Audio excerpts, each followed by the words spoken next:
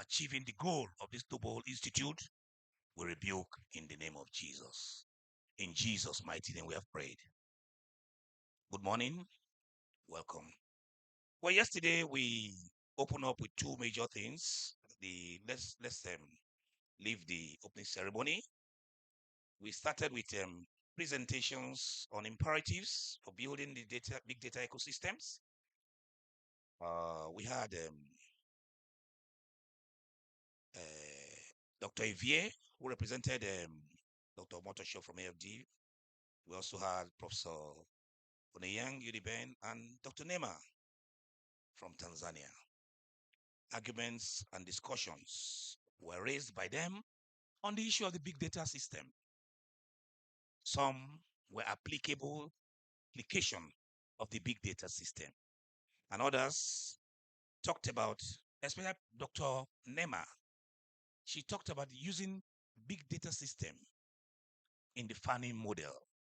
Dr. Konaya talked about use of AI and big data for security. All these are very apt presentations, and I'm sure we benefited a lot from there. What we should know as statisticians is that big data and machine learning has come to stay. Everything today, and the country you belong to, I was director of National Population Commission. Your population is almost hitting 300 million. Big data sets. I was scared when I was to conduct the census. Thank God somebody else will do that. But I will contribute technically. Please improve yourself on big data system. Then there was a panel discussion moderated by Mr. Dazan, SG Benue. We had there the distinguished Chief CM Okafo, SG Enugu, the one-time president of NSA, and also the pioneer registrar of Cison, a very hardworking, dedicated, intelligent, and humble gentleman. He did a very erudite, native, and concise introduction, exposition of the big data. Initially, he talked about 3. I was like, I'll add the 2. He now added the 2.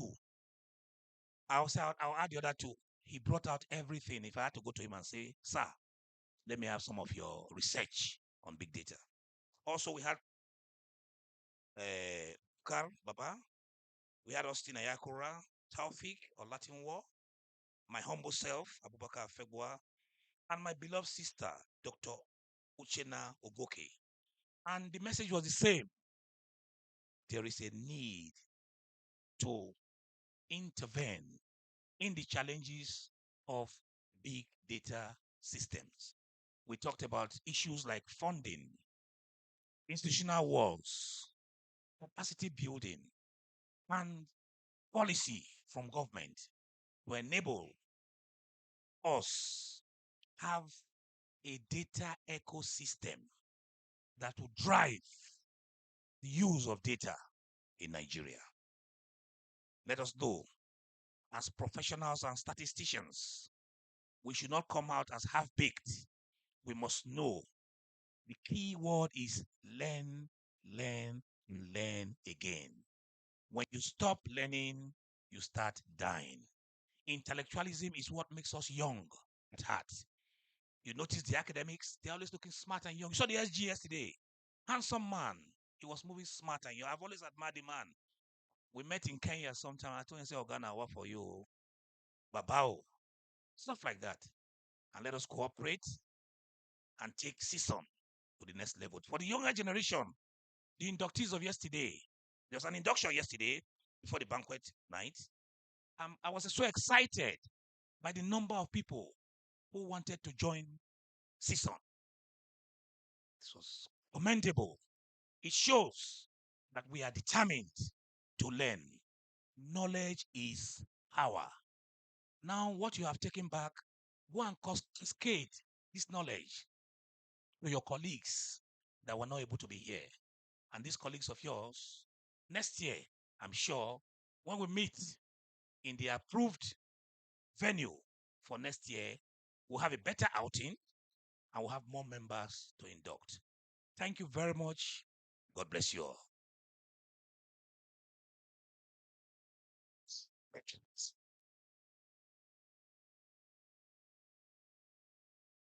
Dr. Jafar, please, you have the floor.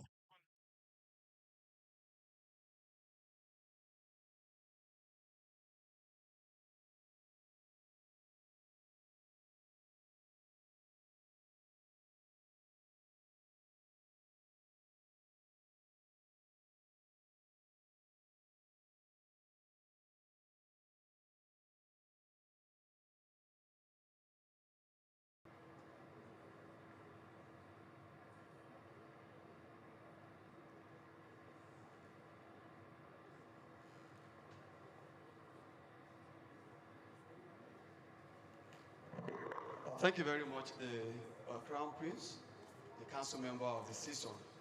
So please, there is a standing order just been established just now. We've been pleading of the members that they should please occupy the front seats, which is very vacant, but we don't seem to respond. From the media desk, we are requesting, and they are also pleading that if we can move, otherwise they won't be able to have the required capturing of their coverage. Please, we plead of you that you should please move forward.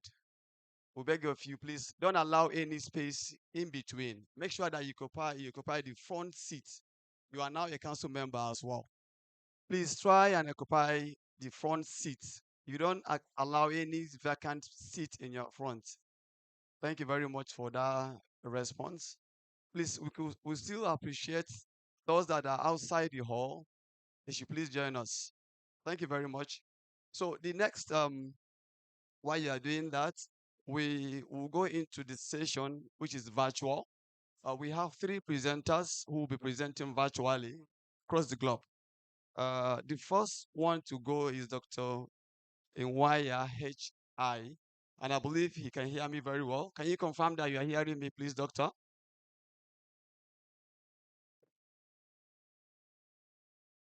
Can you connect him, please? All right, after Dr. Yawa, we will have Dr. Kenisa Eki. That will be the second presenter that will present virtually. Afterward, Dr. Isa Mohammed will come to make the final presentation. All of these are presenting virtually. After the virtual presentation, we have a tea break, which will last for like 25 minutes. Then we'll now we'll go to the physical session.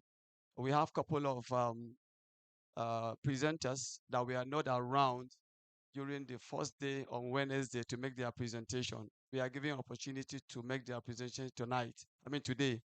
So please get set. We are trying to see how we can wrap up this within shortest period of time.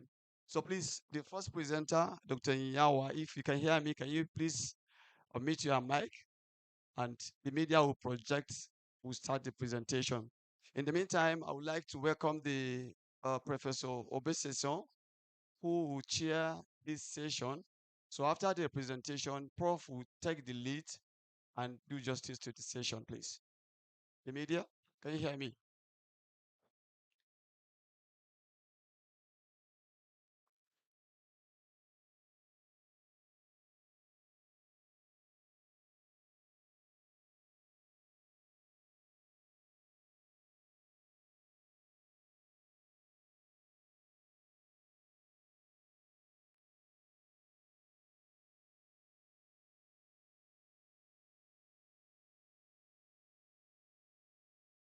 So each presenter will have 25 minutes to make his or her presentation, after which Professor Obeseson will take charge.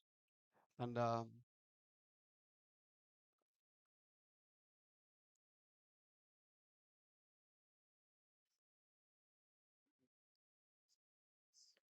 you will scroll it for start now.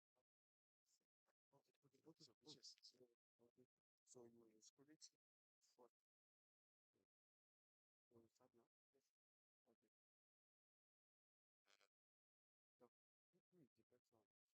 So, who is the person?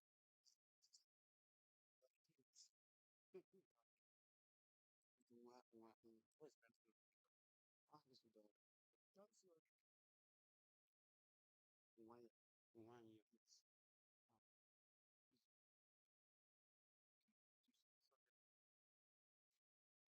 Then we search.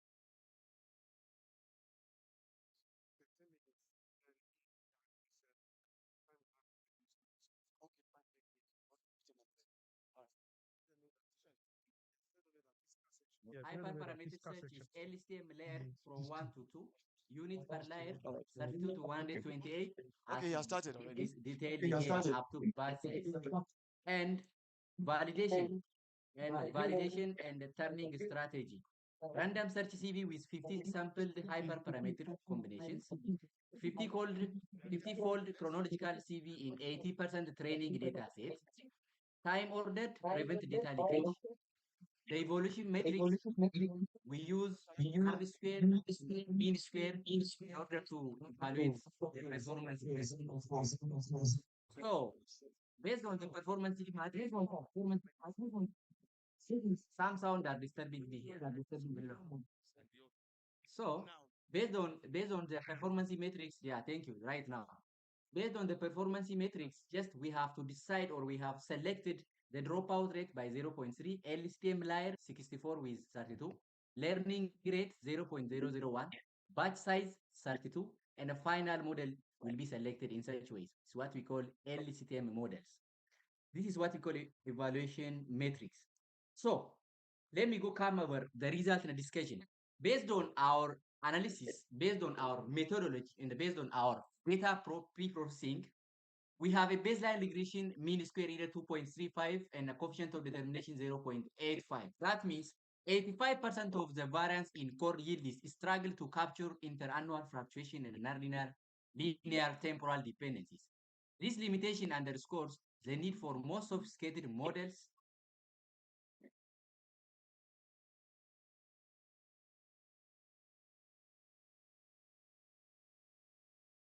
Hello, doctor. With you. You say? Hello. Already started, yes. You are here. Started, yes. Yes, already started.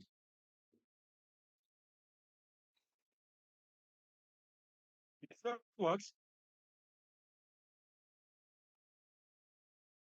Hello. You say?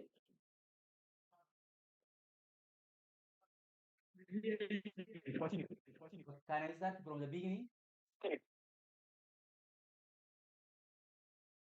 No. Okay, okay. So can I go back now?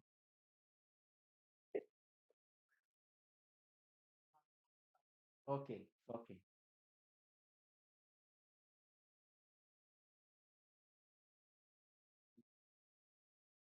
Hello, doctor.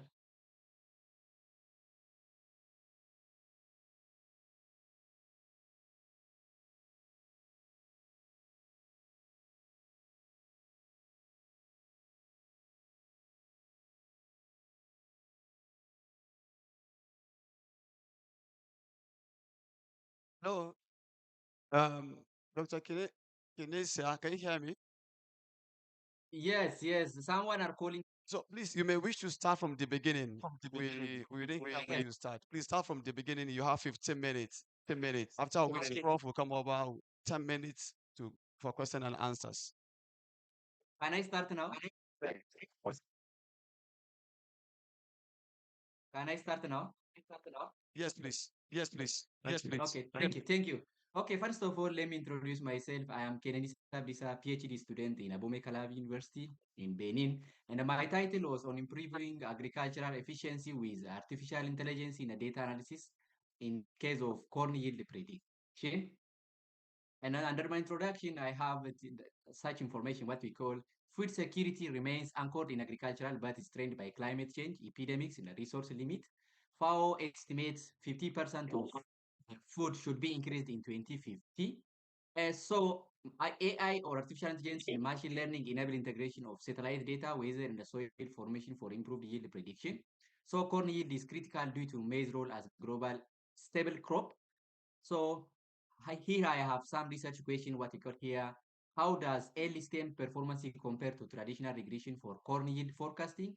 To what extent does temporal sequencing improve accuracy?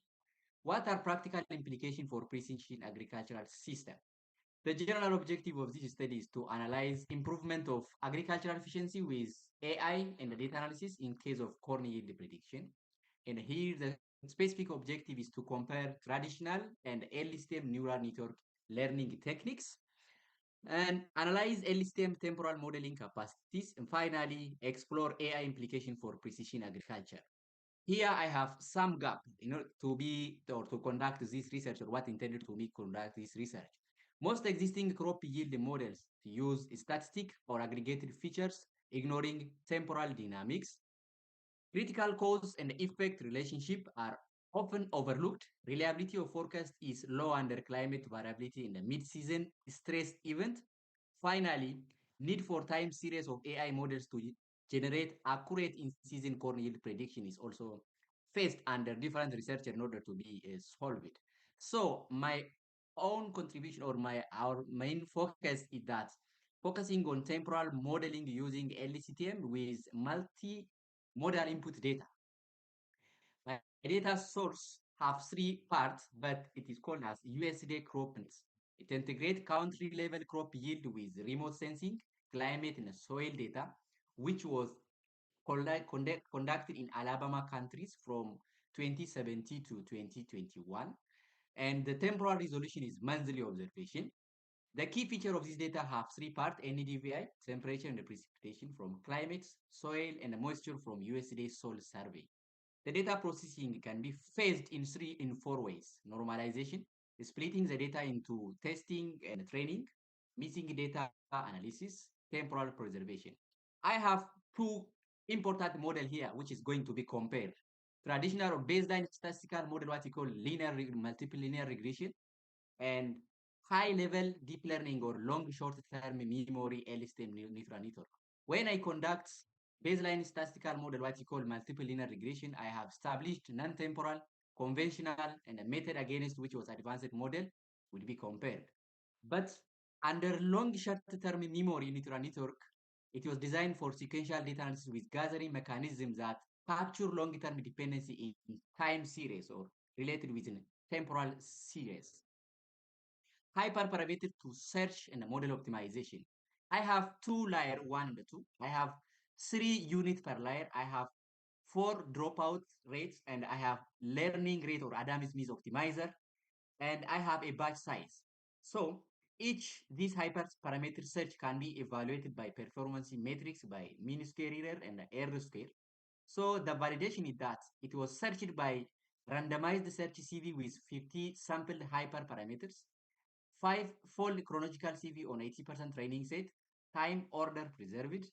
Finally, the evaluation matrix will filtered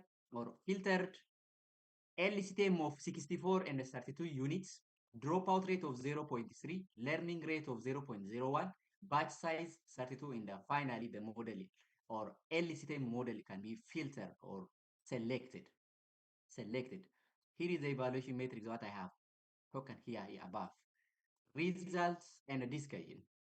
Under my performance matrix, baseline linear regression result is mean square 2.35 and the coefficient of determination R square 0.85. Mean that variance in corn yield is struggling to capture interannual fluctuations and linear temporal dependencies. This limitation underscores the need for more sophisticated models capable of learning from sequential data.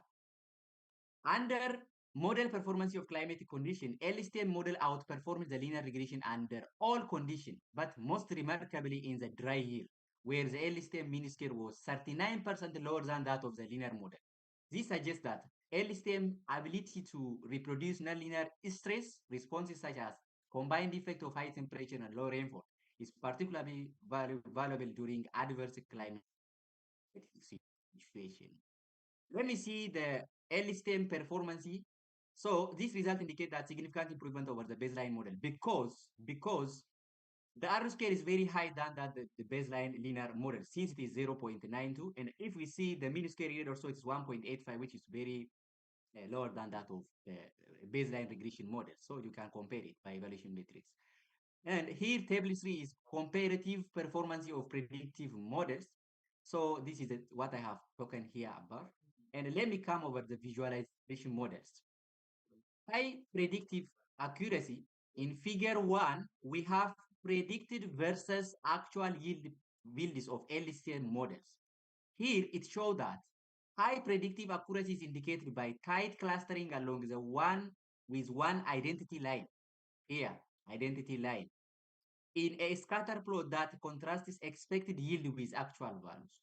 The model capacity to reproduce actual results is demonstrated by the data points strong alignment. Here, figure 2 is training versus validation loss curves. A stable convergence can be seen in the line graph. Here, in the line graph, showing loss values over 20 epoch. Both curve plateau need the conclusion of training, with the training loss continuously staying below the validation loss. This implies efficient learning that avoid overfitting. Together, these visual results reinforce the quantitative metrics in highlighting the robustness of the LSTM models rather than the rest of the models in forecasting corn yields under varying climatic conditions. Now we are overcoming to answer our research question. So let me see the prediction interval analysis for model uncertainty quantification under table 5. The result indicates a critical weakness in the traditional approach. The linear regression models prediction intervals were overconfident, failing to capture the true data variability and achieving a convergence or coverage probability at 7.0% significantly below the target of 95. This suggests it is assumption to a constant error variance were violated. Conversely, LCTM ensemble product well calibrated because its coverage probability is 93.5% closely aligned with expected 95%. That means, again, we have seen that from the mean of interval, it was slightly larger, plus or minus 5.8 than plus or minus 4.8. This reflects a more honest, accurate representation of the prediction of uncertainty, particularly for typical growing region. Here I have a discussion. Performance of LSTM models is sensitive to data quality with noisy or subpar data, potentially reducing reliability, whereas simpler model with engineered features may remain robust under such conditions. This consideration highlights trade-off between predictive accuracy and practical usability. Hybrid approach such as ensemble models combining interpretable baseline model with deep learning to capture residual nonlinear patterns, often promising balance between accuracy and explanatory. So future research should explore advanced architecture like CNN LSTM hybrid and apply interpretability techniques such as SHAP or LE Lime to bridge a gap between prediction and compression. So broadcast verification across different crops and agroecological zone is critical to ensure generalizability. Overall, AI-based forecasting demonstrates potential for strengthening food system, but successful adoption requires careful attention to model interpretability, data quality, and scalability. Conclusion: LSTM over or outperformed baseline linear regression with mean square and R square, effectively capturing temporal patterns and environmental variability with visualization, confirming accurate prediction and stable model convergence. Beyond technical performance, AI-driven forecasting provides actionable insights for farmers and policymakers, enabling proactive, proactive resource allocation, risk mitigation, sustainable crop management. Despite challenges such as data availability and the computational demands, future work should explore hybrid model, attention mechanism, and generalization across multiple crops. Integrating AI technique into agricultural practice represents both a technological strategic step toward building a robust, productive, and climate-resilient food system, with pilot implementation in high variability regions recommended to maximize risk reduction and resource optimization. I will recommend that for future stakeholders, pilot AI forecasting total implementation is very important. Focus on high climate variability regions, invest in data infrastructure and quality, develop user-friendly decision support system, promote farmer education and the training should be, if it is implemented, very good. Thank you so much for this appreciated conference. Thank you, the committee, once again. Good time. I have finished my presentation. Thanks. Yes, Thank you very much, Dr. Kenenisa Abdisakuse, for your presentation on improving agricultural efficiency with artificial intelligence and data analytics. The floor is now open for questions. Questions, please. Within 10 minutes, we want to take questions and responses. Comments, recommendations, and questions are welcome. Thank you very much. Very Thank much.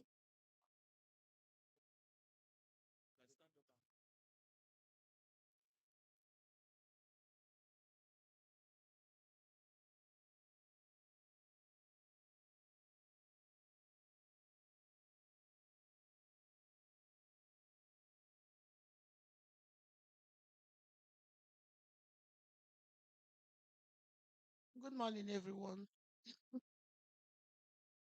Thank you very much, the presenter, for this wonderful work you've done. Mine is not really a question, but I think it's a contribution. Please, can we go to the baseline regression model? I don't know.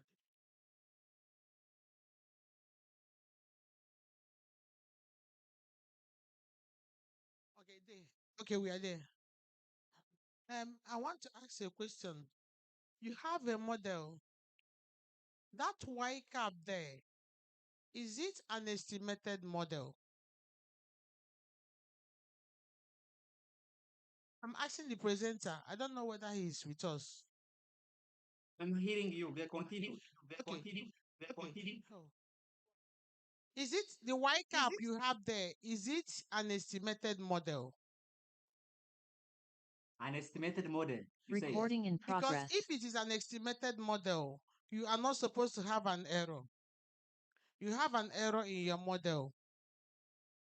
So when you estimate that error, I don't know whether you use the least square estimate or the maximum likelihood, no matter the one you use, that error, it minimizes that error. So that error is not supposed to be in that model. And if, assuming the error goes off, and you have the Y cap there, meaning that that's your parameter, B naught, should equally have a cap. And that B1, which is the second parameter there, should equally have a cap. So the error vanishes. So, but if it's not an estimated model, that Y cap should go. It should be only Y. So that cap there is symbolizing something. So that's what I mean. You can expunge it. But if it is estimated, the big naught and the big B1 should have a cap, and that error should go. Thank you. Okay, thank you. Can I reply?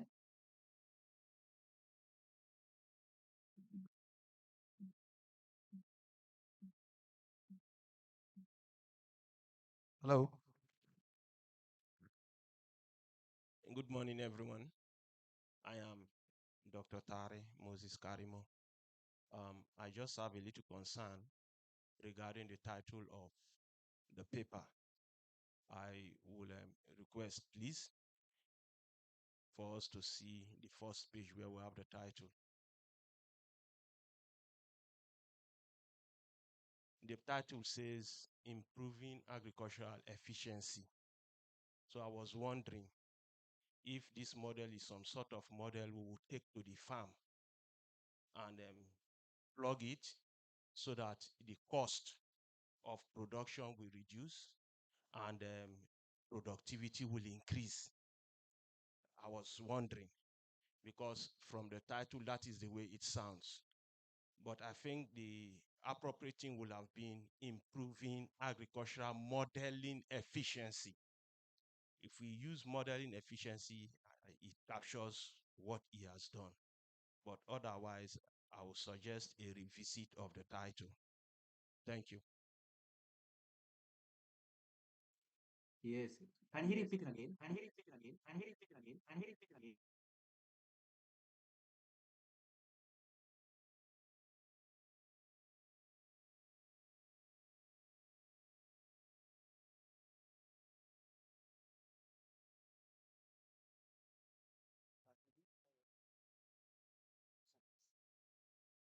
Okay.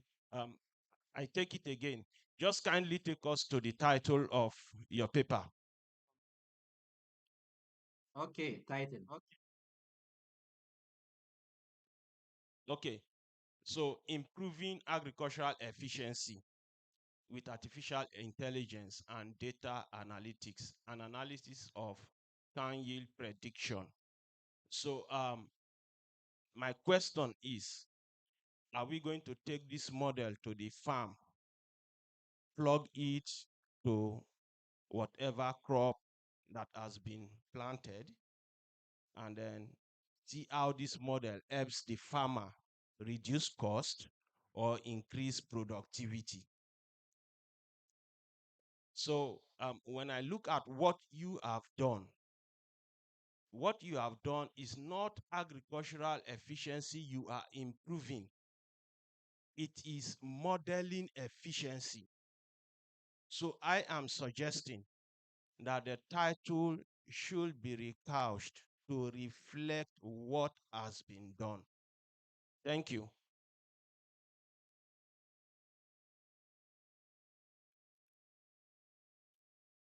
Did you get the question right?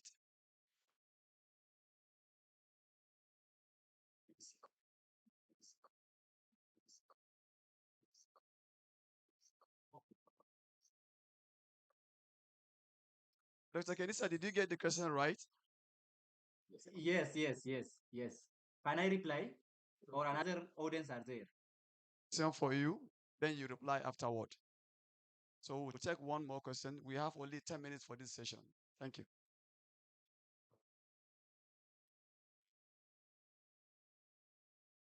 Good morning, ladies and gentlemen. I'm Dr. Pius Onwaba from National Bureau of Statistics, Borno State Office.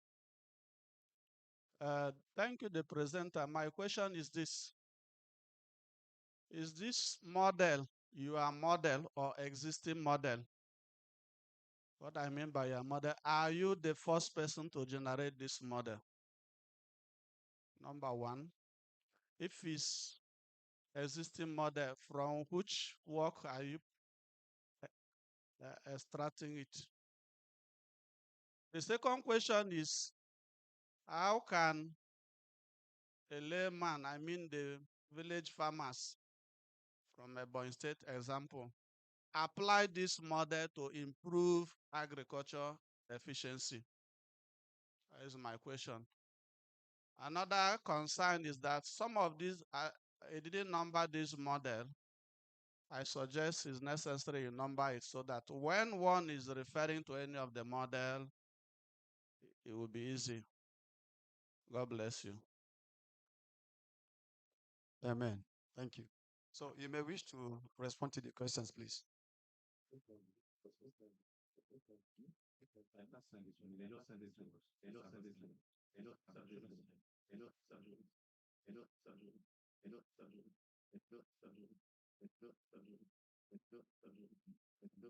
Hello? Dr. Kenisa, can you hear me?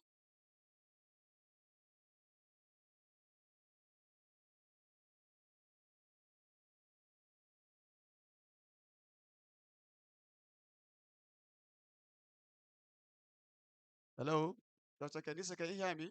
Can I hear reply? me? Yeah, Can I go reply? ahead to respond to the questions.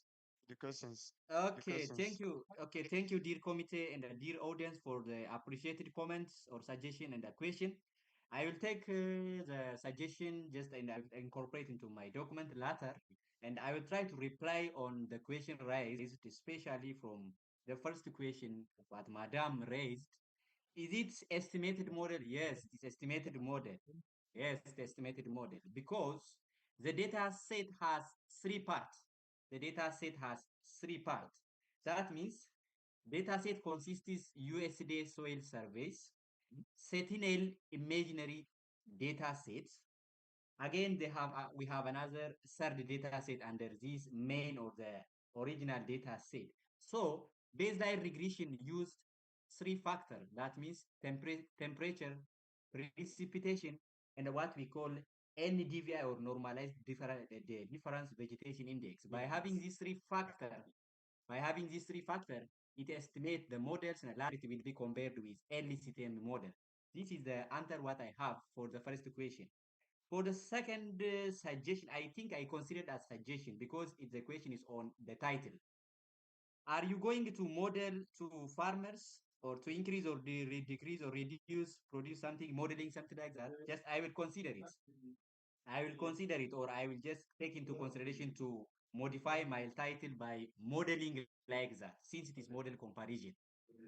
The third question is that, are you first person to generate the model? No, no, I am not the first person. I am the researcher who are find I am the researcher who are finding the previous gap. But most of the researchers, they don't bother about the model comparison, having the machine learning, which was related with temporal model, what we call LSTM models, with the classical linear regression. That's why I intended to do on that part. But still now there is a gap on such comparison to predict these best and fruitful parts of agriculture, what we call corn yield. So to produce a good corn yield, the researcher must be used a good models. They must be used the best performing models. So having the good data, having the good models, the researcher must be do accurate and reliable research to increase the efficiency of corn yield prediction for farmers. After that, the application of the corn yield must be just occurred in the farmers areas.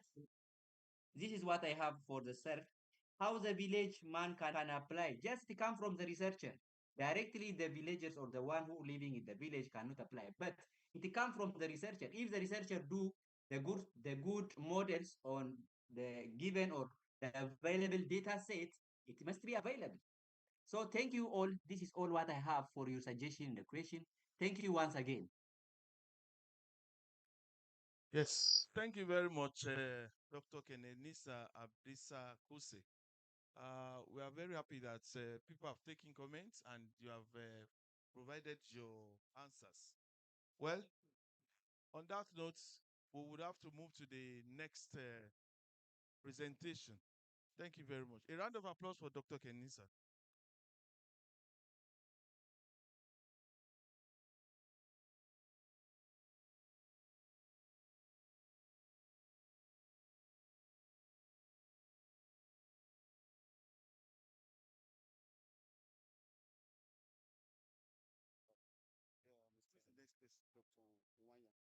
Yes, the next paper that we are taking is the title of the next paper is on the prediction on the prediction of variance performance of state filling design in response surface by Dr. Nwanya JC. Can we have the paper on the screen? Yeah. So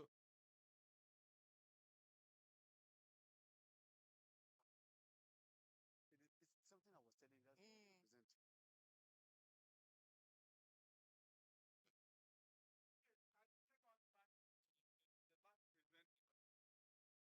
Because this is our area and we cannot be here and be seeing somebody doing something wrong. The presenter got the first question wrongly because the answer he gave is not in line with what the madam raised. That equation is actually wrong. He's not estimating, he's defining the equation. So let him remove the cap. Thank you very much, sir. I agree with you, but you know this is an international conference. We are actually not here to criticize or bring down anybody, but we Sorry, make, sir. This person I can see is a PhD candidate. This must be his PhD thesis. The essence of presenting work in an international conference like this is for us to guide candidates and presenters to do the right thing. Thank you. yes, I agree with you once again. But all the corrections have been noted, and we shall pass those corrections to him. For instance, the estimated response variable that Madam was trying to correct, the error term is not supposed to be there. And of course, the title and the results and conclusion and recommendation he made were not in tandem with the title. All those things have been noted. We shall pass them across to him because of our time. Please, I appeal to you. Let's go to the next paper, please. The next author is Dr. Unwanya JC. The title of his presentation is on the prediction variance performance of state filling design in response surface. ICT, please, let's have the paper on, please.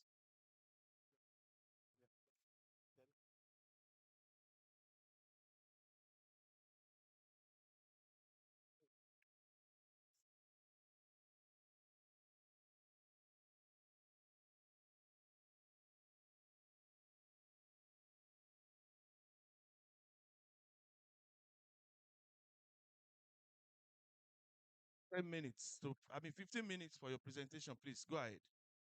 Go ahead. Go ahead. Okay. Go ahead. Go ahead.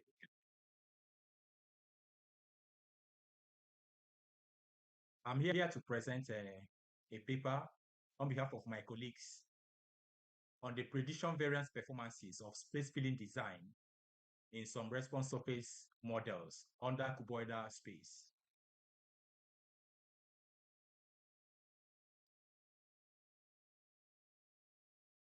Can you hear me, please?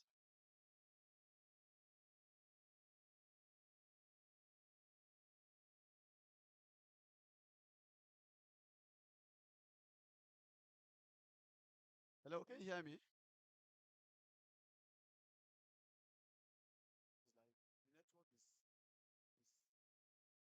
Hello?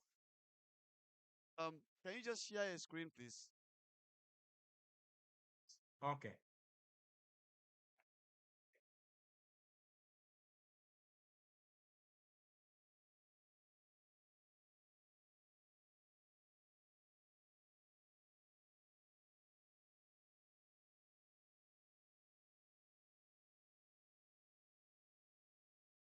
The next presenter, Dr. Isa, right? I guess set. Immediately he's done, you come over. Get ready to share your screen as well so that we'll save some time. Thank you. Share your screen.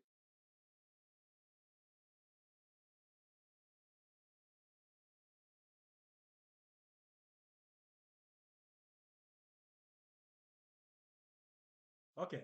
Can you see it now? Okay.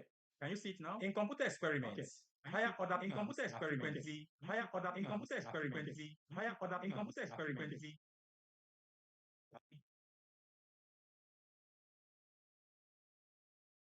I'm hearing echo. Can you people hear me, please? We can hear you clearly. Clearly.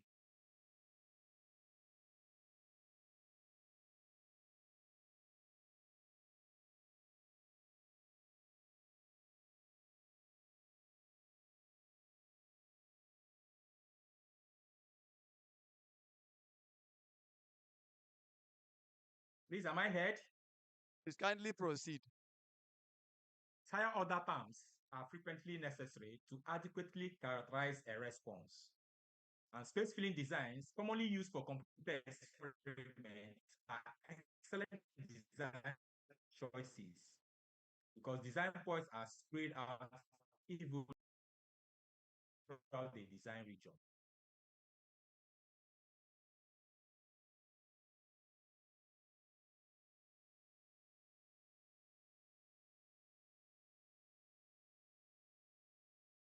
Oh my God.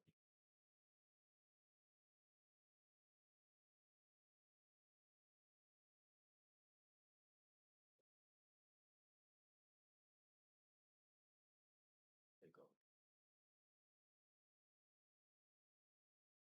Hello?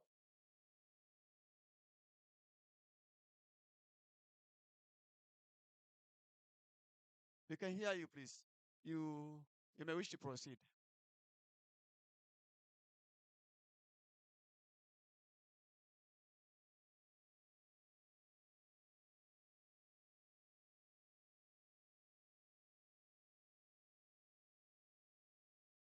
Hello?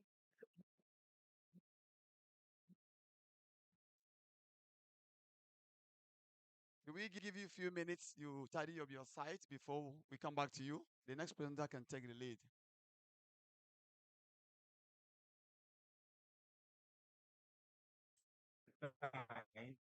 To capture different behaviors of responses in different design regions. The Latin hypercube design is a design with n rungs and k input variables, and where each column matrix, where each column represents a random permutation of 1 to n for each x1 to sk. This is a design matrix of a Latin hypercube design. I will come back to it when I'm describing about the methodology. Now, while various approaches such as polynomial regression, nonlinear models, and knowledge-based metamodels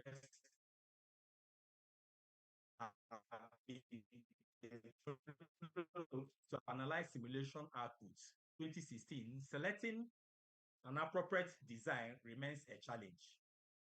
Latin hypercube design is valued for its ability to distribute design points uniformly across high-dimensional input spaces. However, understanding the prediction variance behavior of Latin hypercube design, particularly under different models, is crucial for evaluating its reliability. This study focuses on assessing prediction variance performance of LSD under second and third order response surface models using the GI optimality criteria and the fraction of design space plots. Now, what is prediction variance? Prediction variance quantifies the expected error when using response surface model to predict new observations. It serves as a central criteria, according to Meyers and Montgomery 2009, it serves as a central criterion in evaluating the quality of experimental design, particularly in determining their optimality. Most studies on prediction variance has focused on physical experiments, especially in the context of response surface, second order response surface models.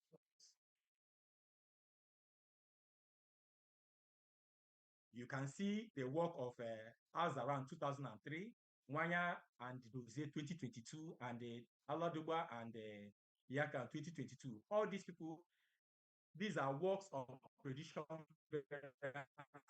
properties of various experimental design, mostly second order design. Fewer studies have addressed prediction variance in the context of computer experiments, and some of them are the work of Donev 2000, which introduced Bayesian approach for comparing computer design using alias metrics. Hussein et al. 2002 compared surrogate models and two design types using 7 two-dimensional test functions. They came to the conclusion that Latin hypercube design performed better with regards to radial basis function, while the factorial design performed better with regards to polynomial model. Johnson et al. 2008 and Johnson et al. 2010 evaluated prediction variance of design aimed at fitting higher order polynomial models. Their findings indicated that in comparison to optimal design, space filling design exhibits poor performance.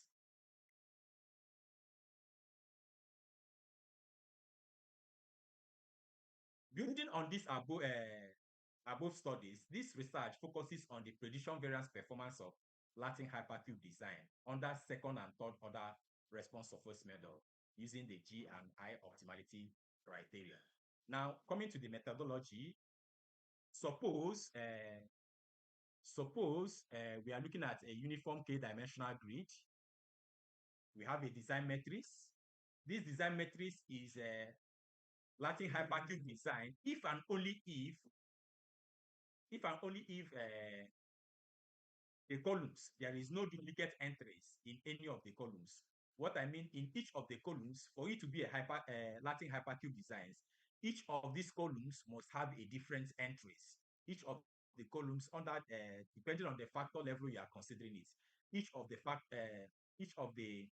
columns must have different entries.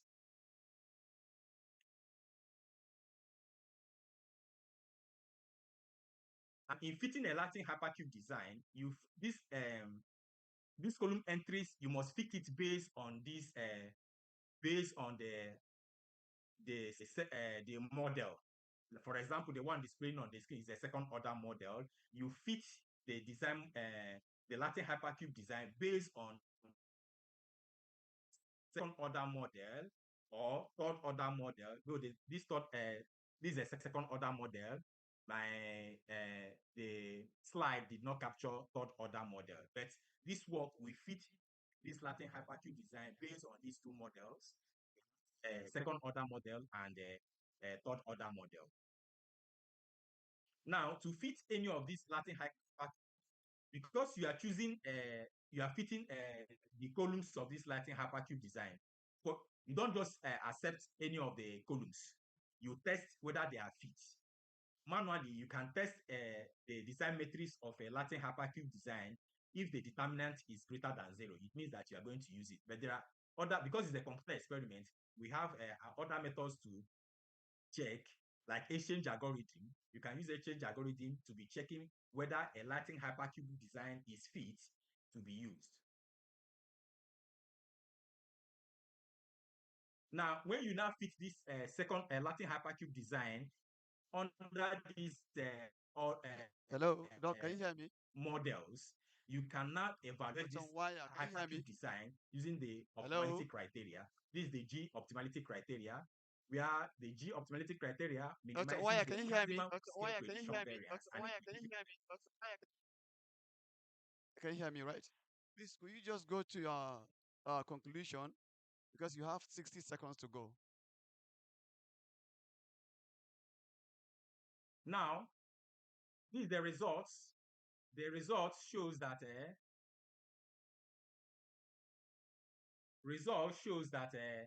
the design, Latin hypercube design, has a high at k equals to 2. The result equals to 2 that the G optimality criteria increases while it decreases. When you compare it with the I optimality criteria under two this at factor level, the I optimality criteria increases.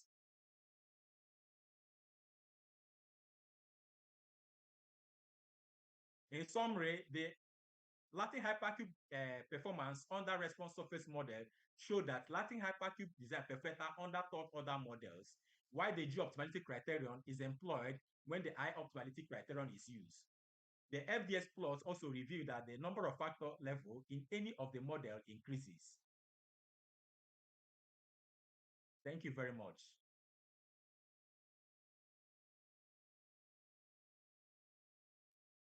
Yes, thank you very much, Dr. Wire. We have 10 minutes now. At 2, you may do 2 or 3 simulation. You now get the it doesn't have a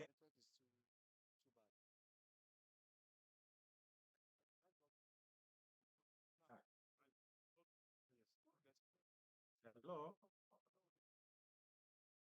Hello, thank you very much for your presentation. We to hold on now for the physical presentation. But before then, we'll go for tea break now and come back after.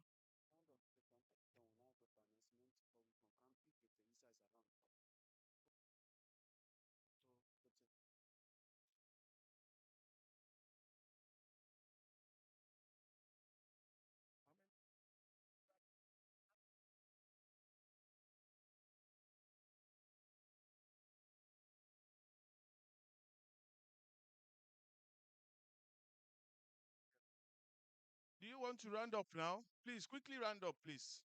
Round up the question now, please. Do you want to round up now? Please, quickly round up, please. I can answer now. Do you want to round up now? Please, quickly round up. The person has the number of simulations. It doesn't have a specific number.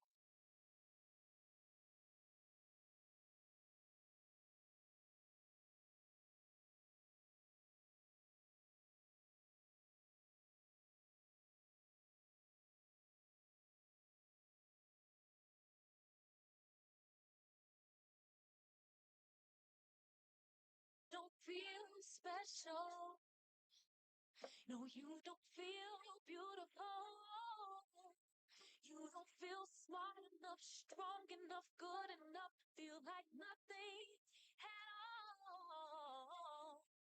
But in times like these, you come back to the truth that you found. You are beautifully and wonderfully made. You are beautifully. You Hello. Yes. I welcome everybody back. We have only one presentation that's going to be done virtually now for 15 minutes.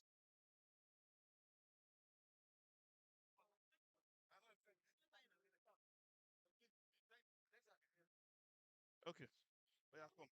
famous. Connect your paper now. Oh, yeah. May not be millionaire. May not be the smartest one, the strongest one, the cutest one. Find your identity elsewhere. And you walk with your head held high. Say I'm proud cause I know that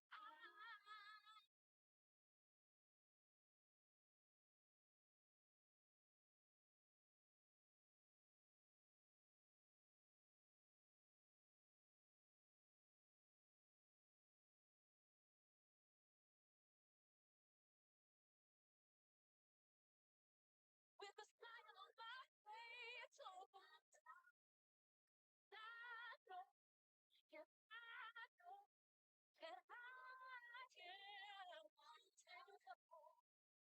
I know I am beautifully, wonderfully, beautifully, wonderfully made.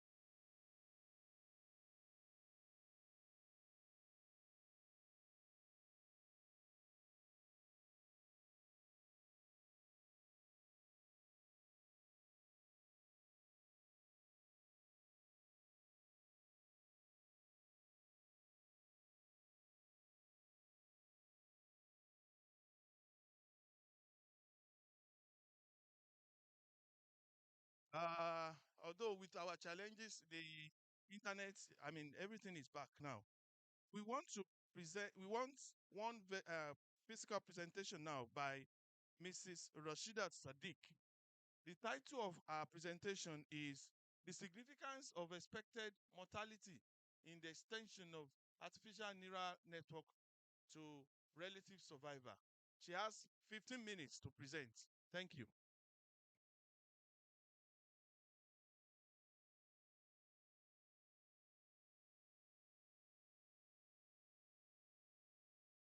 Good morning, all. I'd like to stand on existing protocols. My name is Rashida Sadiq. I'll be talking on the significance of expected mortality in the extension of artificial neural networks in relative survival. Survival analysis is time to event data. As in, there must be an event. If it's in medical studies, we talk about time to death for a particular social to say time to divorce. If it's in soccer, you could say maybe time to the first substitution on the soccer field. It's always a time to event data. In the context of the medical field, sometimes we don't know the cause of death. So we likely used to attribute death to a disease. Meanwhile, it's not a disease that caused the death. Say, for example, someone who has an ocular cancer, and then the person died of road accident. It is now registered in the death certificate that, oh, this person has ocular cancer. You are likely to attribute that death to the ocular cancer rather than attributing it to the road accident. So because of this kind of issue that happens a lot in population-based cancer studies, relative survival, cause-specific survival came in. Cause-specific survival says that we will not take it as observed survival analysis, because many times we attribute deaths that are not for that disease to that disease. So we exaggerate the cause of death. So cause-specific will say, no, we must know the cause, attribution to cause. But of course, this is also sometimes not feasible. So we now come to relative survival.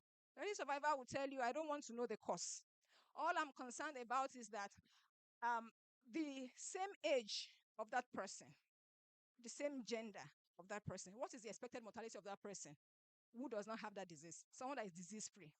We will now compare that person who died of a disease. Let's say a 15-year-old died of maybe diabetes. So a 15-year-old female died of diabetes. We'll compare her with a 15-year-old that is a female who does not have a diabetes. Say, for example, in Monaco, the expected life expectancy is 89 years. So we expect that the 15-year-old should live up to 89 years. So because this person who was diseased could not live up to that 89 years, we will always compare the deaths of the diseased with their deaths in the expected. So we make use of two data sets for relative survival analysis.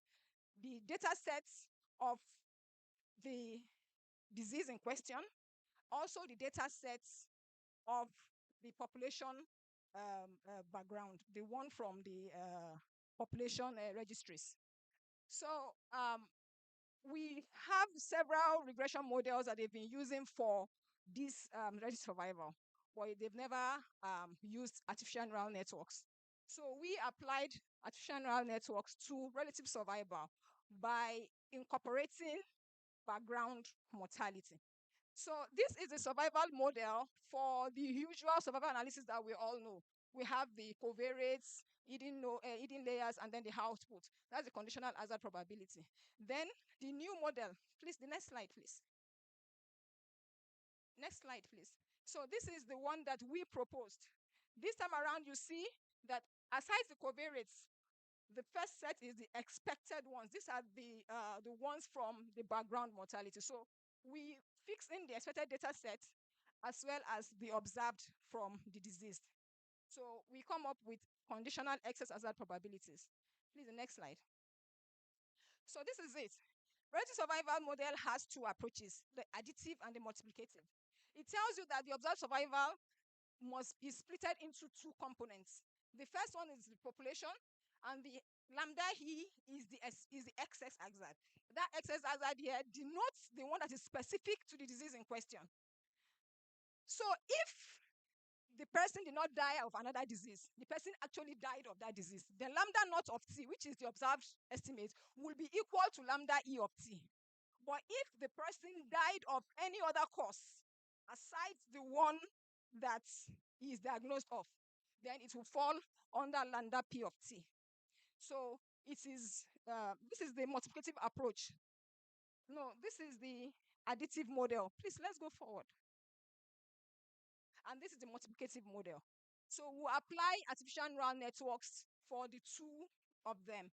And then we'll now compare it with survival analysis to see if the expected mortality was actually significant. Please, let's go. Please, let's go. So we used the data sets from the University Clinical Center, and this is how survival data usually come. The time to death. The time to the event is the one we see there. If it is censored means that this person did not experience the event of interest. That is, the person did not die before the study ended. Then we'll code it as 0. But if the person expected the event of interest, the person did some for the testing. So for the first line there, 5%, we made use of 95% data set for the training and then 5% for the testing. So for the next one, we held out 90% to train, then we'll test on 10%, then 80 and 20. And then we have, of course, we started increasing the complexity of the architecture by increasing the hidden layers. Let's move. So for the multiplicative model, At 1 hidden layer and 5% holdout, it is observed that both models have similar AUC values of 0.9689, 0.9695 in the simulated setting. But in the real life setting, we have a little bit of variance. This suggests that expected mortality was significant. So this model might be better suited. So please, let's move.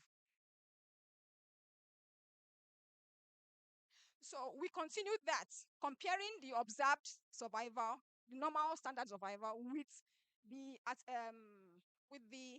additive and multiplicative approaches of relative survival. We kept doing that for 5% when the hidden node was 1, 5, and 10, 10%, 1, 5, and 10, 20%, 1, 5, and 10. And then we observed something interesting. We saw that at 5%, when the data set trained on 95% data set, and then you use 5% for the testing, we observed that it was significant. That's expected mortality was. That means that many persons, or let's say some persons, actually died of diseases that is not the disease that the person was diagnosed of. The persons actually died of other causes separate from the disease that the person was diagnosed of. So we did that also, the table of significance, also for the additive model. Please, let's go. So for the additive model, we also observed this in the simulated data sets and as well as the real life data set. Please, let's go. And of course, we also came up with this table of significance to see at 5%. So it shows that the ANN has to be trained more on more data sets for you to actually know that these persons did not die of the diseases that they were diagnosed of. If you increase the data set, the ANN will not learn, doesn't have sufficient data to learn, because this is something very, very sensitive. To know whether the person died of the disease the person was diagnosed of or died of some other things, it actually needs more data sets to ascertain that. And we observed that for 5%, it is same for both multiplicative and additive model. Please, let's go.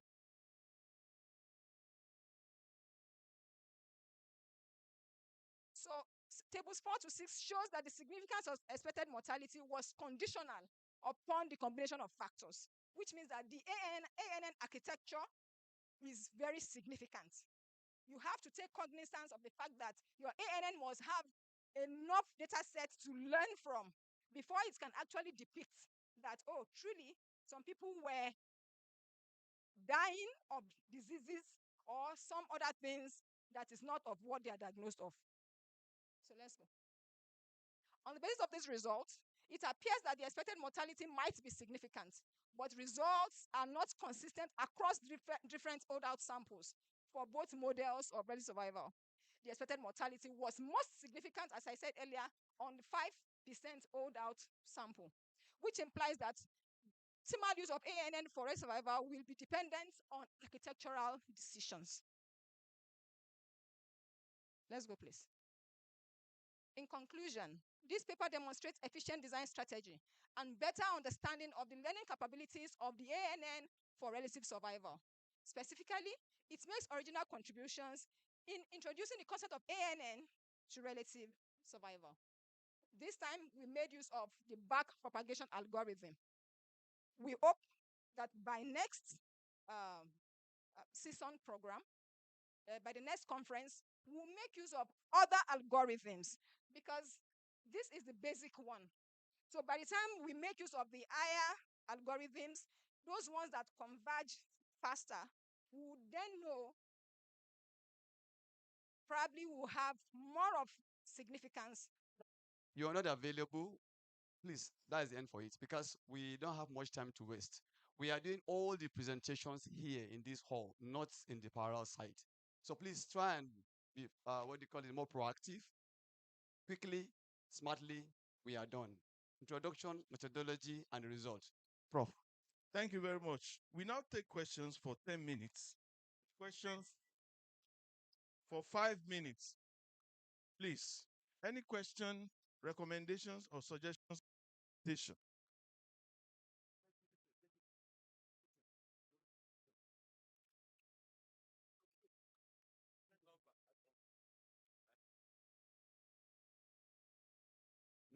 2. Who is number one?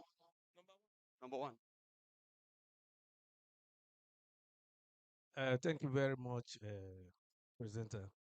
You have presented a wonderful work.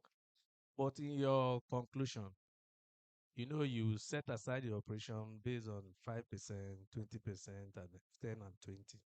And it is at 5%, is it, what do you call it? Hold up this, that both model was significant. At other, wherever it was not significant. And whatever we are doing here is estimation. And one of the property of estimation is consistent. I mean, the estimator must be consistent. Now, the at 5% that is consistent, then were you able to look at the level of consistency of that 5%, varying the sample size of this operation? Thank you very much.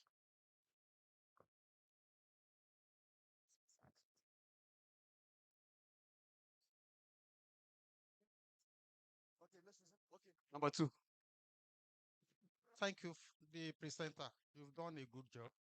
But I have an observation instead of a question. I would like to see your slide where you are displaying the confidence intervals.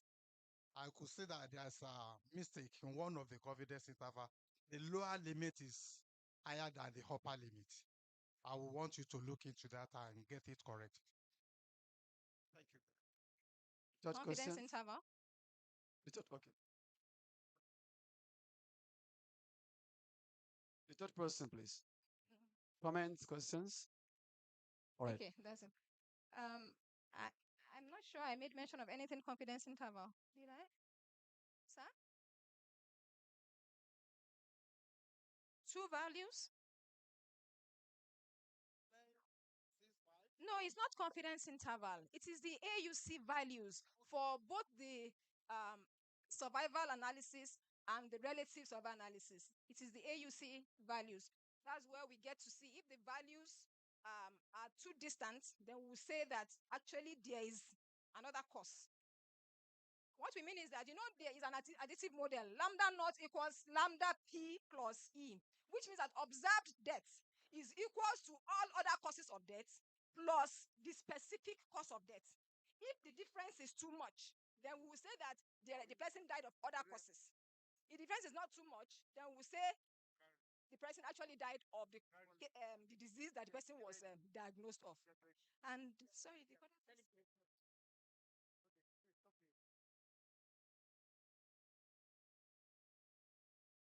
As we said, the backpropagation algorithm is the simplest of all algorithms. It doesn't converge very fast. Sometimes it takes me 3 to 4 days to run this analysis. It doesn't converge fast. So we first make use of the basics before we advance into the more complex ones. So for this one, the what do you call it? We could see when we varied the data sets, we could see that it was only very significant when the ANN learned more, when it had more data sets to learn. As we said, conventional data, traditional methods to analyze this, they usually do not use to know if the person actually died of that disease or not. So that's why we brought in a nonlinear approach to actually look through the data and see.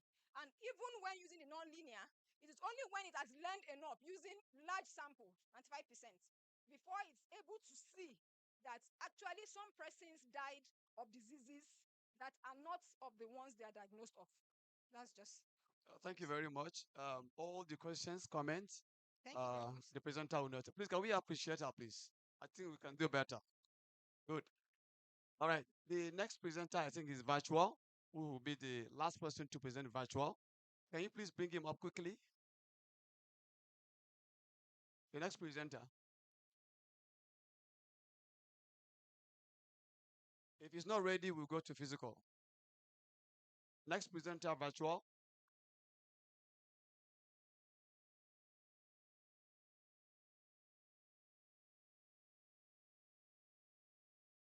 See there?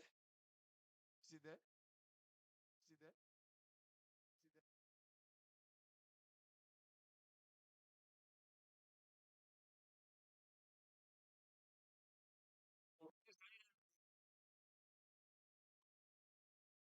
Can you hear me, please?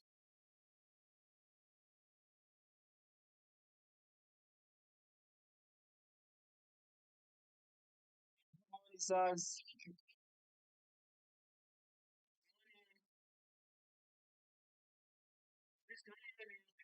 Yes, we can hear you. But please share your screen so that we can see what you are presenting.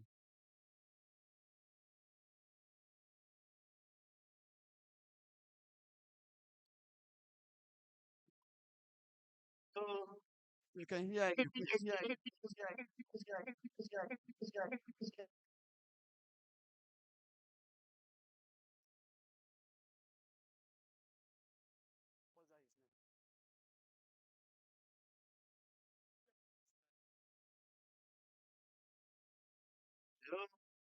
Yes, we can hear you, please.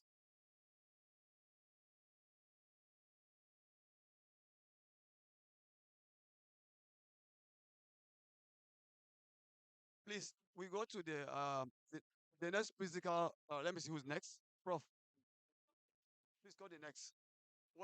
Once you are ready, we get back to you. Make sure your network is stable and you're ready to project your screen so that we know what's most of the time. Please.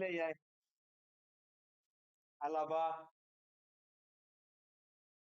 I'm presenting a paper titled A Comparative Power Analysis of Heteroscedasticity Detection Test using simulated data.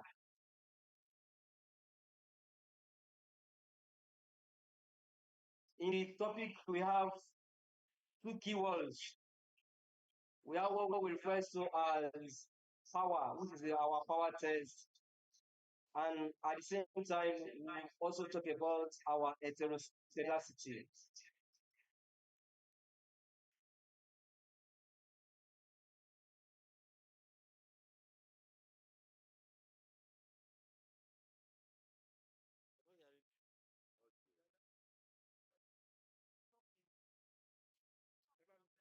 Hello, can you hear me? Yeah, please share your screen. Project what you are presenting. Are you hearing me?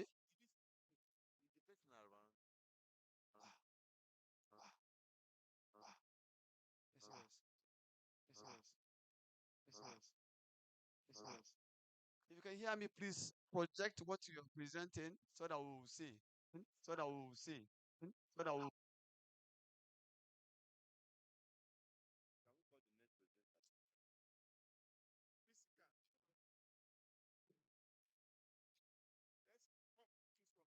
Let me do my talking. The screen is not coming up. Yes.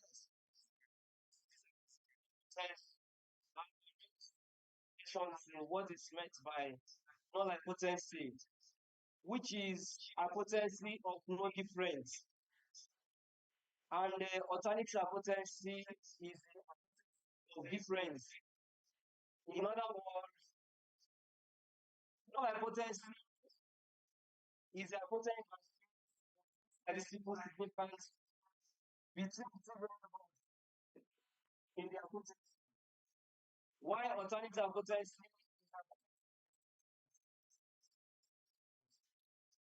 So that now takes us to type 1 error, which is the rejection of null hypotenuse when it is in order to in type 1 we conclude that there is a statistical difference when there is actual no difference. And it is also called false positive or producer risk. Why type 2 error is failing to reject in a null hypotenuse? Sorry, Mr. Barbary, we have to cut you off. We can't see what you're presenting. As such, we can no longer take your presentation. We will probably have to go to the next presenters. I will call all of their names that are physically here. Once you are called and you are not here, please, you may come back next year. We're not attending you. We don't have much time to attend to. Mr. Obaka JN, are you around? Mr. Obaka? Then Obabere Alaba. Are you around? Arolu. O. T. Are you around? So all of the three people that are presenting are not here, right? Thank God. We have put in three that are not here. So we are moving. Chinedu K. Are you around? Chinedu. Please hurry up. Okay. Mr. Opene FC. Are you around? Good. The last one is Abubakar F. Is he around?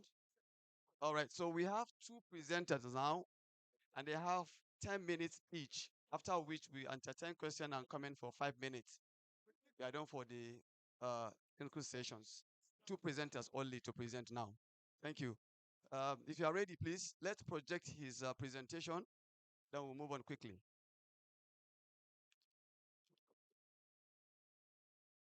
Is he ready? You can just come up to.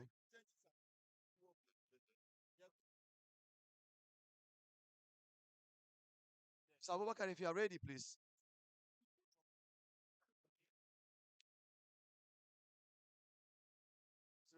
Okay. All right. 10 minutes, please. Introduction, methodology, and result.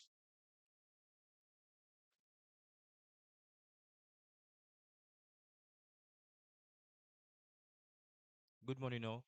I'm Nkemjika Chukwukamadu, standing on behalf of my colleague.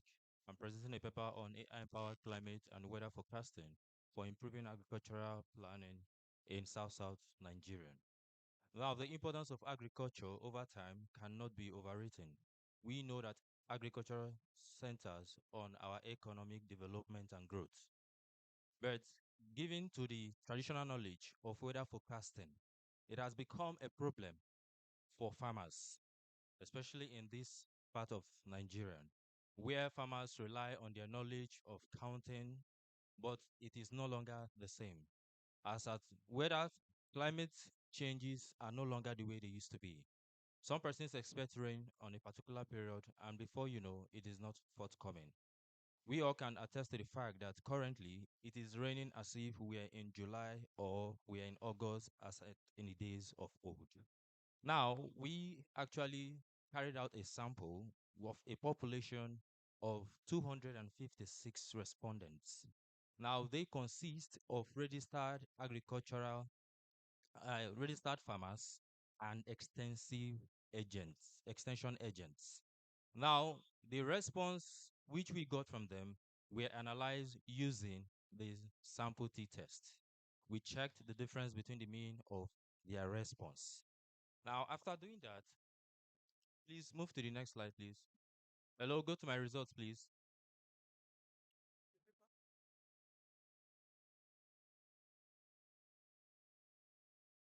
Go to table 1. Let me just use table 1. Thank you. Now, from the response gotten, if you observe this table 1 very well, it shows the analysis on variability of AI-powered weather forecasting tools in South Nigeria. Now, this table 1 is just to help us know the AI-powered forecasting tools available to farmers. Now, we have the responses of both farmers and the extension agents analyzed with their main difference. For the very first column there, we have the grand mean and the standard deviation, while we have the mean for that of the farmers and standard deviation for farmers, while we have the next to be for the extension. I just want to use one table, please. Remain on the first table. Thank you. While we have the mean and standard deviation for that of the extension agents. Now, the significance for each of these items are given first. Now, we have our remarks and we have our decision. Now, observing, we know that when working with descriptives, when it is 0.5250, 2.50 and above, we agree. If it is below, we disagree. But for the significance, if the p-value is less than, if the p-value is less than the significance, level of significance, we fail to reject the null hypothesis. Conclusion, please. Please go to my conclusion.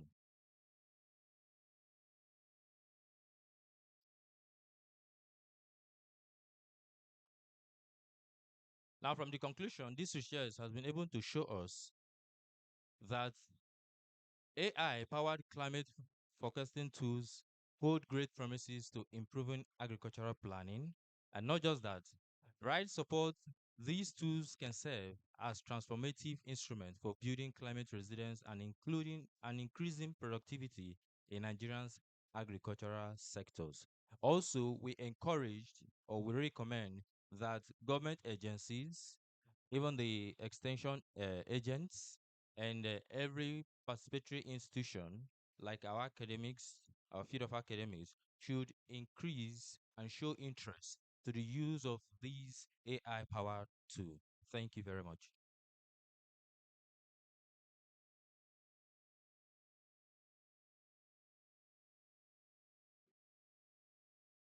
Hello, bro. Okay, so we opened for question, comments. Three people. I have one here. Nobody here. Please, nobody.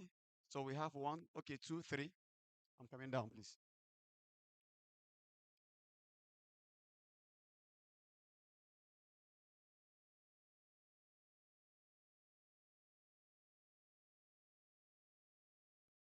Hello.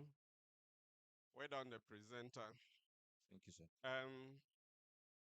You were talking about the AI-powered climate forecasting tool for agriculture. I was expecting to see, you said you analyze so many models and you wanted to bring out the one that is suitable for agricultural purposes. From your result, we can see that all your model or your parameters are not significant. And we didn't see which of the models or parameter that you recommended for agricultural climate forecasting. And the next thing we see you conclude. And the conclusion, I don't know whether they are coming from your work. So I want you to elaborate more on your result and the best model you selected for climate forecasting. Thank you.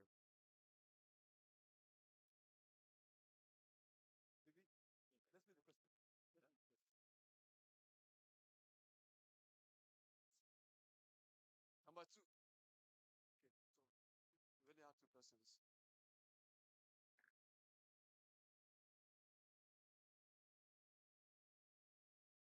Thank you, the presenter, for a wonderful presentation. My question is, you said you use T test. So my question is, how many farmers were you able to sample? Because you 232. mentioned their population.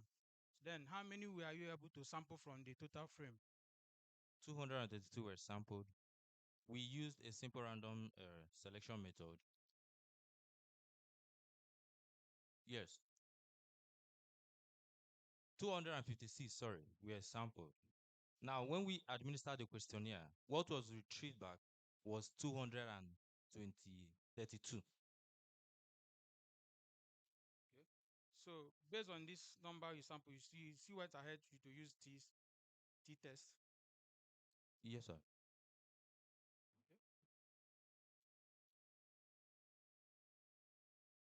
Okay, these are the questions and comments we have. Prof, please, over to you. Okay, for the first question, sir, thank you very much. But actually, we were not trying to derive any model.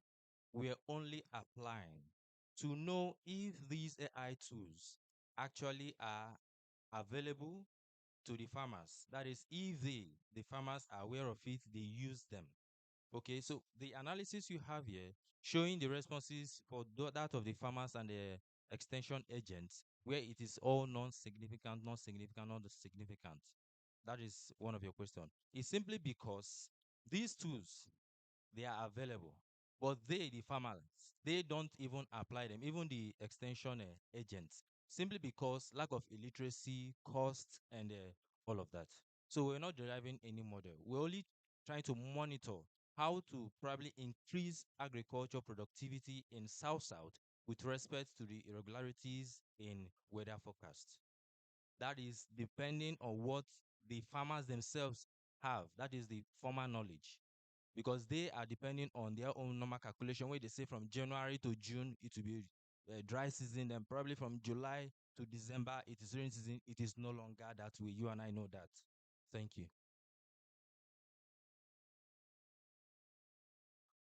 Do we still have any other questions or suggestions? Okay, ma.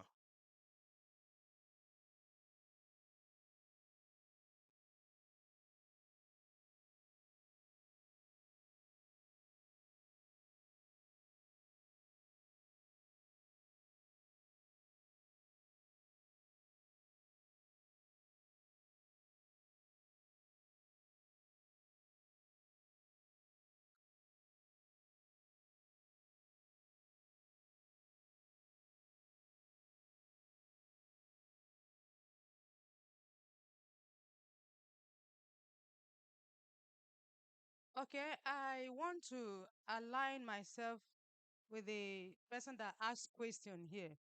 So I thought that when you pointed out something, you asked him the sample size he used. That is 200 and something. I was expecting you to tell him the correct thing to do. Just asking him, you used sample size of 230, 223 or thereabouts, and you just say, and he still went ahead to use T test. I thought you would have directed him that, because that's why we came for this program, so that he will learn from that. Thank you. Yes, I agree with you, and that's part of why I said if any presenter presents a paper here and we note some errors and mistakes, our duty is to also recommend solutions in such a way that all of us can learn from them. If we ask you to implement corrections and you don't do them, I mean, we may not accept your paper in our conference proceeding. And if you present them for our journal, we will not accept them if you don't implement the corrections. We are not here to run down anybody. We are here to learn, all of us. We will take the next paper now, the next physical presentation, and the presenter is coming up now. What's the name of the Thank you very much. What's the name? Abu Musa. Appoint it for me here. What's the title? The the next author is Dr. Abu Musa, and the title of his paper is Empirical Review of the Distribution of 2023 Presidential Election Results. He will be speaking for 10 minutes, and questions and suggestions will be taken for 5 minutes.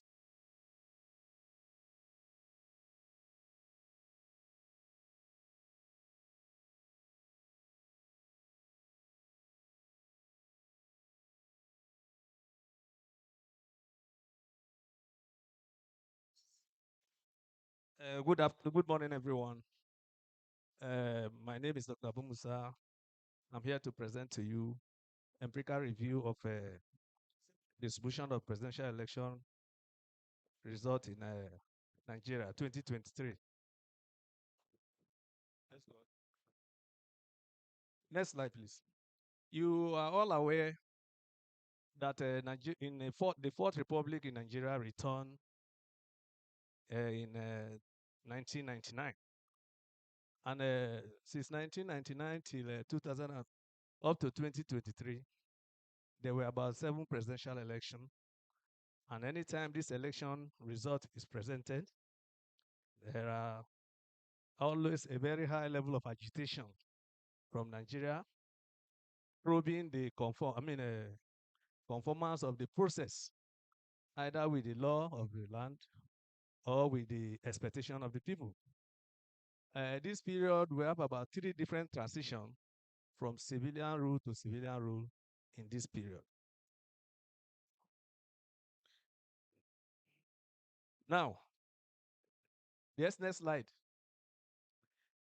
This work tends to provide insights into the results. So the aim of this work is to carry out an empirical review of these results.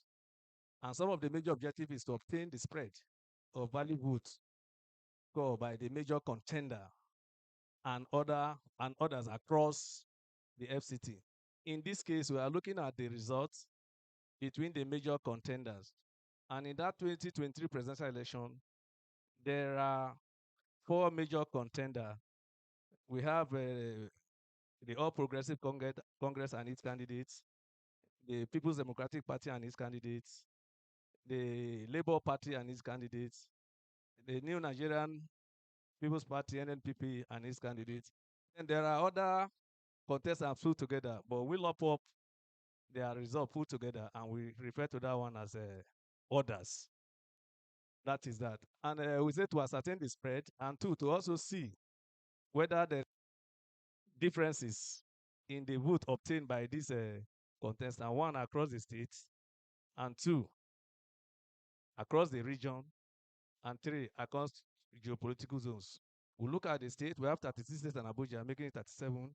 We look at the spread. We look at the spread of their votes within the northern protectorate and the entire southern protectorate, that is north and south. And we look at their performance across the 6 geopolitical zone. Next slide. Next slide.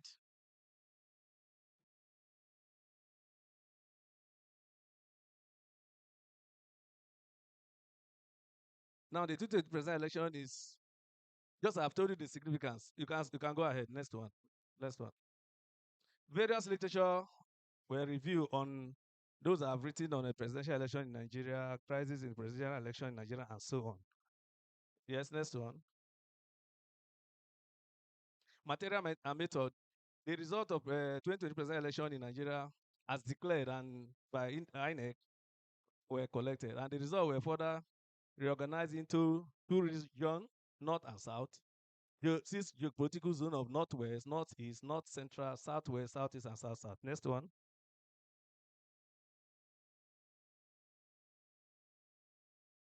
Then a simple percentage and some non-parametric statistics was used in those 2 major objectives. Next one.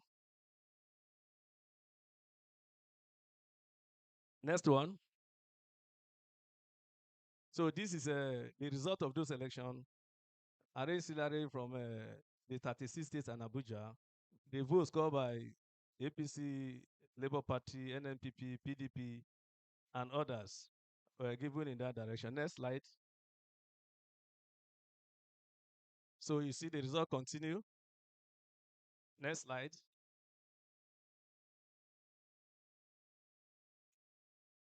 Next. Now look at this. This is the distribution of 2023 presidential election by political parties in Nigeria. So we discovered that in that election, both All Progressive Congress, PDP Congress, and PDP, Labour Party, and Labour Party win in 12 states each, with NNPP winning in 1, which is Kano. Others put together did not win in any state. And as a result of that, we decided to look at the percentage, which is one of the constitutional requirements for you to be declared as a winner of a presidential or governorship election. One of the major constitutional requirements is that you must score 25% of valid votes across 2/3 of states. And we have 36 states. The 2/3 of 36 is expected to be 24. Maybe with Abuja put together is expected to be 24 points. Mathematically, you can answer round it up to 24, 25. Meaning that if you can score 25% valid vote cast in 24 or 25 states, you have met up one of the then. With a simple majority of just 50% plus 1, you can be declared. And from here, you can be seen that APC and these candidates scored in 29 states, greater or equals to 25%. PDP would score 21. And see that even PDP did not even get the constitutional requirement for that 24%. So also to Labour Party got 16 plus 1 with FCT, and that gives us about 17. And NNPP was able to get only in 1%. That is when they get this 25%. And you can see from this result that ordinarily nobody would have been, both first, second, and third wouldn't have been declared winner of that election, even if they had gone with a simple majority. That would have called for a runoff, as the case may be. The next slide. Then you see the distribution of a 2020 presidential election result by North and South. And if you look at this, we have 19 northern states and 19 plus FCT, let's say 20 northern states, and 17 southern states. If you look at the result put together, from the north, you see that APC scored almost over 5.6 million in 7 states out of the 20 states there. PDP scored that in 9 states, while Labour Party was able to win in only 3 local governments in the north. You see that the performance of LP in the north was not all that, high. NMPP, with that vote, about 1.4 million, is in just 1 state of Kano, and others did not score.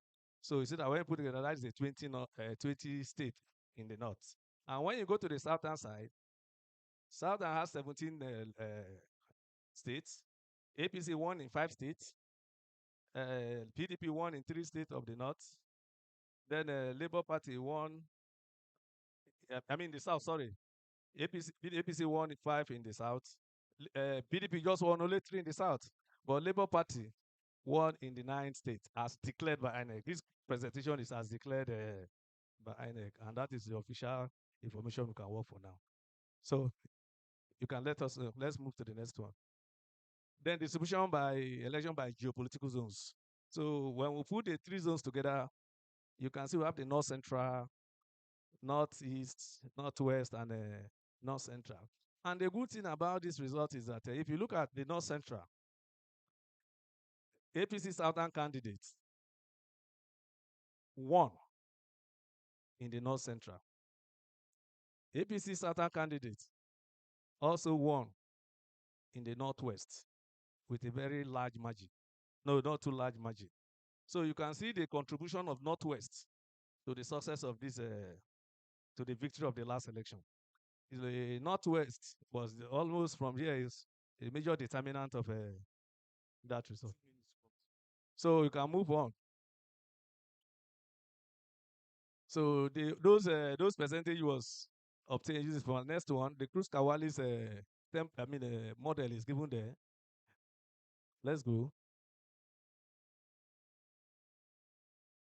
Next one. Let's go. Is this the distribution by the north?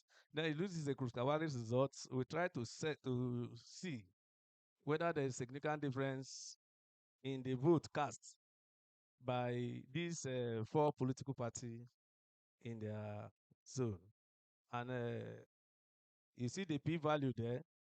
The p-value is 0.05, 0.00, and compare it at the 5% level of significance. We can see that p is less than alpha. And we see that the difference in their vote, there is significant difference in the vote cast. And there is no, I think there shouldn't have been any, there's a clear margin. When there is significant difference, it shows a clear margin between the contestants. Yes? Then let's say conclusion. The APC and its candidates score 38% of the total vote cast within 12 states and score 25% or more vote in 17 other states, indicating a widespread of vote across the country in 29 states. So PDP also won in 7 states out of the 19.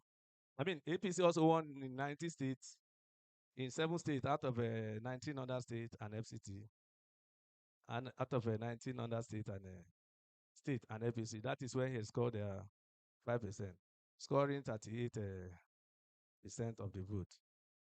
Then PDP and its candidate scored 29.08%, 07% in the valid total vote in 12 states and scored 25% or more votes in just 9 states, indicating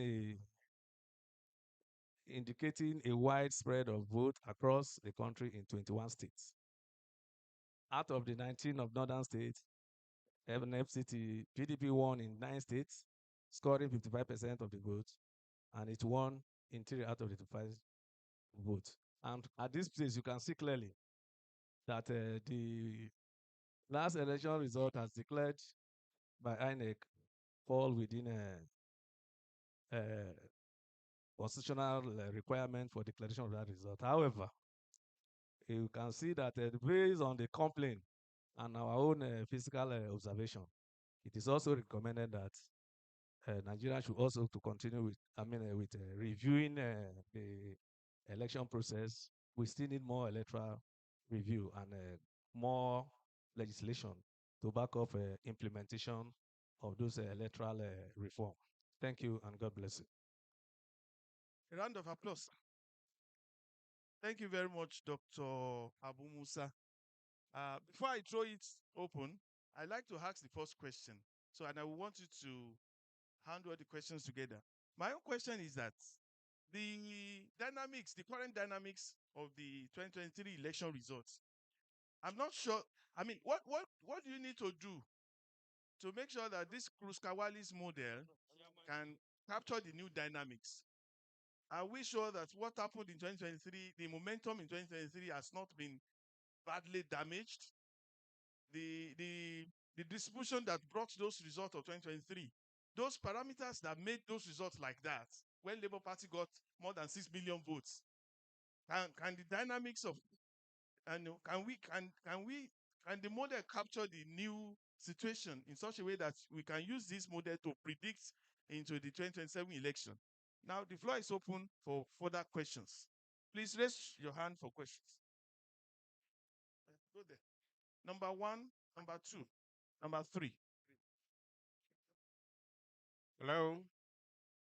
Thank you, Mr. Presenter. First of all, I want us to the topic together. You said an empirical review, but what you have actually done is you have done an analysis of the election. So you have to recast your topic, because empirical review wouldn't have been showing us, you would have just review what other people have done. But this is actually an analysis. Secondly, the Kruskawali's tests make use of rank, and the interpretation is based on median. But after your analysis, what you are describing is percentage. You are supposed to tell us the significant difference between one party and the other. That is what should have been captured in the Kruskawali's analysis, and not the percentages you are showing us. I don't know. You brought out ANOVA. I couldn't see where you captured it in your analysis. These are my few observations.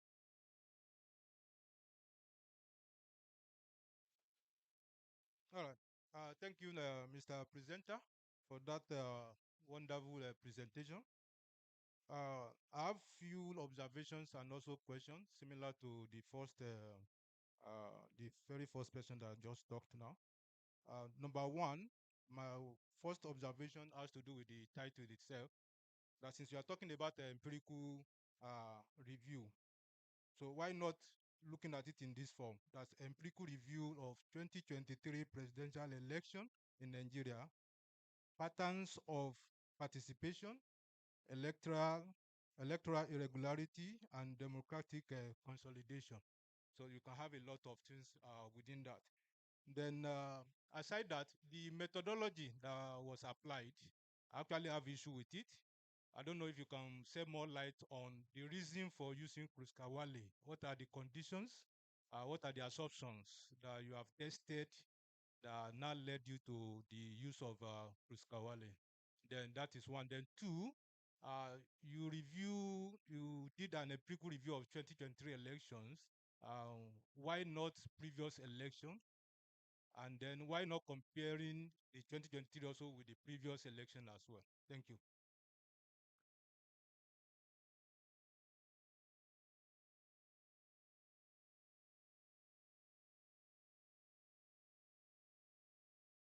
Thank you, the presenter.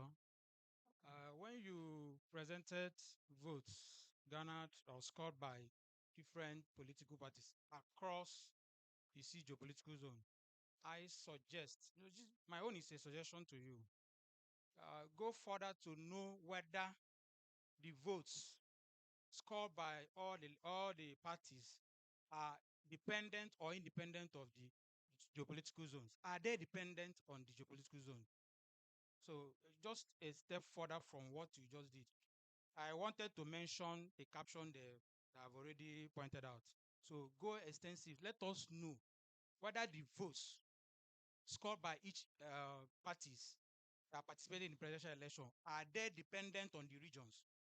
Thank you.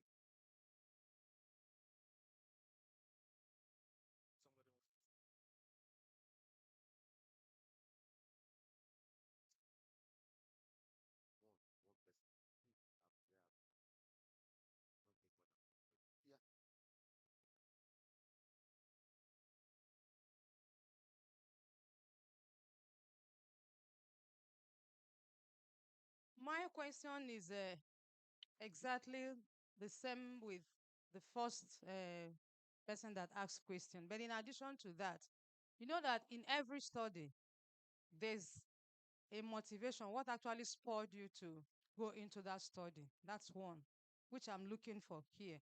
Secondly, what is your contribution to that? That is because almost what you presented to us is just like the obvious, what we are all already used to or what we know. So I'm just looking at additional something we're able to take out from the study you carried out, in addition to what the first person asked. Thank you. Thank you very much. One, the that of a two ways classification. That is to Hanover that you saw it was an oversight.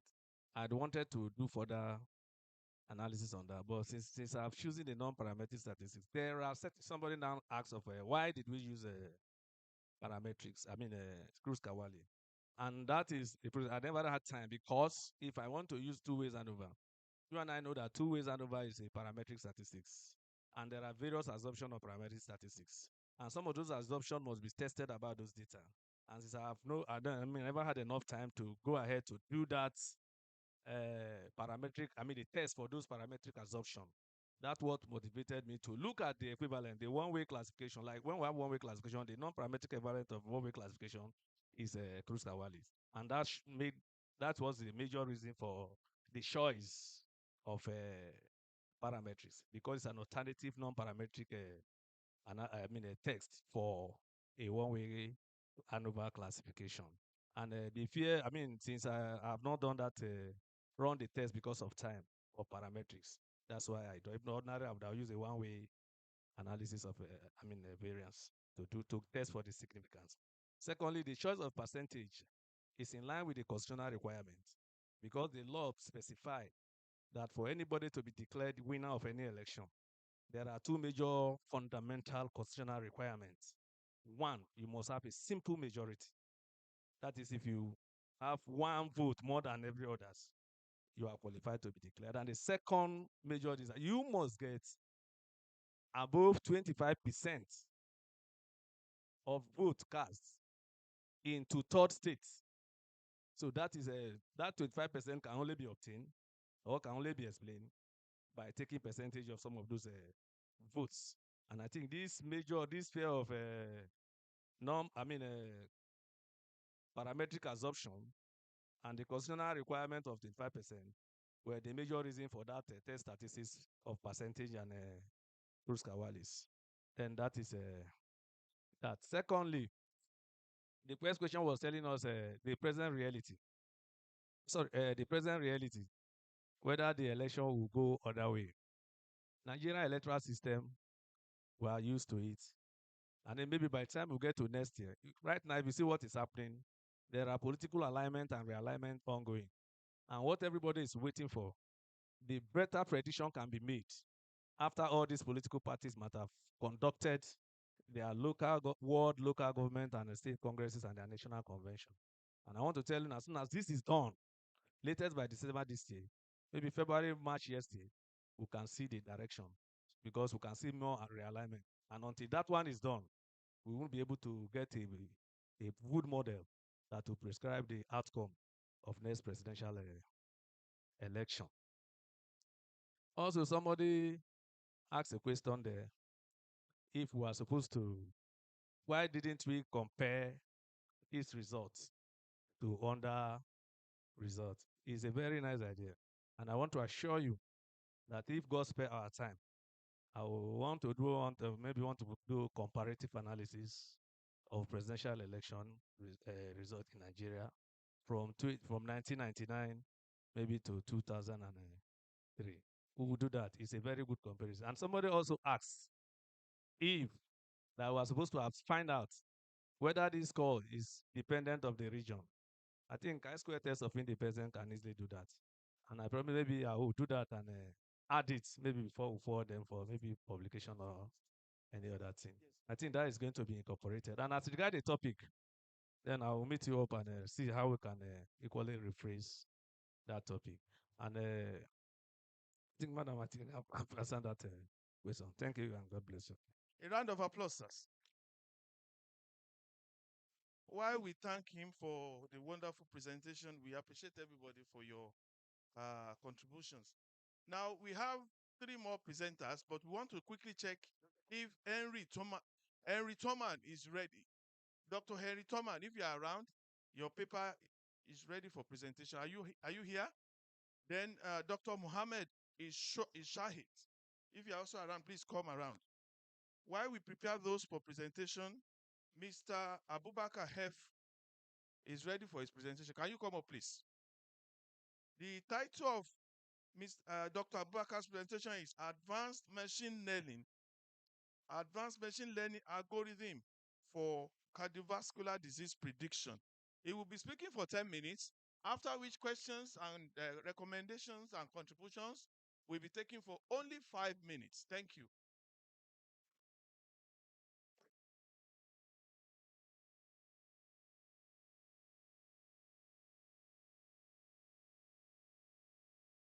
I would like to start on the existing protocol. Good afternoon, all.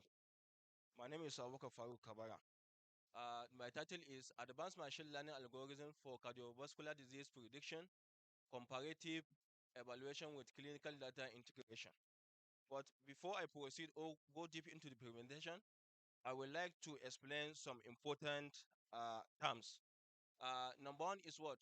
Machine learning is. What is machine learning? Machine learning is a subfield of artificial intelligence which involves training algorithms that learn pattern and relationship within the data and also at the same time predict and make decision without being explicitly being programmed. We have various types of machine learning.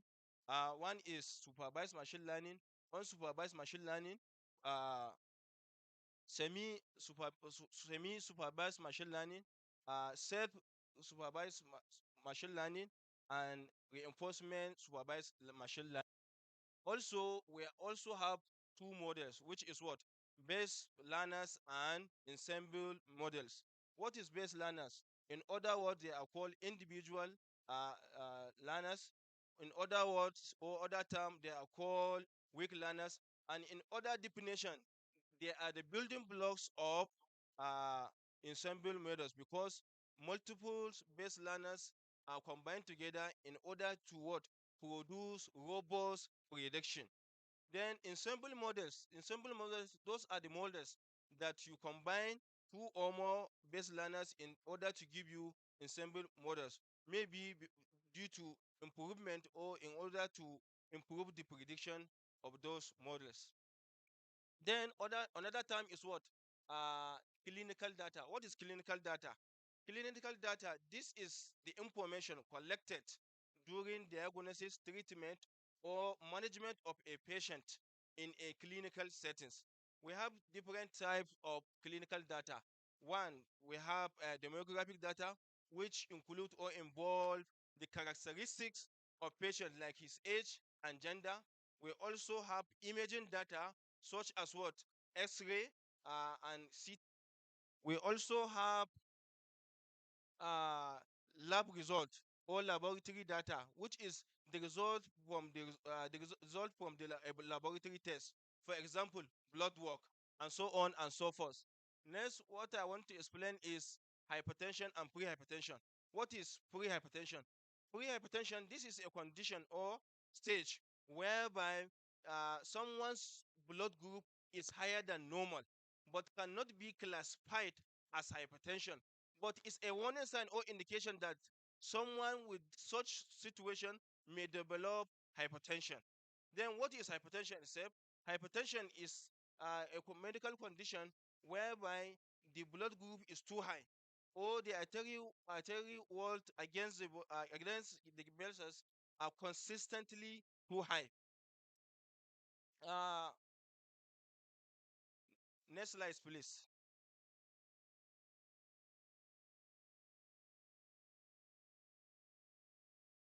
Next slide.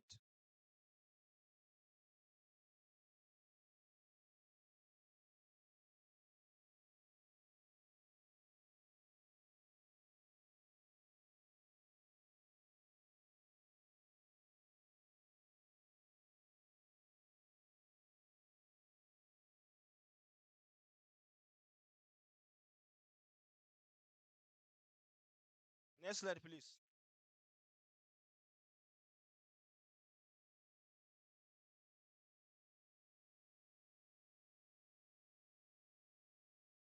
Before this, there is abstracts, please. Slide number 2. Yes. Cardiovascular diseases, particularly hypertension, are among the leading cause of mortality globally.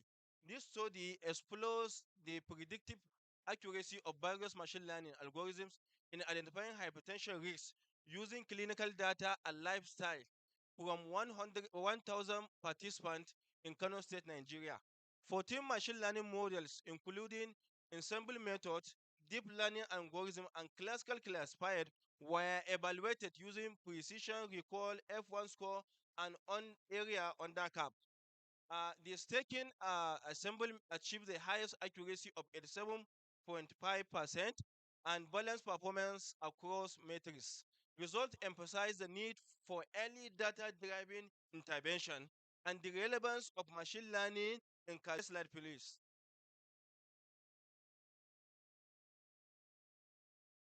Uh, Next slide. Urban areas like Kano, also urban areas like Kano also experience prevalence of hypertension risks. Next slide, please.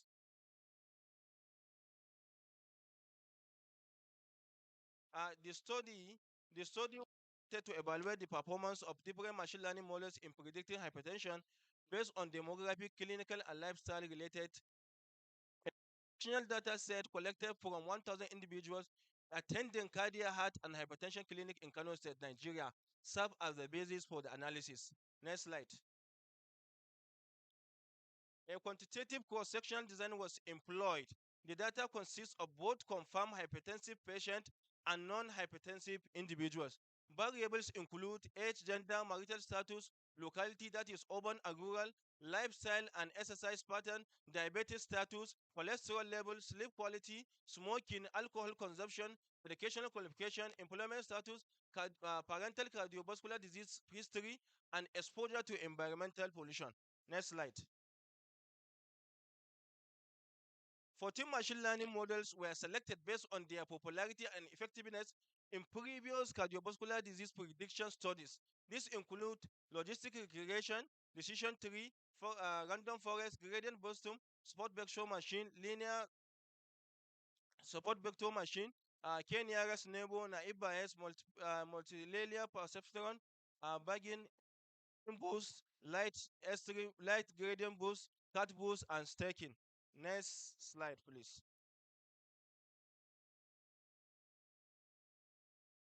The data was split into training with 70%, then testing of with 20%, and validation 10%.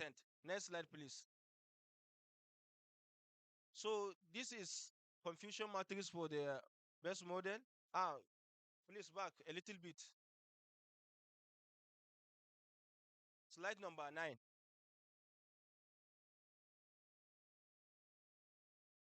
Number 10. Result and discussion now. The demographic composition of the study population offers important context for understanding the epidemiology of hypertension and related cardiovascular risk in the sample region. The mean age of the 1,000 respondents was 45, as well as the standard deviation 14.2, indicating a middle age cohort where hypertension is typically more prevalent due to age-related vascular changes and cumulative lifestyle exposures. This further supported by the fact that nearly 30% of the respondents were aged 50 years or older. The gender distribution was relatively balanced with 52% female and 48% 52% males and 48% females participants, ensuring that the insights from the analysis are broadly applicable across sexes. Approximately 60% of the respondents were resided in urban settings, while the remaining 40% were resided from the rural areas. Next slide, please. Next slide. This is the age distribution, as you can see. Next slide. Prevalence. The analysis of disease prevalence within the study population reveals that hypertension is a significant public health concern affecting 20% of the sample individuals. These findings aligns with the national and regional epidemiological data that indicate a rising and trend in the prevalence of hypertension, particularly in urbanizing regions of sub-Saharan Africa. In addition to hypertension, 3.4% of participants were identified as pre-hypertensive, a condition that serves as a critical early warning sign for the future development of full-blown hypertension and associated cardiovascular complications. Next slide, please. This is classification of performance. As I said, staking outperform all the models, whereas naive bias show weak result with only 49% accuracy. Next slide.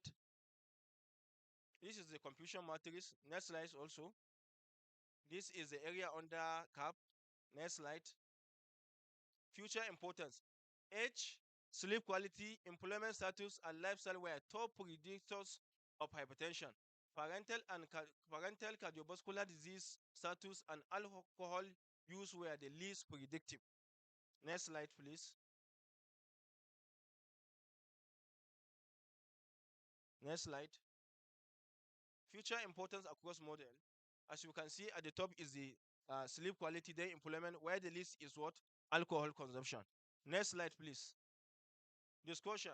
The findings of this study highlight the superior performance of ensemble learning methods, particularly staking and random forest, in accurately predicting hypertension based on a combination of clinical demographic hypertension based on a combination of clinical demographic and lifestyle features. The staking ensemble achieves the highest accuracy of 87.5% and a balanced performance across all evaluation matrices, including precision recall and F1 score. Please, next slide. In conclusion, this study provides compelling evidence for the effectiveness of machine learning models, particularly ensemble-based algorithms such as staking random forest and boosting methods, in predicting hypertension using socio-demographic, clinical, and lifestyle data from Nigerian population. The study also highlights significant predictors of hypertension, including age, sleep quality, cholesterol level, and physical activities, emphasizing value of incorporation, lifestyle, and environmental factors into risk prediction models. Next slide. These are some of the recommendations, which says particularly in resource constrained settings, should explore the integration of machine learning tools into routine screening programs to facilitate. Then individuals, individuals,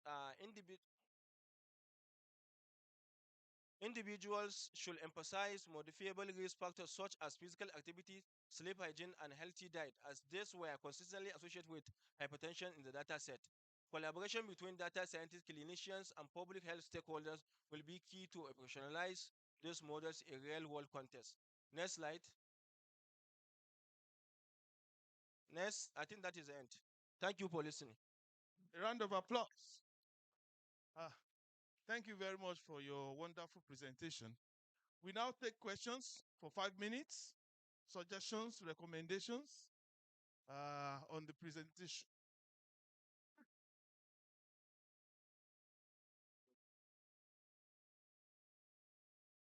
One, three questions.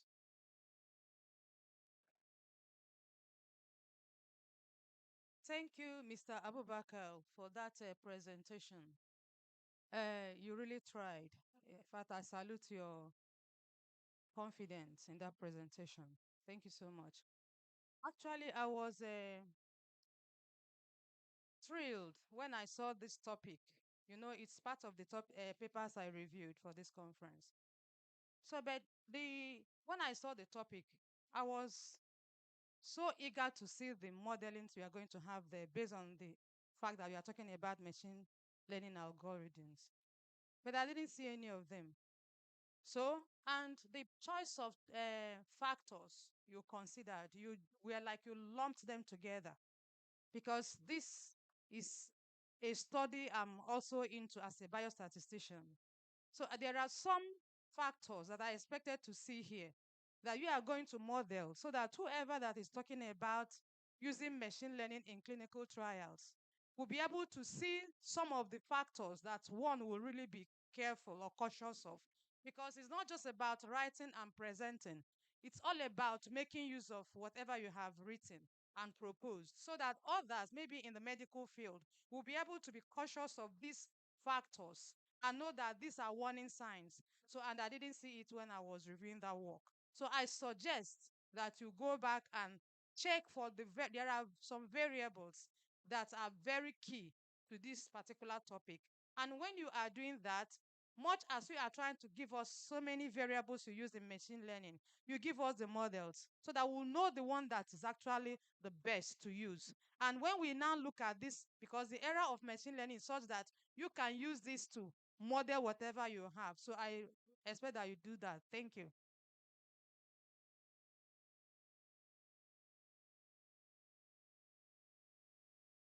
Uh, my name is Mecca Fortune. I have an observation, not directly to the presenter, but to the organization. Because the frequent call for next slide, I think is defeating the whole beauty of the presentations. Many of us are not following. If you are not in the area, you will not follow because even the presenter is a little confused because as he's calling for next slide. So I recommend that the presenter be allowed to stay close to the operating section so that he can be controlling his slide. So as he's doing that, we'll be looking at the screen and himself will flow. He will be looking at his own system. That's my recommendation. Thank you. Observation noted. Thank you, sir. Thank you, the presenter. What I actually wanted to suggest is what the first respondent to your slide, because I was looking at what are those factors that have contribution to the cause of hypertension. There might be several expected or hypothetical, maybe assume symptoms or factors, but we from your analysis, you would have gone further to know which of them have significant contribution so that it will have an informed decision to people, because this is a health issue, even though it's a statistical analysis, but tells us health. So you need to go further to know, let us know what are the contributing factors to hypertension and the one that is more pronounced. So you're supposed to, I saw where you stated regression. You're supposed to use regression to know which of the factors have more contribution to it so that it will be a warning signal to we Nigerians. Thank you. Okay. Last comment. Before that, Mr. Harry, please, if you are ready, go close by so that we call you. All right. Thank you. Mine is not a question actually, but a response to uh, the observation of the last speaker and also to the prof at the front regarding the factors that are contributing to the hypertension. I think he has shown us here clearly, and he has also demonstrated the hierarchy, how they perform, the one that performed that contributed the most and the least contributed factor to the hypertension. I think they has also demonstrated the graph and also showed the table of the result as well. Maybe you were not, maybe you were, hello? Okay. Maybe, I think he has shown that. Maybe you're not here when he demonstrated that. That's all I want to contribute. Thank you very much. Please, Okay, which sir. was I will respond to the first question. Almost all the models are here, but for the purpose of presentation, I do not include it in the presentation. But all the models are there. Then, secondly, as you made mention, the factors are also here because, like age and sleep quality, they are the top contributors. Then the least are the what alcohol consumption. Actually, thank you very much. Thank you very much, everyone. If there are no more questions or recommendations, we take the next presentation in a few minutes.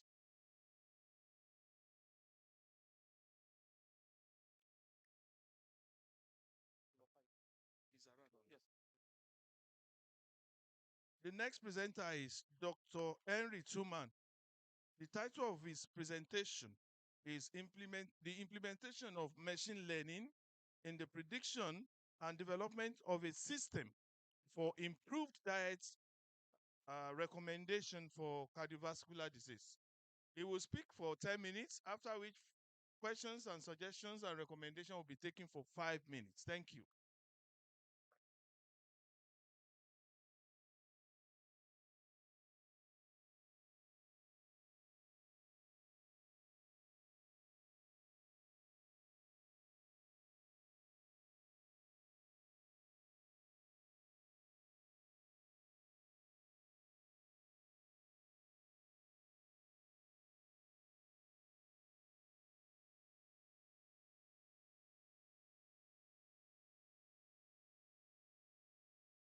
Good morning to the organizers. Good morning, everybody. I am Truman Harry. I'll be making presentation on the topic, the implementation of machine learning in the prediction and development of a system for improved diet recommendation for cardiovascular disease. Next slide, please.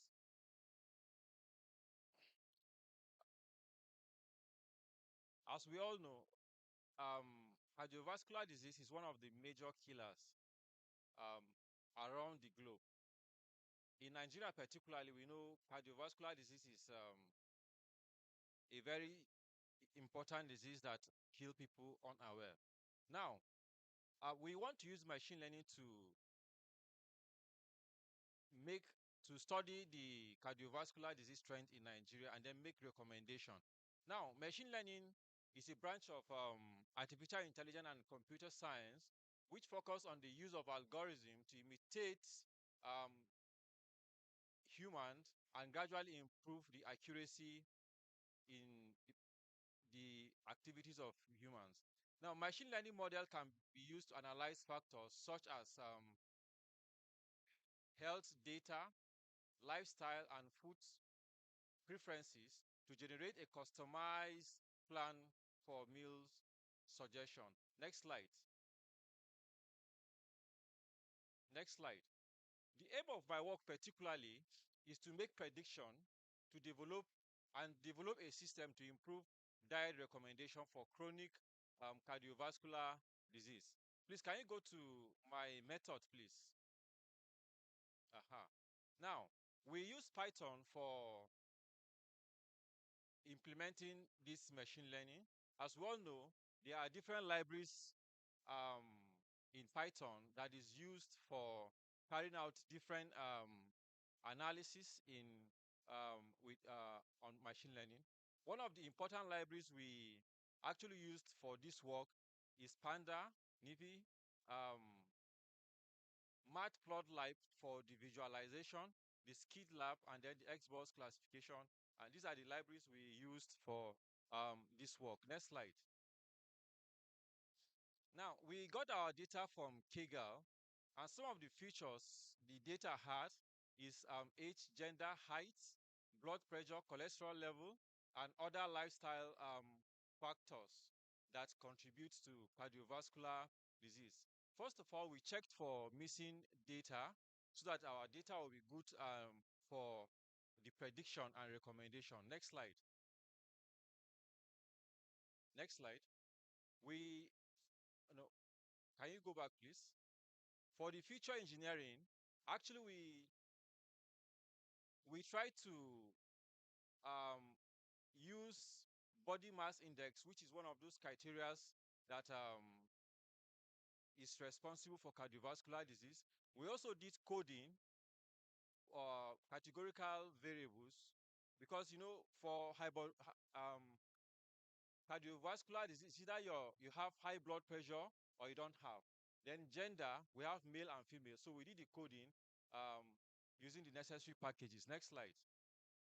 Now, for data visualization, this is one of the things we will get when we use machine learning.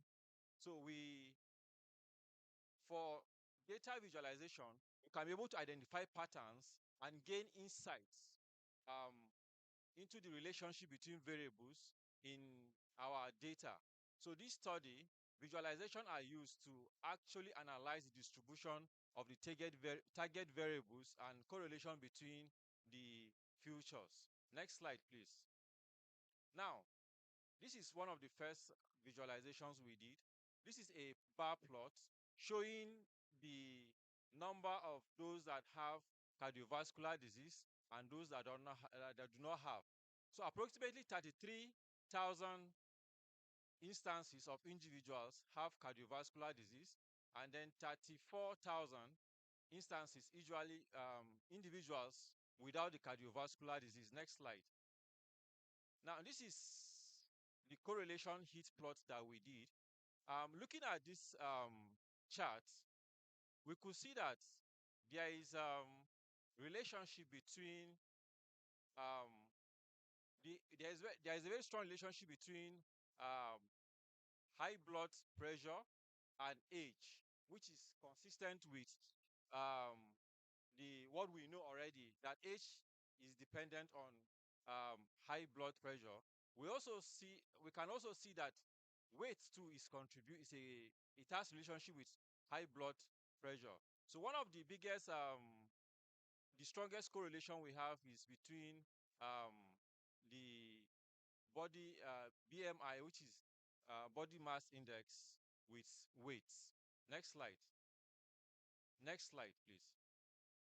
Now, like I said earlier, there is a strong correlation between weight and BMI, and then there's a strong correlation. There's a fair correlation between age and high blood pressure. We also have a moderate correlation between weight and low blood pressure. Next slide, please. We use 3 different algorithms or models to actually carry out our analysis. Now, before we use this model, we actually perform the training. We train the data, and then we also test. We tested all the parameters that to ensure that these algorithms are good for this work that we are doing. So, like we can see, among the 3, that's the logistic regression, the performance, random forest, and then the XBoost performance.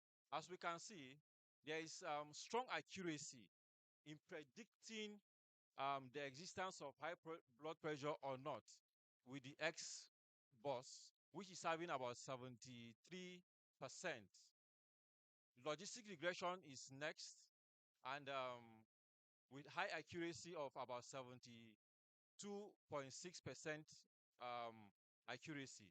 So also for the precision, we can see that the XBoost is outperforming all of them. In short, for all the parameters we use to measure the performance of our models, we saw that the XBoost is outperforming all other variables with the we actually use. Next slide, please.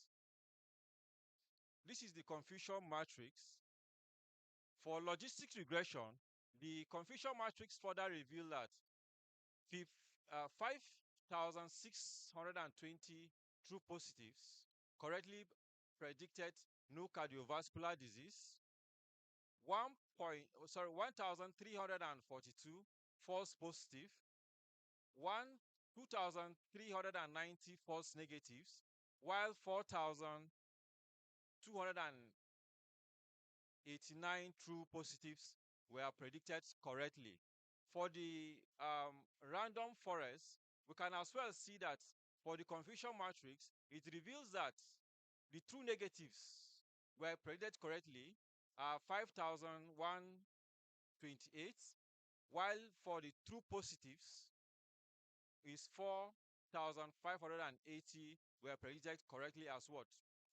True positive um, cases.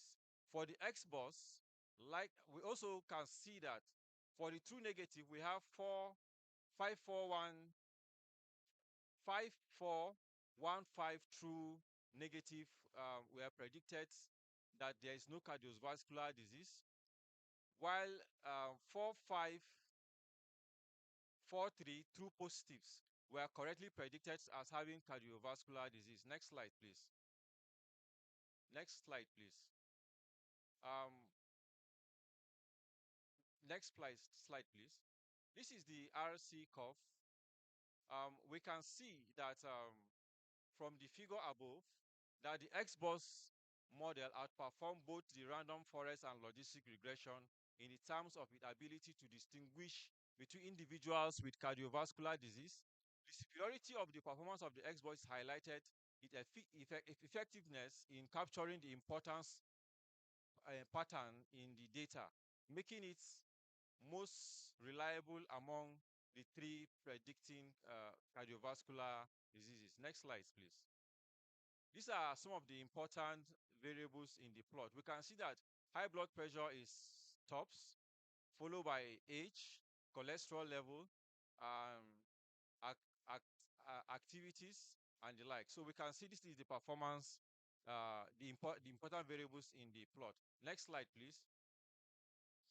Now, before I go into the discussion, for the recommendation, we're able to build a system where you impute certain informations and to be able to recommend the best diet for you. First of all, you will actually put the readings of your high blood pressure, the systolic, the diastolic high readings of your blood pressure, and then you will also have a provision where you also impute your cholesterol level and your glucose level. Then you put the region you are coming from and then your age. Then it will be able to predict and tell the level of your high blood pressure or whether you have cardiovascular disease, and then recommend the diet based on the region that you are from. So, for the discussion and findings, the finding from this study underscore the effectiveness and the practicality of machine learning enhanced prediction and diet recommendation system in managing cardiovascular disease. By integrating artificial intelligence and rule-based logic, the system demonstrates the potential of revolutionizing the diet planning and improving health outcomes of individuals at risk of the conditions such as hypertension and heart disease. The integration of machine learning-based disease risk prediction with a rule-based dietary system has proven to be very powerful and a powerful strategy in improving the diet personalization. Next slide. Conclusion. This study aimed to develop a machine learning based system for personalized diet recommendation for to manage and prevent chronic disease such as cardiovascular disease and hypertension. The three models used, logistic regression, random forest, and XBOS, were implemented and evaluated for their ability to predict cardiovascular disease. Among these, the XBOS demonstrates the best performance, achieving an accuracy of 73%, outperforming both logistic and random forest. The variable importance analysis identifies the systolic blood pressure as high, age, cholesterol level, smoking habit, alcohol consumption as the best significant predictors of cardiovascular disease, aligning with established medical knowledge. Next slide. Compared to traditional statistical risk assessment tool, which typically rely on fixed set of predefined criteria, machine learning offers the advantage of continuous learning from large data set. This means that as soon as more um, user data is fed to the system, the model can improve itself, refine its prediction over time. Next slide. These are some of my references. Thank you for listening. Thank you very much. The floor is now open for questions, suggestions, and recommendations on the paper. Thank you. When... Hello, one here. One. Any other question? Behind? Okay. My name is Matthew Chukuma Michael, affiliated to the University of Delta Harbor. So I followed this your presentation, and it's a good one. I have some questions coming from it. Um, you said that the dummy variable was used as an indicator variable, was used like where there is presence of high blood pressure, and is it the dependent variable or it is an independent variable, so that one will begin to put more interest in the model to see whether the model fits well. Then another thing is there is a high correlation between high blood pressure, between yes, high blood pressure and body mass index. Okay, by age. So whichever one that you indicated that there is a high correlation somewhere, did you still use the two variables? Because ordinarily you're supposed to drop one to reduce the possibility of a multicollinearity. So that is one thing. Then another thing there is that you said, okay, I asked the question, what did you do about the high correlation? Then your work now, you said it is for diet prediction. And what I have just seen is using models now, 3 models to predict the possibility of heart cardiovascular issue. Now, how does your model bring in diet prediction from this your analysis so far? Thank you very much.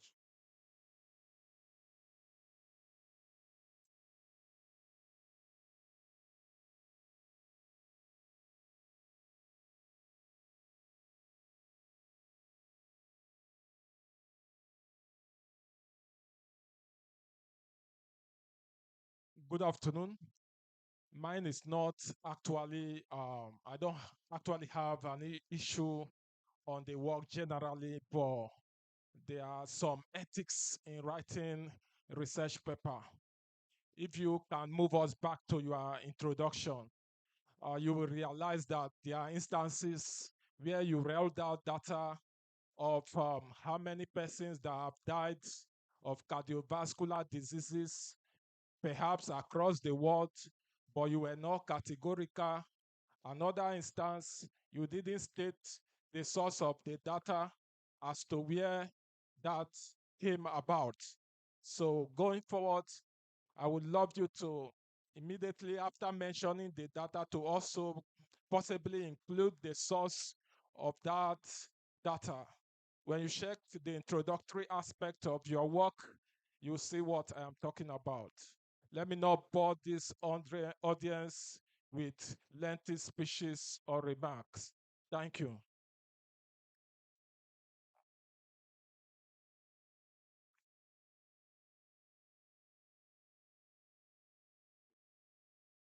Thank you very much. My name is Uzoamaka Akman. I'm from Nigeria Army School of Finance and Administration in Apapa, Lagos. That's a very nice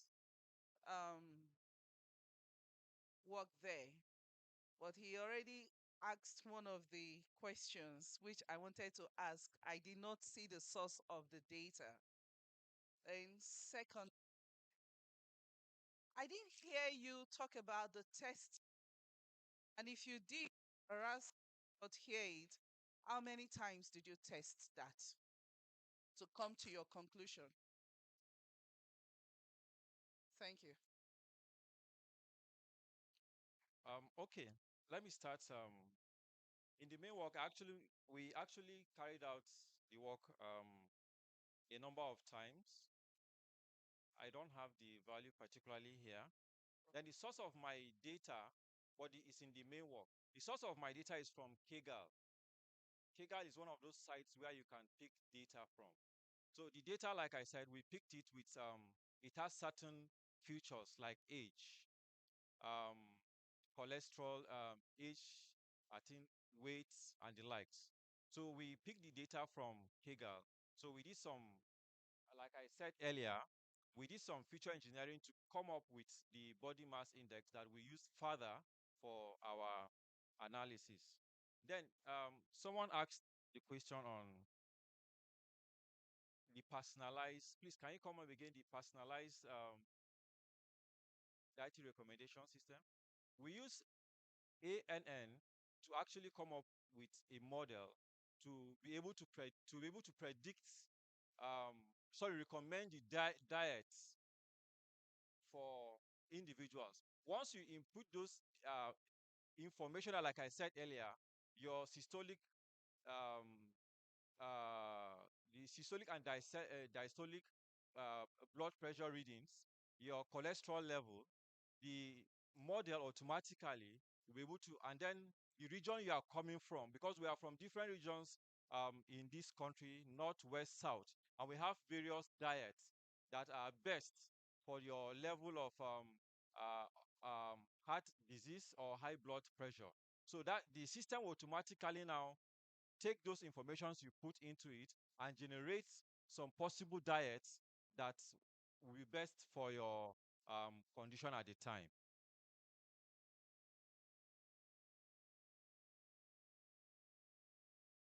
Thank you very much.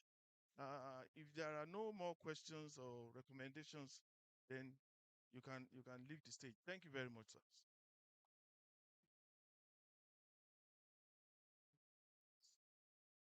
The next paper that will be presented now will be by Dr. Mohammed Isait. The title of his presentation is Efficiency of the Variance Estimators in the Presence of Random Non-Response under Time Phase Sampling.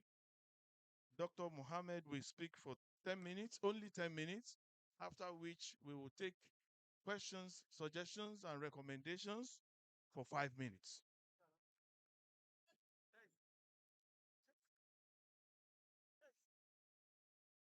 He's not around. Mohammed. Mohammed is shark. Your paper is here. Please, let's go to virtual. Dr. Mohammed Ishai.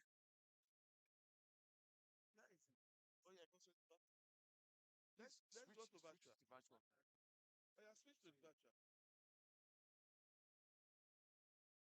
Are you there? Switch to the virtual. Let's try. Who is there now for virtual? Okay.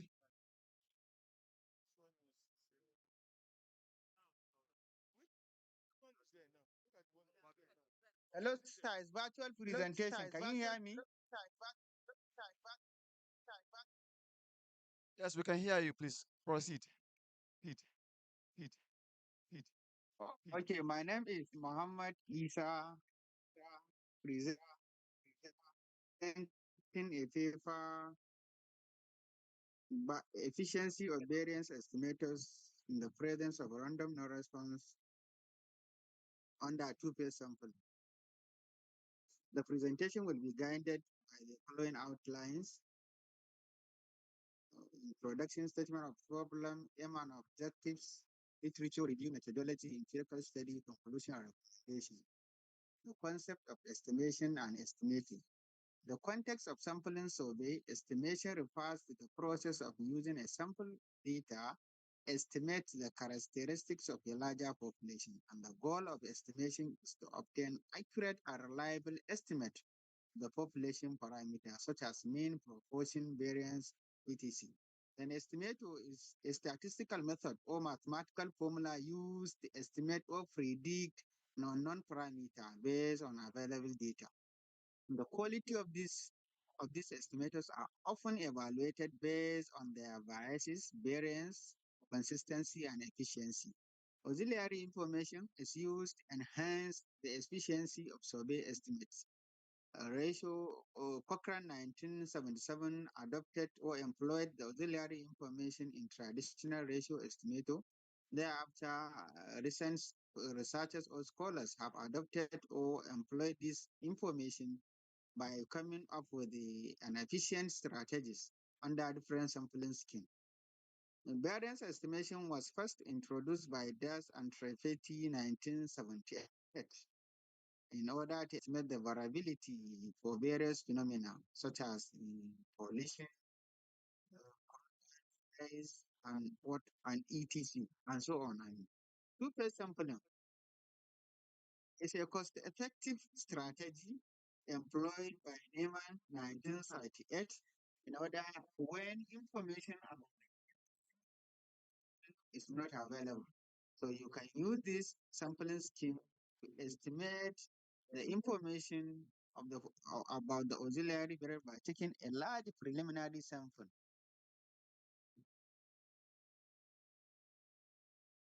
Then, recent researchers have come up or have developed estimators under two-phase sampling. However, the work or their work is relied when information is completely available. Also, their studies or their estimators are efficient when the relationship between the result is for either positive problem. This research or this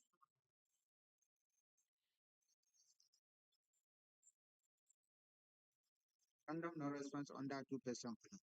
The aim of this research is to propose generalized estimator of finite population variance in the presence of random no response under two sampling. The objectives of the estimators using linear combination approach derive the properties of the proposed estimator. You compare the relative efficiency of the proposed estimator over some existing estimators using real life data. So here are some of the literature review considered. We have Cison 1983. We have seen it all 1988. Shabir and Gupta 2007. Mishra have developed variance estimators under two-phase sampling when there is random no response. So in this paper, we have proposed a generalized population variance under two-phase sampling as presented in equation F. Derive the properties of the estimators, we consider some of the existing notations. And the sampling fraction were also defined clearly under equation 9. The estimator was expressed using error terms as presented in equation 10, and the bias and the mean square error was also obtained in equation 13 and presented in equation 13. And the optimum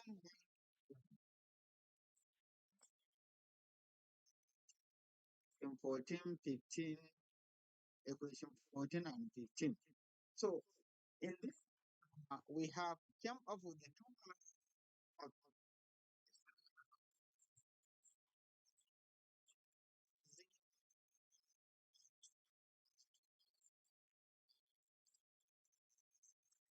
and 18. And their mean square error was also were also derived and presented.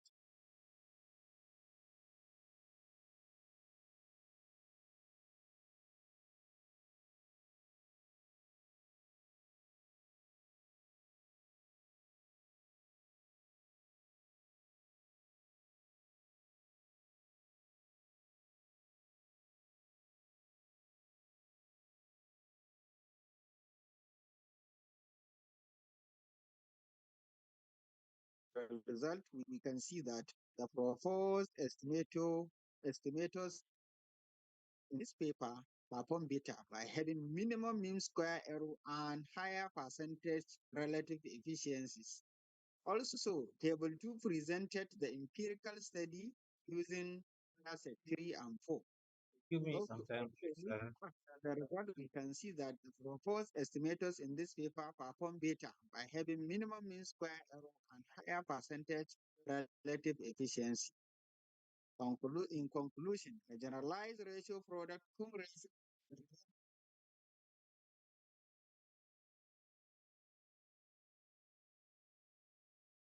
expression for bias and mean square error of the generalized estimate were derived. Performance of the estimated real life data set. Evidence from the result reveals that the proposed estimators perform better than some existing estimators considered with minimum mean square error and higher percentage relative efficiency. There are some references. Thank you for listening.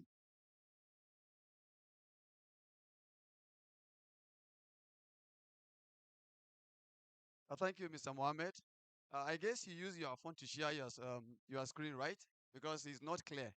I don't think the participant or the audience were able to visualize what you are presenting. Can you confirm that to me?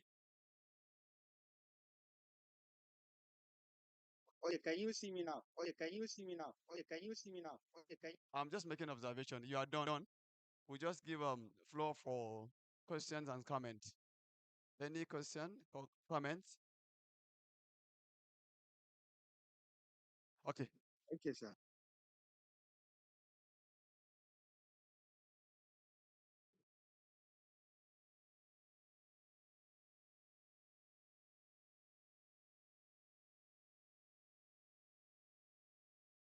All right. Thank you, everyone. I would have actually loved to contribute to what you have just presented, but I couldn't see some of the derivation very well. Even the formulated estimators is not really visible very well to me. But notwithstanding, um, the I don't know if you can actually point out the motivated estimator where you actually got your motivation from, and what are the limitations or flaws from the existing estimator, and then and what year was that particular paper, so that we can maybe from there, if you still need any more thing from me, I will be able to contribute. Mr. Mohammed, did you have this observation? I understand that you're using your mobile phone to share, right? Right? Yes, sir. It may be difficult for us to visualize what you are presenting. I don't know how we're going to do about this. Otherwise, you respond to what he observed. Or if you understand his question, you can respond to that. Respond to that. Respond to that. Okay, let me respond. Respond to that. Okay, let me...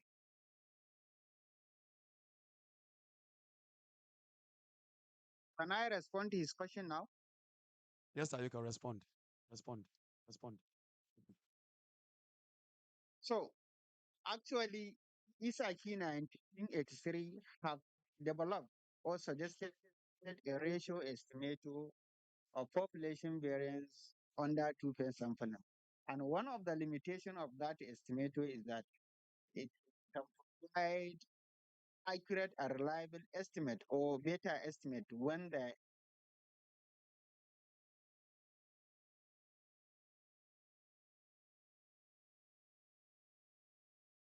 exists a positive relationship between the study and auxiliary variable. One of the limitations. So in order to address a situation when there exists a negative correlation between the study and auxiliary variable. So in this paper, we have come up with a generalized estimator that can handle the two situations when you either have a positive correlation or negative correlation. That is one of the motivation of this study.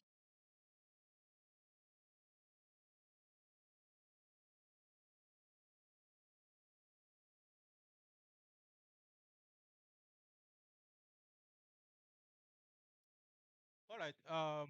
That's a very beautiful one. But my problem with your work is your motivated estimator is since 1983. We have many works on the ratio estimator, product estimator, ratio cum product estimator, even up to 2025. But using ISAC 1983, I think that's a very old one. If you check very well, there are a lot of works that are more available, recent work that are more available on what you are actually doing. Now, if you are saying when auxiliary variable and the study variable has a very high positive correlation, you make use of ratio estimator, fine. What about if you have a negative relationship, which is product? Now, if you are not having a general, I think I expect you to have something, maybe ratio product as your general estimator, instead of saying you have a ratio estimator as a general estimator. So nevertheless, although I'm not able to see your estimator at well, that will have been better for me to give you a better contribution. So, So, recent studies have been cited in the FIFA. We have Mishra 2019. So it's not only that of Isaki 1983 have been considered. And this, my estimator, is not general ratio, is general ratio cum product regression, cum regression estimator. So it handles the properties of ratio, product, and regression. So that what makes it general. Thank you very much for that. In fact, I'm very happy for that recommendation. And that's why when a presenter presents a paper and we note mistakes and errors there, our own job is to recommend. If we ask you to do corrections in your paper and you don't do it, if you bring it back for our conference proceeding, we will not publish it because it will go through a process. If you want it to be published in the journal and we have made recommendations for you to correct them and you still don't do that, we will not take the papers. But our job here is for everybody to learn. We will all listen to corrections and learn so that we can continue to participate in the season activities. Thank you very much for your assistance. Thank Now you, Prof. we have two presenters, two final presenters to end all the presentation sessions. They will be introduced by my colleague. Yeah, so the next presenter is Mr. Obabera, if I'm right. Yeah, can you hear me, please?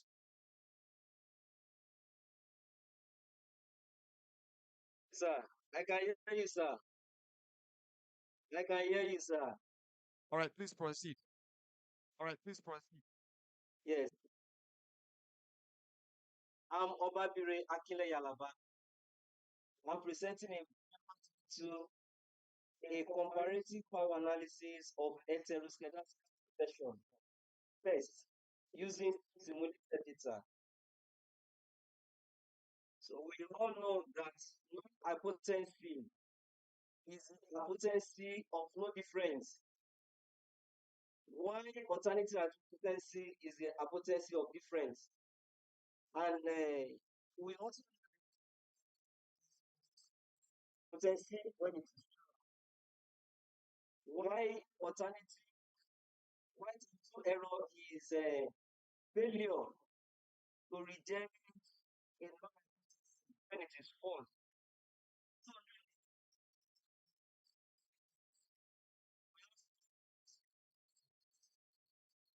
Capacity.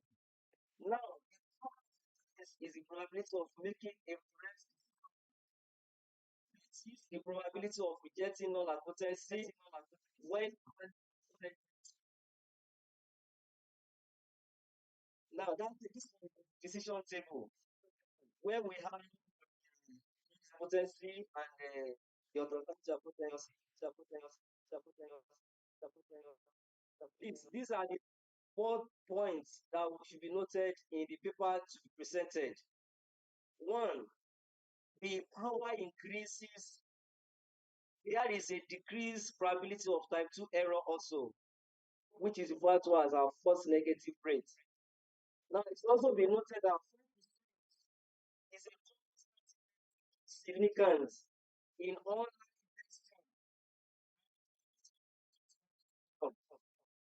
Now, when we use 5% alpha for our text, it means that we are willing to accept a 5% probability that our incorrectly reject the null hypothesis.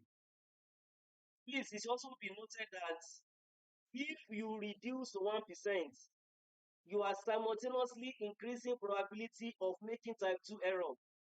That is increasing the probability of type 2 error, reduces the power of your test. Finally, a value 80% and above are usually considered adequate. So you have 80% chance of detecting difference between population mean and the target mean. Now, to what we refer to as heteroscedasticity. One of these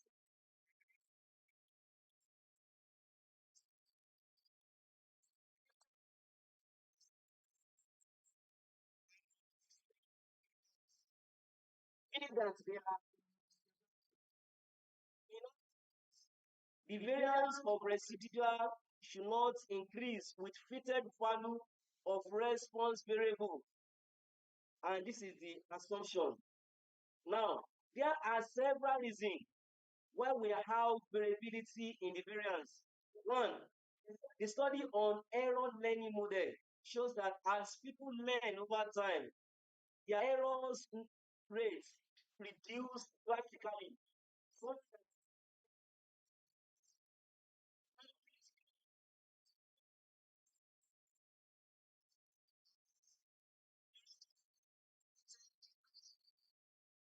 the variance radically reduce. Also, in income growth, one has how to dispose income, that is heteroscedasticity, can also come up to play due to outliers. So these are the methods that were considered for the research. We use heteroscedasticity test and we consider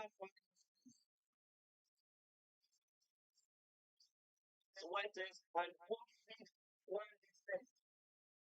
Now, from my analysis and results, from a schematic data set of 20, 30, 40, 50, 60, 70, 80, 90, 200, observation was simulated respectively, and the number of times in percentage that Rushigan test, white test, coffee test, fat test, and Glisser test reject null hypothesis were noted using power test when alpha equals to 0.05 and 0.01 respectively.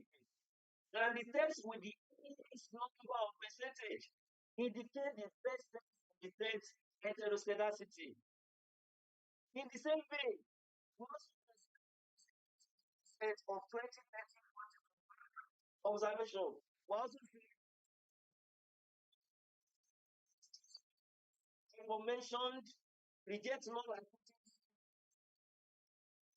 heteroscedasticity when alpha equals to 0.05 and 0.01 respectively.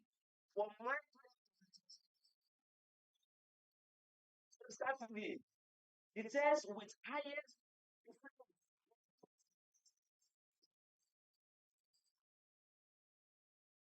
now this is study in the percentage zone. Now we can see of each of the tests as now this is the visualization. This is the chart that we use. We can see the performance through the charts. And from our findings, as we have it in table 4.1 and figure 4.1, it shows that the empirical type 1 error rate for the first error corresponds to the case where a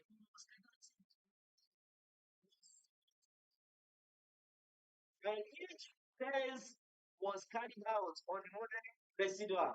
At each sample size, each test was repeated 1,000 times. The percentage of rejection was computed over 1,000 trials. The Pushpega test, white test,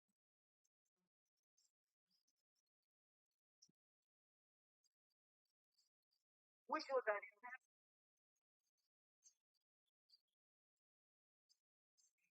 impose 5% level. However, the different tests, the average empirical type 1 error rate for the test will get more than expected. This suggests that care should be taken while using GLISA test as a homoscedastic scenario may be considered homoscedatic. Now, this is another table. These are their performance as well. And this is the graph or the chart that was done for the data set. So now, from the table, the empirical type 1 error tests were assessed. The validity of the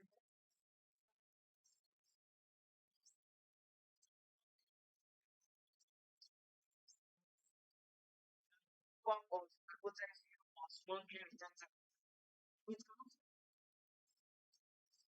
to the homoscedatic scenario, where it is expected that a valid test should incorrectly reject the null hypothesis of homoscedatic most of the threshold fixed, and a test procedure that yield value not close to 1% at varying sample size indicates more false positive than the threshold and the invalid.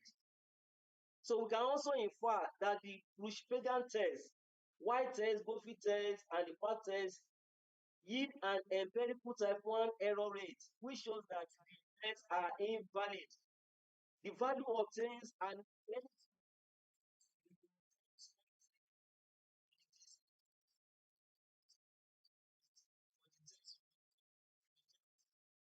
expected. Now, we can also see from the third table, that's table 4.3. These are the performance of each of the tests. And this is the graph. And we can also infer the table and the graph, the figure, that power of selected tests at low heteroscedasticity level. We have low heteroscedasticity model was simulated, and each test was carried out on the model's residual. Each test was repeated 1,000 times. The relation was also computed. We can see in tests increase as the power increases. It shows that the tests are valid. However, this among all because it was the highest power. It had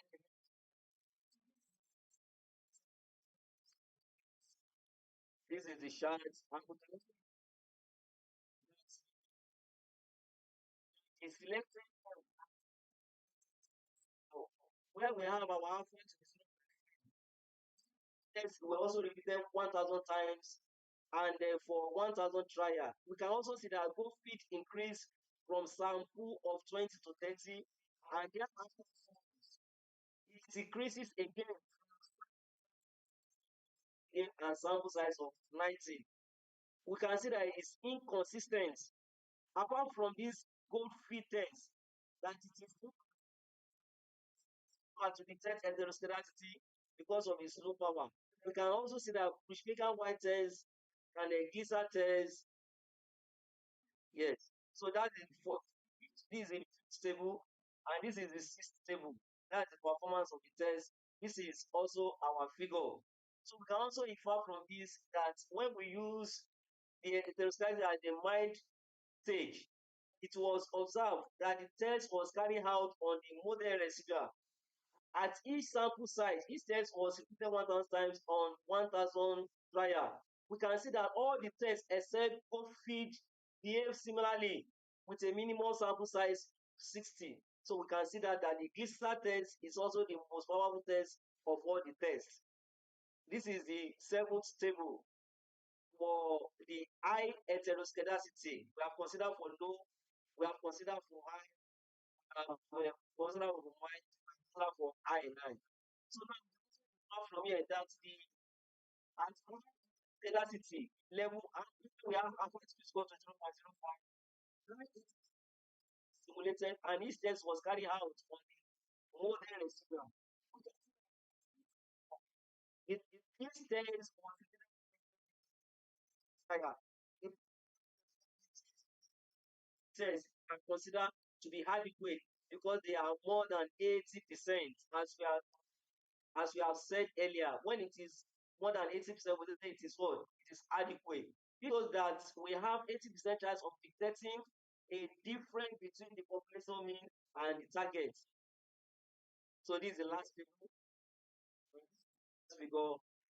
So from there, we can also infer that from this like this summary of the results, when we have the table 4.1 focuses on the access of qualities of the test by comparing the empirical type 1 error with the imposed 0.05. You can also see from table 4.2 the power at low heteroscedasticity. We see table 3 4.1 at mild heteroscedasticity. Table 4.1 the power at high heteroscedasticity.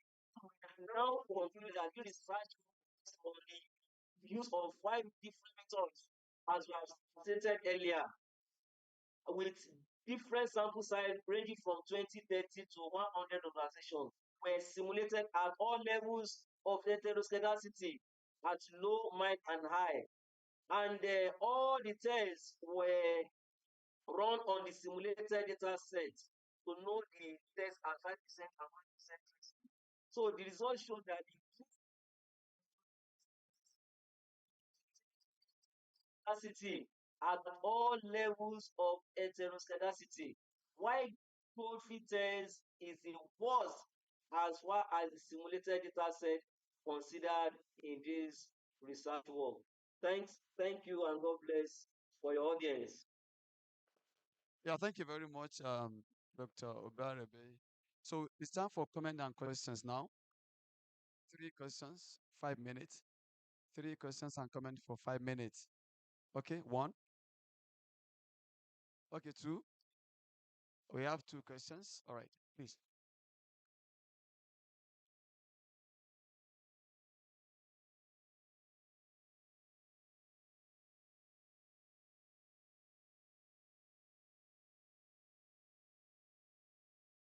Thank you very much for this wonderful presentation.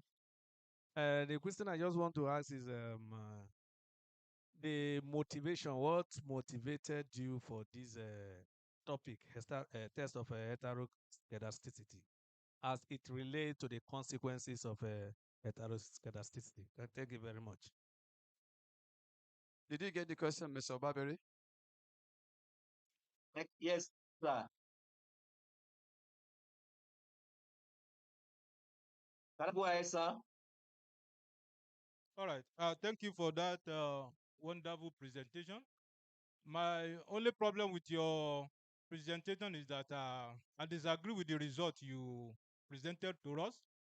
I think as at 2-3 weeks back, if you can check on Google, there is a paper on this, that is 2025, that actually compare up to 8 of these tests of heteroscedasticity city. And all these were compared across different alpha level, then across different sample size, and also when error follows linear, quadratic, I think a square root and exponential. So which is more bulkier than what you have just dished out to us. So I will advise you go back and check that paper. Yeah, you see a very fine result there that can also guide you further.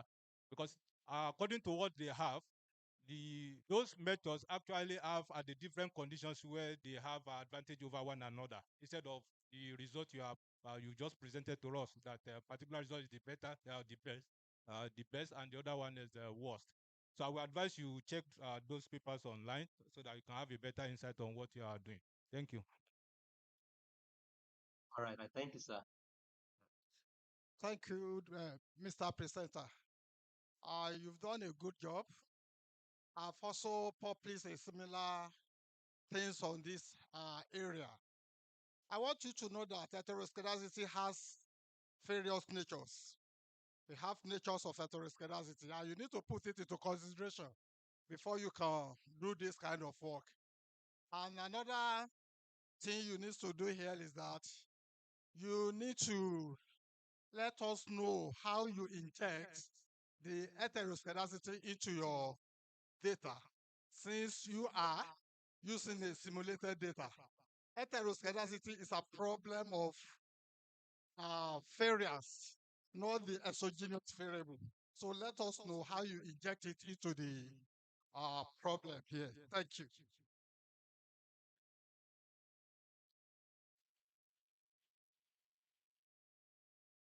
Last question, please.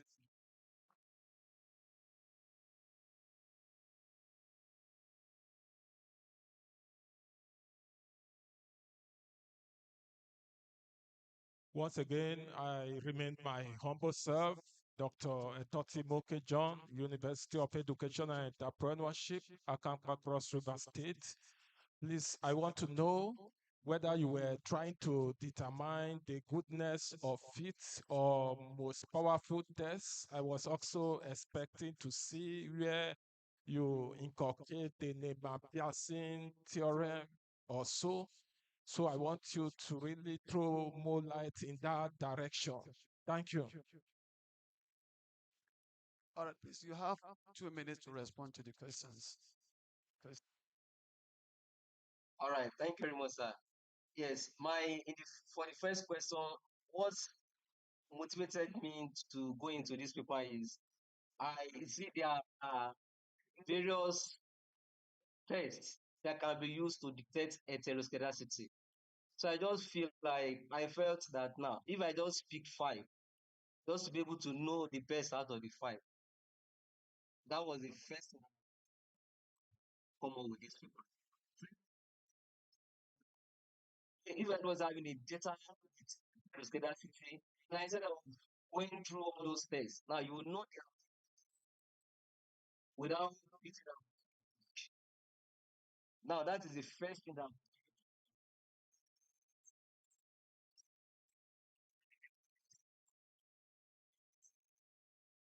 make this paper to be more robust. And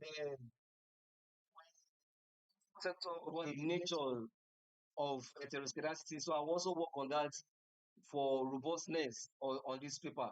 Now, for the last person that I asked question, talking about most powerful test, here I'm only comparing five tests for detecting heteroscedasticity using simulated data. That is the aim of this study, just to compare them. I did not go further to know most powerful tests. I only considered the five tests. And I consider it based on the nature of the heteroscedasticity. I to consider when it is low, mild, and high. So I also consider it based on the level of significance when I use 0.05 and the 0.01. So these are the work that I did in the research work. Thank you very much.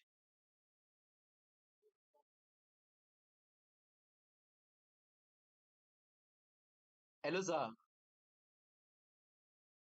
Hello, sir. Hello. Hello. Hold on, Hello, hold sir. on, hold Hello, on, sir. please. Hold on, please.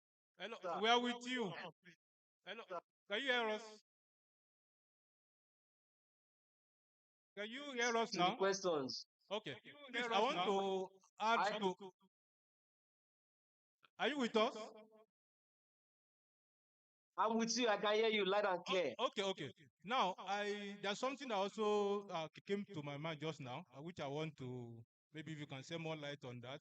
And if you don't have an idea of that, maybe you can still go back and incorporate into that. Now, when you are simulating your data for heteroscedasticity, what are the components that shows your data is heteroscedasticity in the nature? You didn't mention that, though you didn't even give us the algorithm of how you simulated your data. But if you can quickly answer that, then if I have a solution to that, I can prosper such a solution for you. Thank you. Okay, Thank you.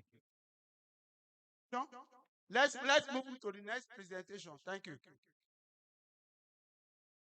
Anyway, thank you very much for the contributions.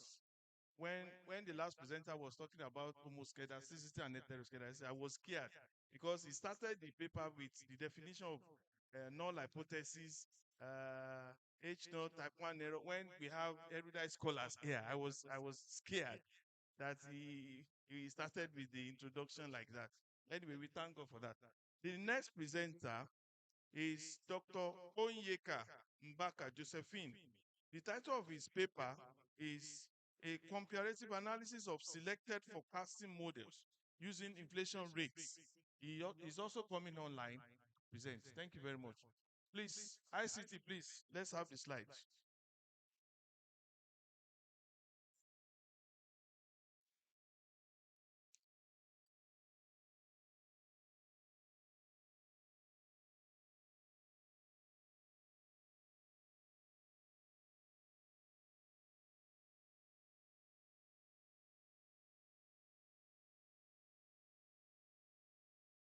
Critical economic indicator with far-reaching implications for both policymakers and market participants.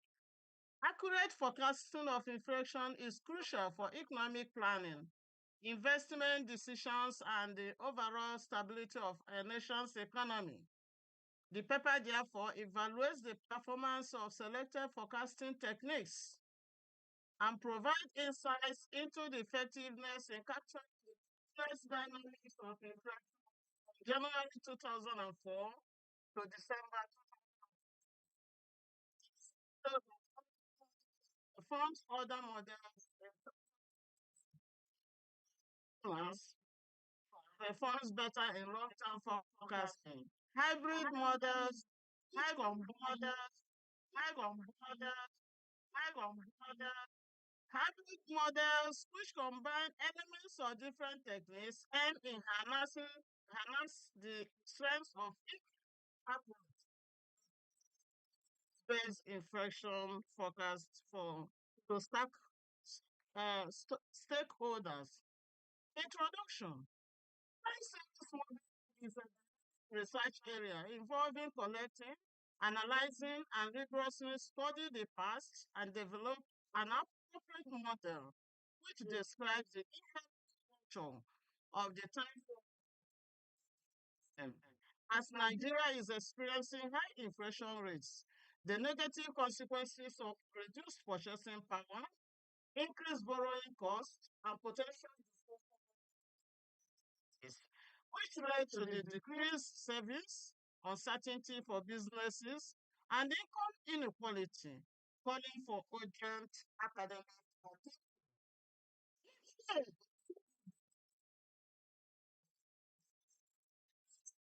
country. It will reduce purchasing power, employment, stagnation, and reduce foreign investment, to mention but a few.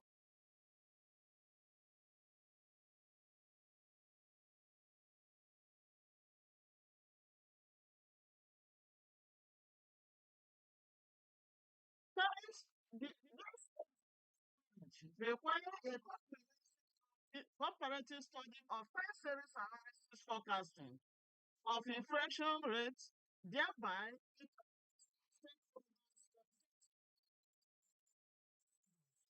stimulating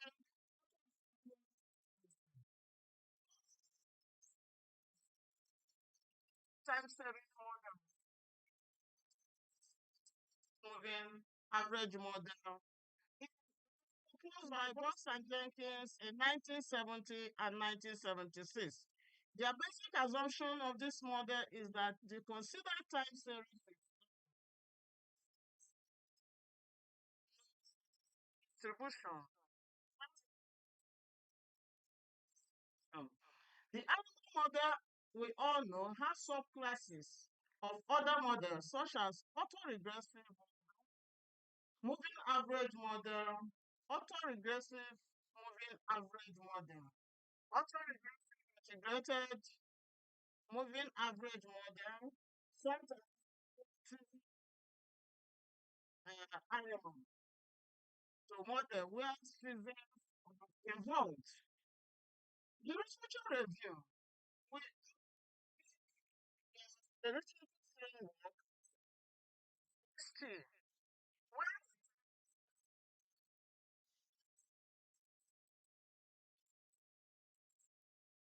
casting process assumed to be independent identically distributed, following the normal distribution, where T represents the time and variable st is treated as a variable. And considered in this paper and model, which is a linear combination of values plus the random error. Mathematically, it is given by equation 3, where 1 to 5p are autoregressive parameters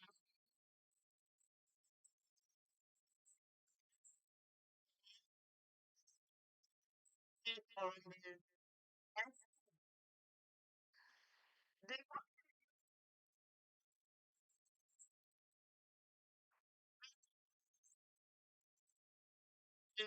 we give equation 4. Using the backshift operator, we convert it to equation 5. The moving average model is also a linear combination of past errors and a concept plus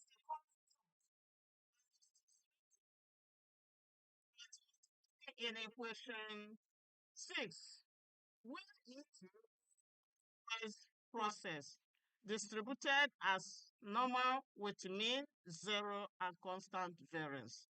The moving average is stationary in nature. Our problem as statistician is to establish its invertibility condition. The third model average. The autoregressive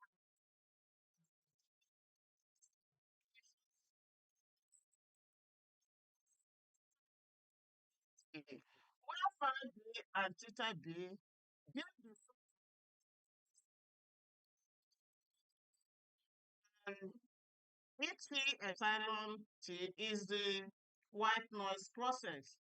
So the EQ process, all phi b must lie outside the unit circle for of the moving average. All the lie outside the circle. The autoregression is more general of all the previous model because we use this in real life. Here, the a stochastic process that are non-linear but deterministic in nature. The model is given as equation 15, where the phi b and theta b are as defined earlier in the AMA process. The operator 1 minus b raised to pi d is the difference operator. We have the entire process. If d is 1, this is the first step.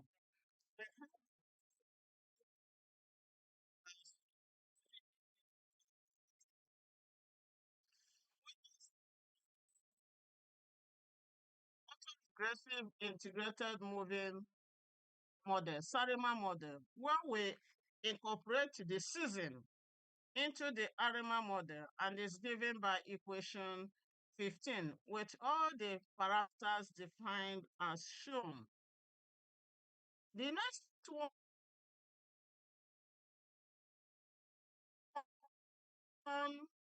ARIMAs, combining the moving average with some exogenous generous inputs. In that case, it simultaneously captures both the internal dynamics of the target variable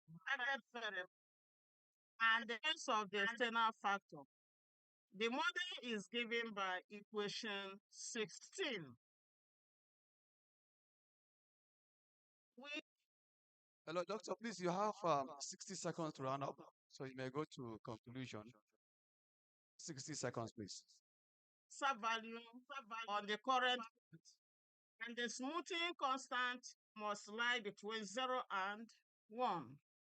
In methodology, we are Hello? Can you hear me, please? You have 60 seconds to round up, please. So you may go to conclusion and get your result. that diagnostic checks and forecasting using a flowchart for an illustration. Hello?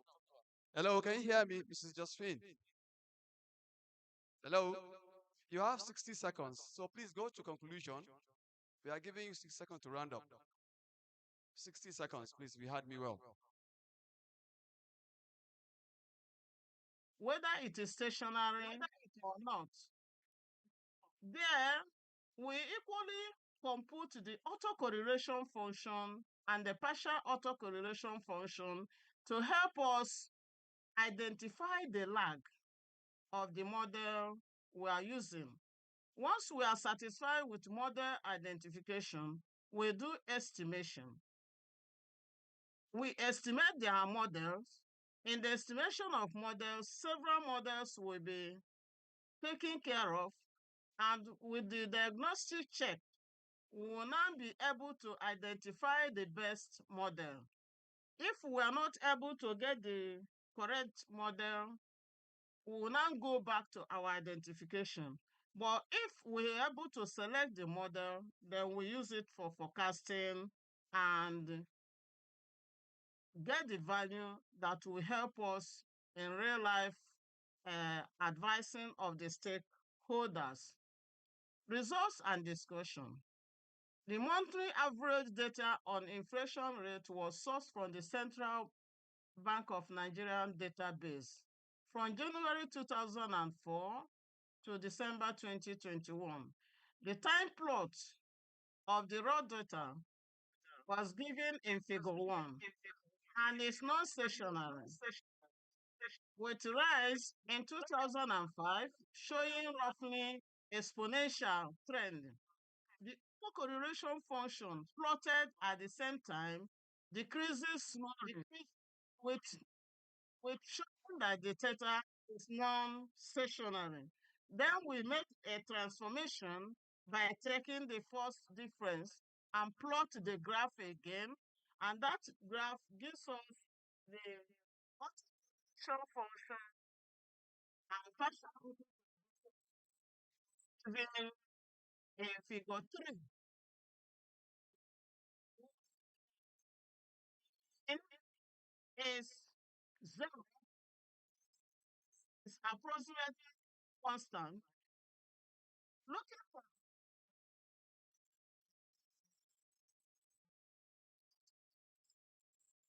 of the difference in inflationary rate cut off after lag 1, pointing to what the pressure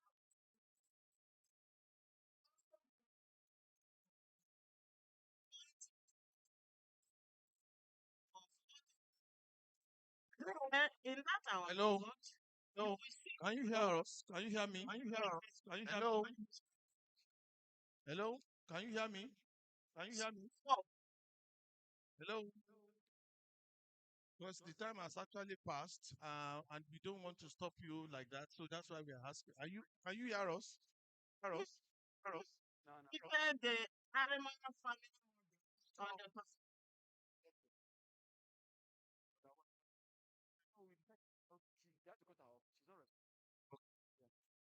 in our diagnostic check of Akike information criterion, and we present the several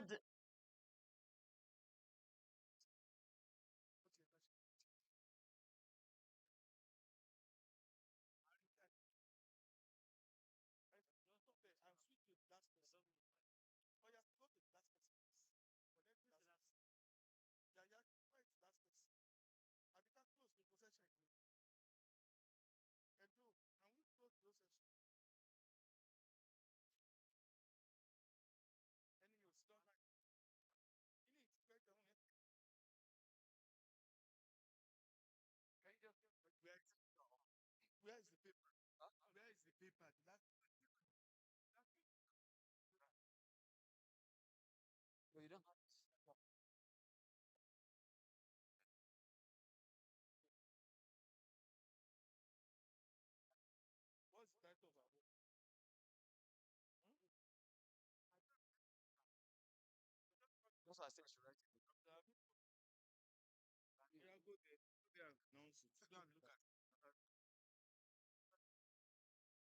It's obvious that the presenter is not hearing from us, so probably we have to cut her off.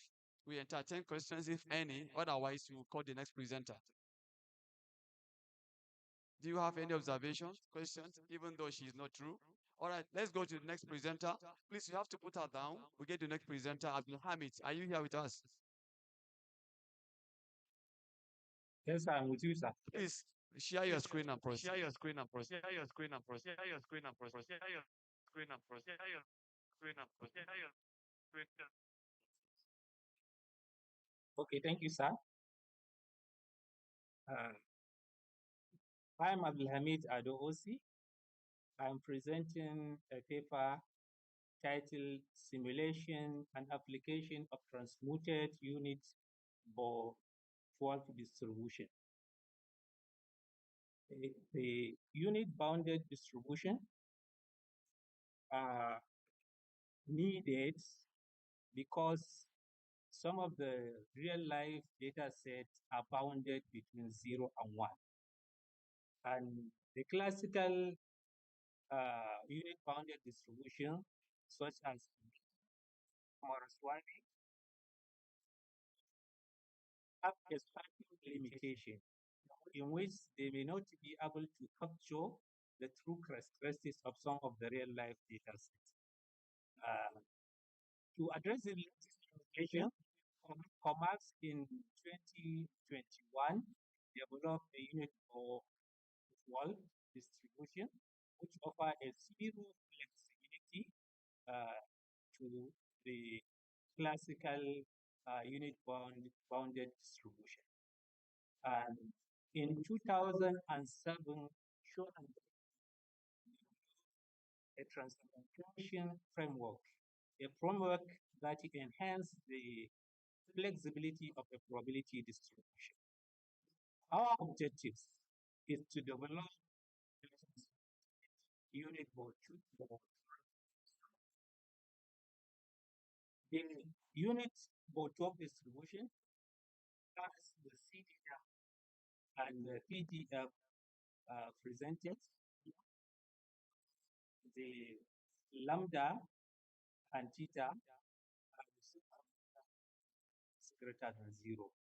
And this distribution has a various hazard ratio and behavior, which is good for the extreme value analysis. The transmutation techniques developed by Shaw and Beckley in 2007, when we have the baseline distribution of the transmutation can be given. The omega is the transmutation parameter, and these transmutations were shown to enhance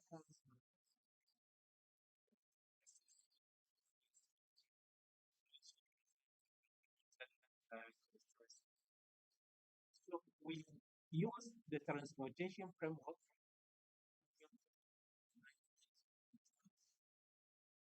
which give us the CDF of proposed distribution and the CDF of the proposed distribution. Here we try to plot the density various parameter values, and as we can see, the proposed distribution density exhibits a various shape, which include the symmetric right and left skewed, and also a reverse Z-shaped. And this proves that this proposed distribution is flexible. The survival function and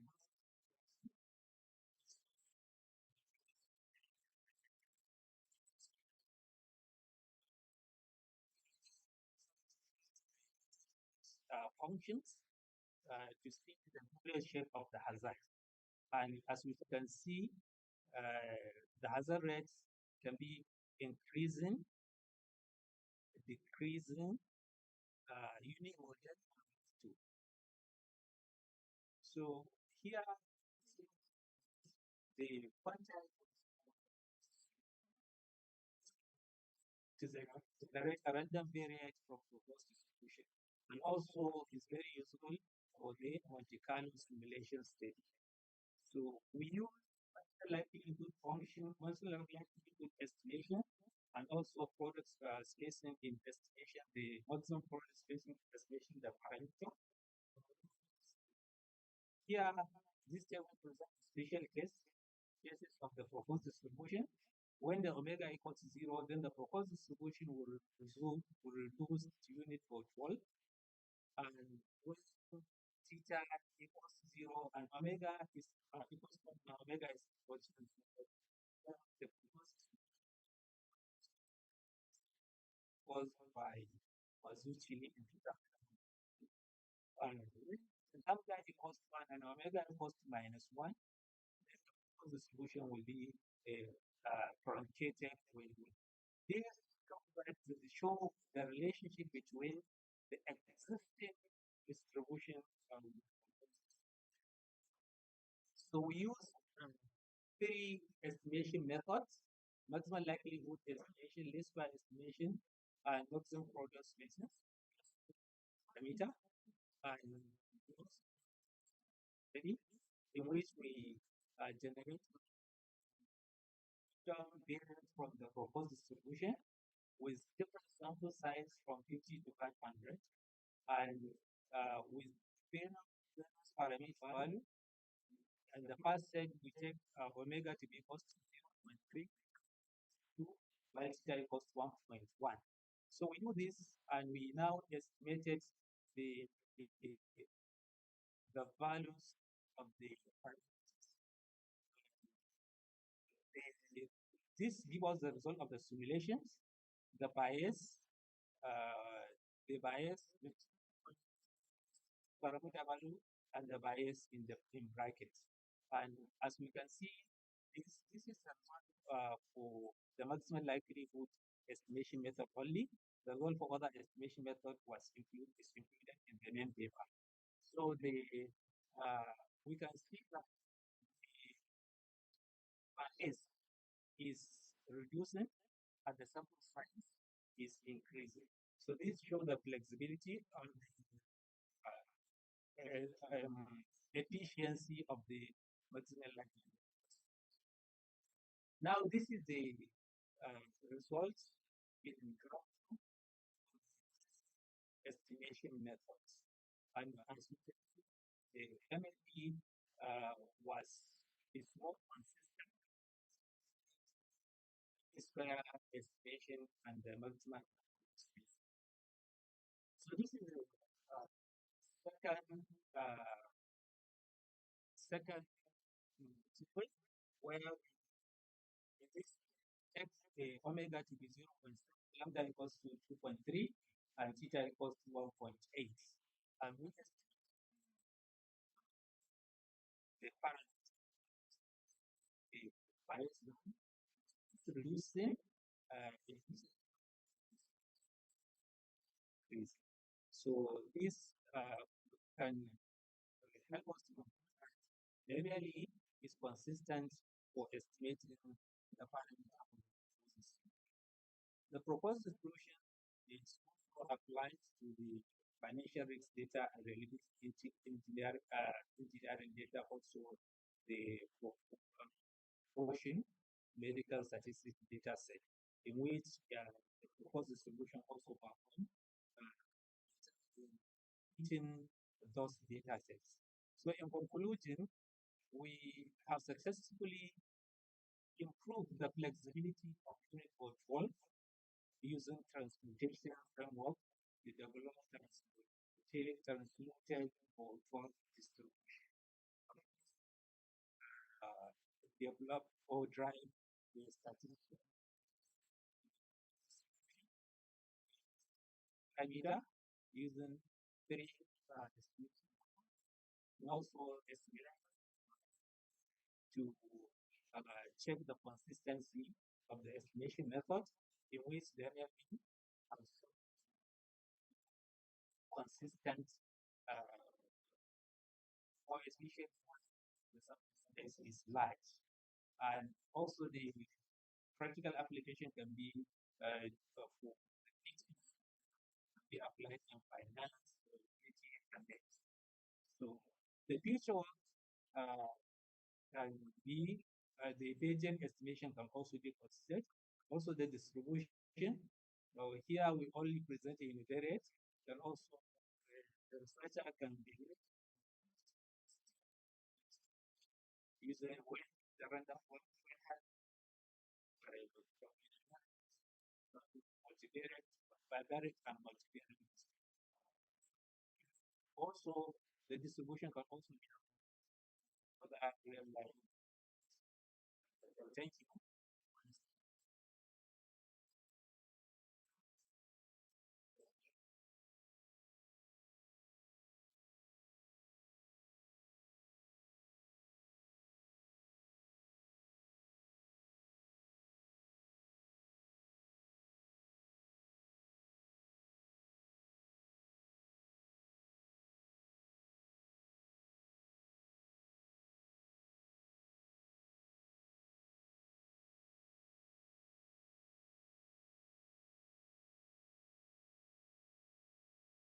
Hello. Thank you, Dr. Abdul. Well presented. So we entertain questions and comment. No question, no comment. So, on behalf of the seasoned executives, the governing council, and the members from all over the country, we are very grateful and happy to inform you that the presentation session has just ended, and we now move to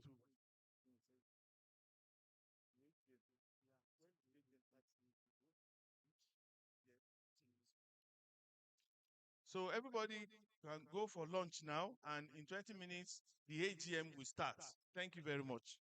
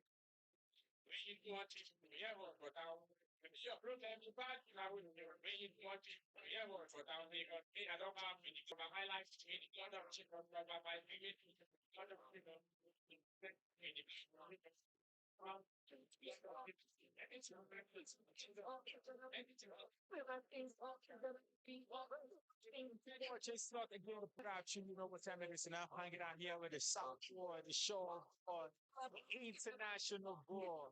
CJ's nigga.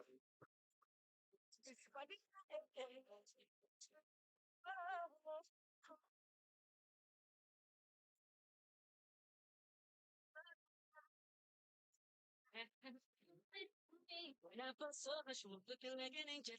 You coming at me, man, like a dynamite. She flashed like a light, and it candlelight, and she made all this. Yeah, you know, so wings, move your body for that place. Make it about to so bad, make it about just it. I think you pick up, come on, you're so big, right, and she's like, all this.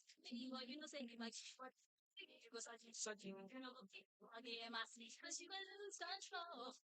Hey, oh, just what was such a what the hell must be fun for lose control. I lose control. I practice the way you lose control. Somebody, I will tell you I practice the way you lose control. Somebody,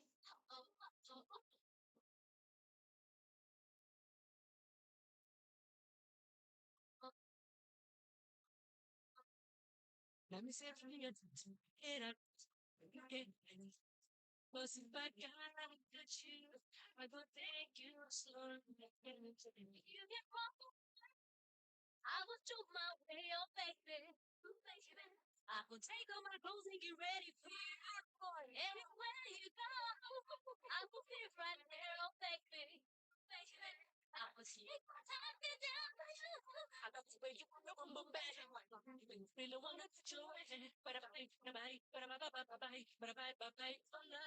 know, say if I give me one, you go such me such. Okay, my cause you gonna lose control. Hey, such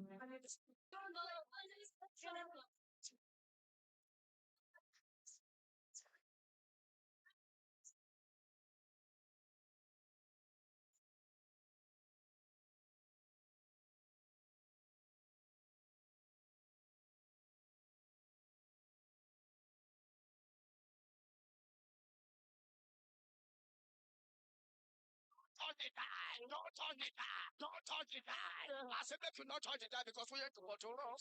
We are all for what happened. I don't know what girl I love. Every minute of the day. Girl, I'm so I don't feel it touch me. And I don't know why my heart is dry. Every time when I see you to play and hit to play. Yes, I don't know that from the oh no. And I didn't know every day to play. You're easy to play. I would know what I do. I love you every day. If you love me, I can love you every day. If you hold me, I can love you every day. If you kiss me, I can kiss you every day. If you scream, hold you in the night. Waiting at living for best thing. I don't know what girl I love. Every minute I took girl. Girl, I don't feel it when I don't know why my heart is dry. Anytime I see it's sense for me, oh, me, and you're cold me. Well, I'm loving every day. Controls me, it will control me, like it's fancy. Yeah, I'm loving every day. I'm loving every day.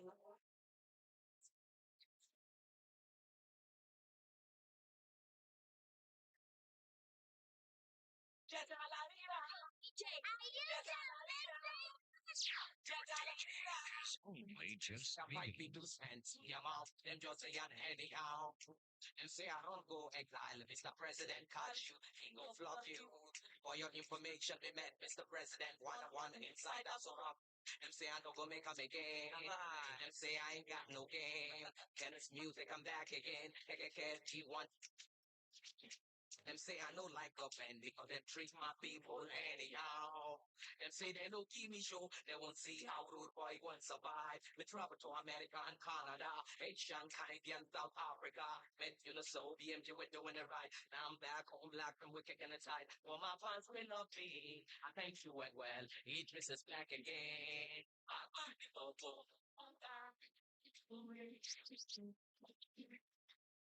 Says it has gone.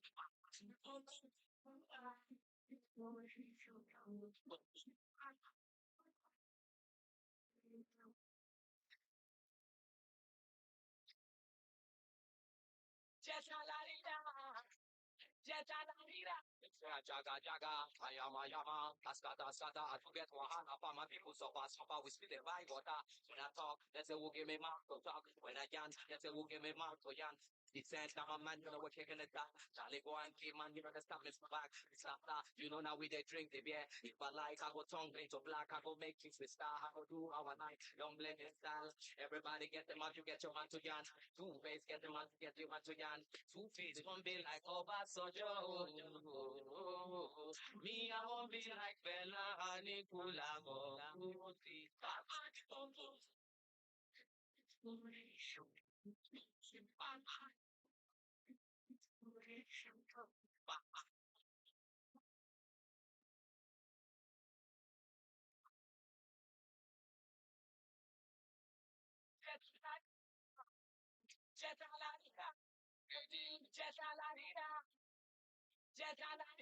It's not the unexpected collabo. Rocket Man and Idris Abdul Kareem. What we've done, none can stop it. Club feet rock it. We drop shit, but none can flush it. Dogs not dogs, that's easy to comprehend. No be magic, say me and my nigga decide to blend. A message they try to send to the people. We need peace to move on, if only for no be equals. Politicians and people in government. Look past the money, you won't eat and see the problems. Face it, the masses. I big unique classes on the streets. Teach lessons you won't learn in classes. Do the right thing before what I pass. Carry fuck on, trying to wait in every man they won't carry. Every day for the thief, one day for the owner. Guess who be the thief and who be the owner?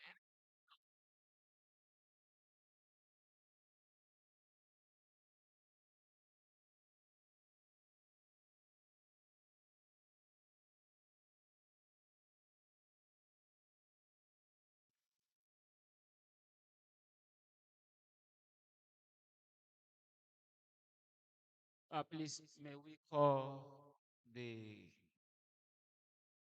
AGM to order? Sorry for the little delay. We just want sure that all the scientific papers that were slated for presentation, that we had a robust discussion that will improve the papers.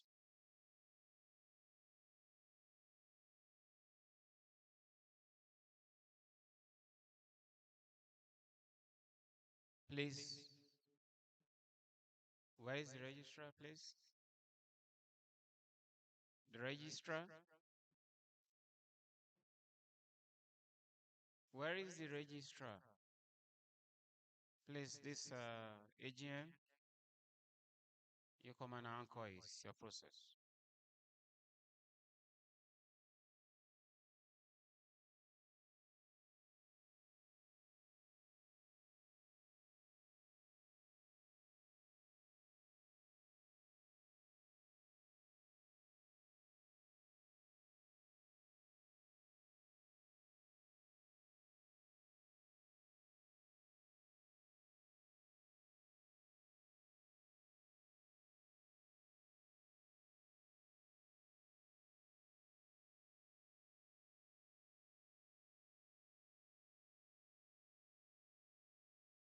Registrar, we are waiting for you.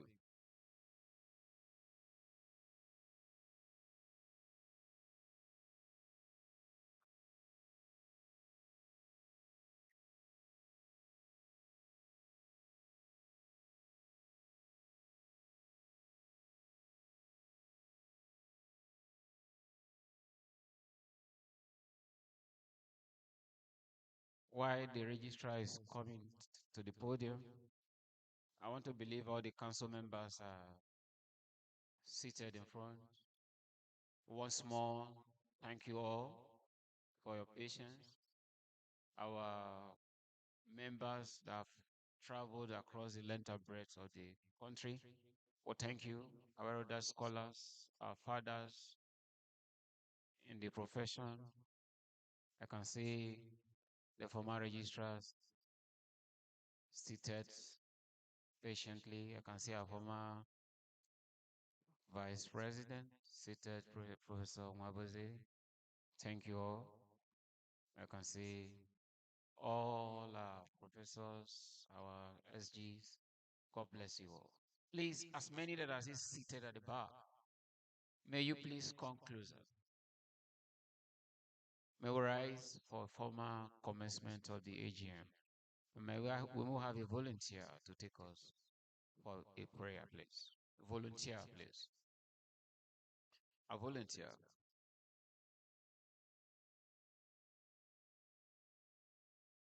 If you volunteer,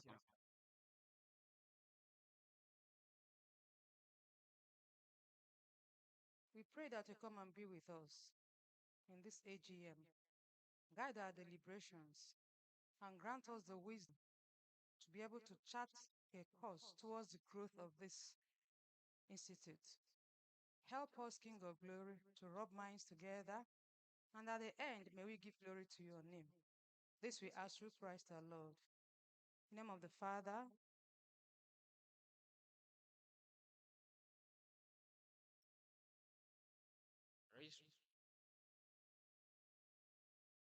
our president, members of the governing council. Good evening, everybody. Good evening, members of the Chartered Institute of Statisticians of Nigeria.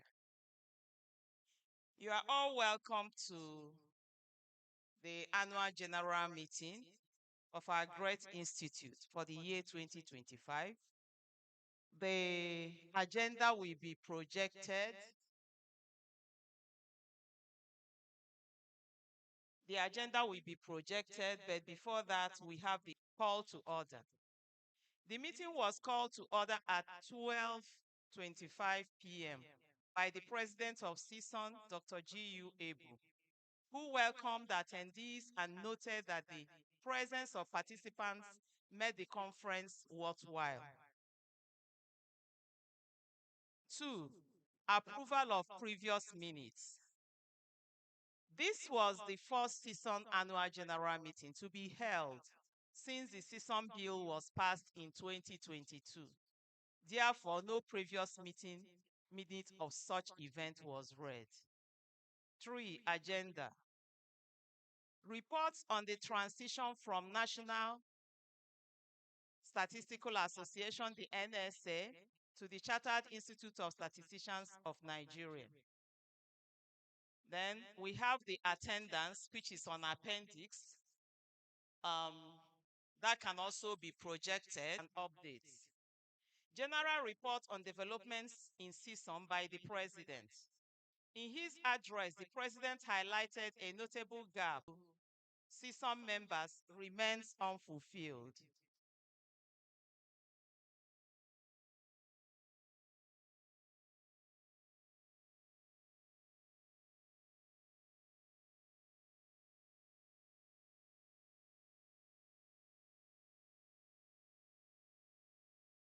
Okay, let me start that again. Reports and updates. General report on development in Cison by the president. In his address, the president highlighted a notable gap in the Cison board, emphasizing that the slot allotted to Cison members remains unfilled, alongside certain statutory board positions yet to be occupied. He announced the appointment of Mr. Okafor as the Cison registrar and acknowledged progress in securing institutional board representatives. Thus far, only the Central Bank of Nigeria and the National Bureau of Statistics have nominated their representatives. The president also outlined several key innovations introduced during the transition to Cison, which include digitalization of membership registration, a streamlined process for member enrollment, transition to online payment system, enabling seamless fee transactions, event notifications and personalized communication, enhanced engagement through target notifications, personalized emails, and newsletters. Online membership management system, a comprehensive platform for managing member information and activities. The president noted that this initiative signifies Cison's commitment to leveraging technology to improve operational efficiency and member experience. Registrar's report on transition from NSA to Cison. The registrar provided a detailed account of the transition process from the NSA to Cison. He began by explaining the reasons for the delayed conference, noting that it was postponed to November to accommodate the busy schedules of key speakers and to address disruptions caused by the nationwide hunger protest. He then outlined conditions for transiting from NSA membership to Cison membership. Registration requirements. Existing NSA members are required to register on the Cison website. Confirmation status. Members must achieve register statistician status by paying the mandatory fees. The registrar further noted that Cison is on the verge of signing a memorandum of understanding with NAPTEP for the certification of Cison courses. He emphasized that Cison is being strategically modeled after renowned institutions such as the Royal Statistical Society and the American Statistical Association, aligning with international best practices. The registrar encouraged members to actively engage with their state chapters, emphasizing the importance of identifying with state chapters. He also highlighted the shift from a manual to a fully digital membership management system, explaining that all registrations and payments are now conducted online. Manual payment options will soon be phased out, streamlining the process and enhancing efficiency. This transition, the registrar noted, underscores Cison's commitment to modernization and the adoption of best practices in professional membership management. Dr. Mba's report on various subcommittees. Dr. Mba, in his remark, reported that the three subcommittees established to develop a working document for the season examination and syllabus have successfully completed their assignments. He expressed his gratitude to the council for entrusting him with the opportunity to serve and contribute to this significant milestone. Prof. Nwabeze provided an update on the progress achieved by the Online Committee Mentorship Committee, an outreach and education committee. She noted, however, that most members of these committees are yet to receive their official appointment letters. Report of the Editor-in-Chief. The Editor-in-Chief, Prof. Chibu, in his address, emphasized the importance of appointing an in-house webmaster to manage the Cison website, citing the critical need for robust data security to safeguard Cison's information. He also underscored the necessity of producing a high-quality, well-formatted journal and ensuring a streamlined online process for journal paper submissions to enhance accessibility and efficiency. Prof. Chibu acknowledged that his recent appointment as the Vice Chancellor of the University of Nigeria has significantly increased his responsibilities. However, he expressed gratitude to the management for appointing an associate editor, Dr. Yaya, from the University of Ibadan, to support the editorial responsibilities and ensure the continued excellence of the journal. Professor Gulumba, Prof. Gulumbe emphasized the importance of proper documentation to ensure a seamless transition across the various levels of Cison membership. He highlighted that clear and accessible records are essential for maintaining transparency and efficiency in the membership. Report on the election into Cison Council. The chairman of the election committee, Prof. S.I. Onyagu, announced in his address that the election into the Cison Council has been postponed due to unresolved issues related to bulk payments made by institutions which have not yet been reflected in individual membership records. He explained that proceeding with the election under these circumstances will disenfranchise eligible voters whose names are missing from the voter list as a result. The election has been rescheduled to November 30th at 11:30 a.m. Prof. Onyago emphasized that only members who have completed the required payments by the cutoff date and time, November 15, at 11:30 a.m., will be eligible to participate in the voting process. Adjournment.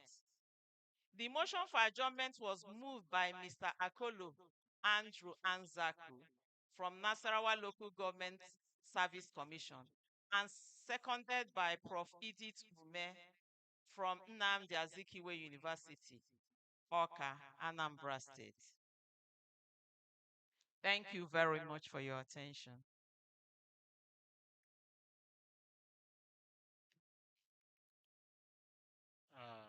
Thank you. Why we note all our observations and maybe for us to adopt the AGM and first of all for discussion. An important omission occur which we must fall back on. We just concluded our conference and the communique team, okay, the leader of the communique team, please, can you present the communique of our conference? We're ready now. They have no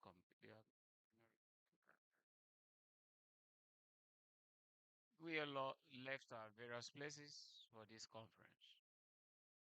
Yeah, also Gambari, thank you very much as you work to present.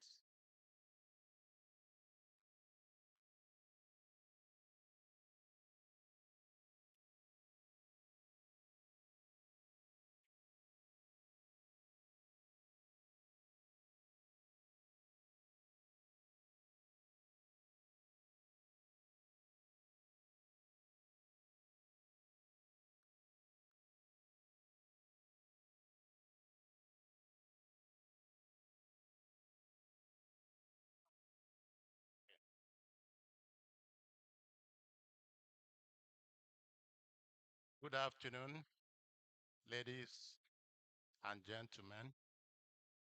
The President, Registrar, Council members, eminent professors at the conference, ladies and gentlemen. As of the team who did this work, so please come and stand by me and let's see them.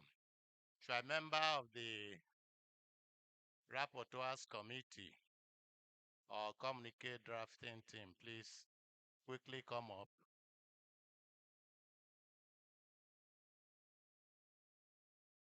Somebody said statisticians are smart. So it's just a reminder to our persons that are coming.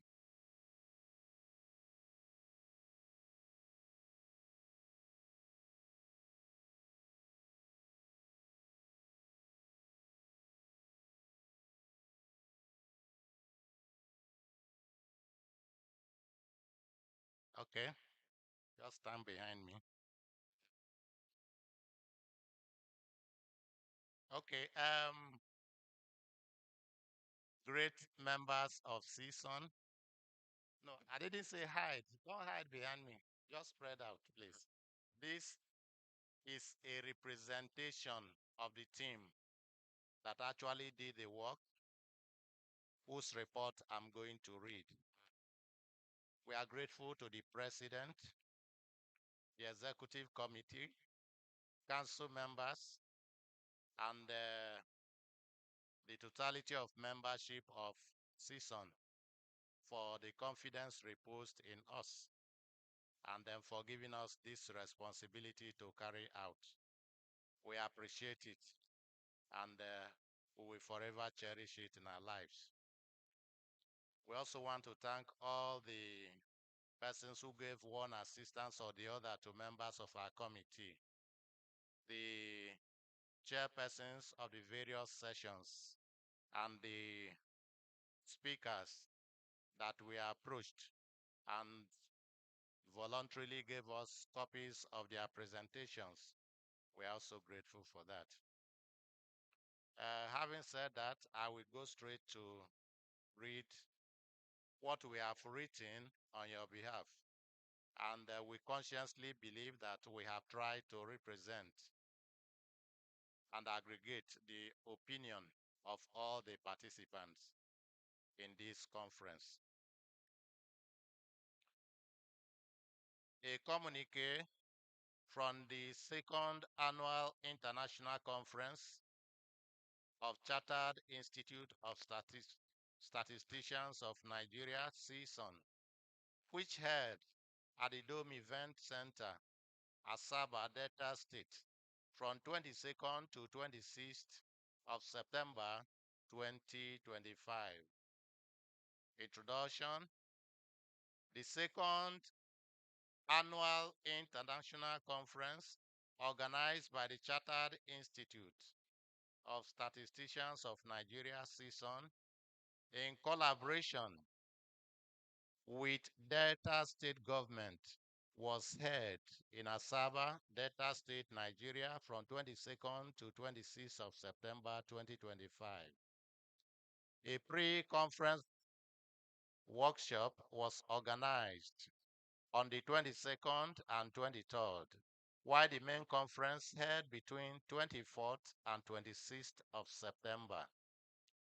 The conference brought together local and international participants from academia, industry, finance, economy, government, and public service to deliberate on the theme Big Data and Analytics in Nigeria, developing a national ecosystem for enhanced national prosperity.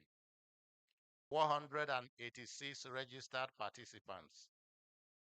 While the conference proper witnessed the participation of, there is going to be an adjustment to that figure, 473 physical participants and 44 on-site were in conference registered, who registered virtually.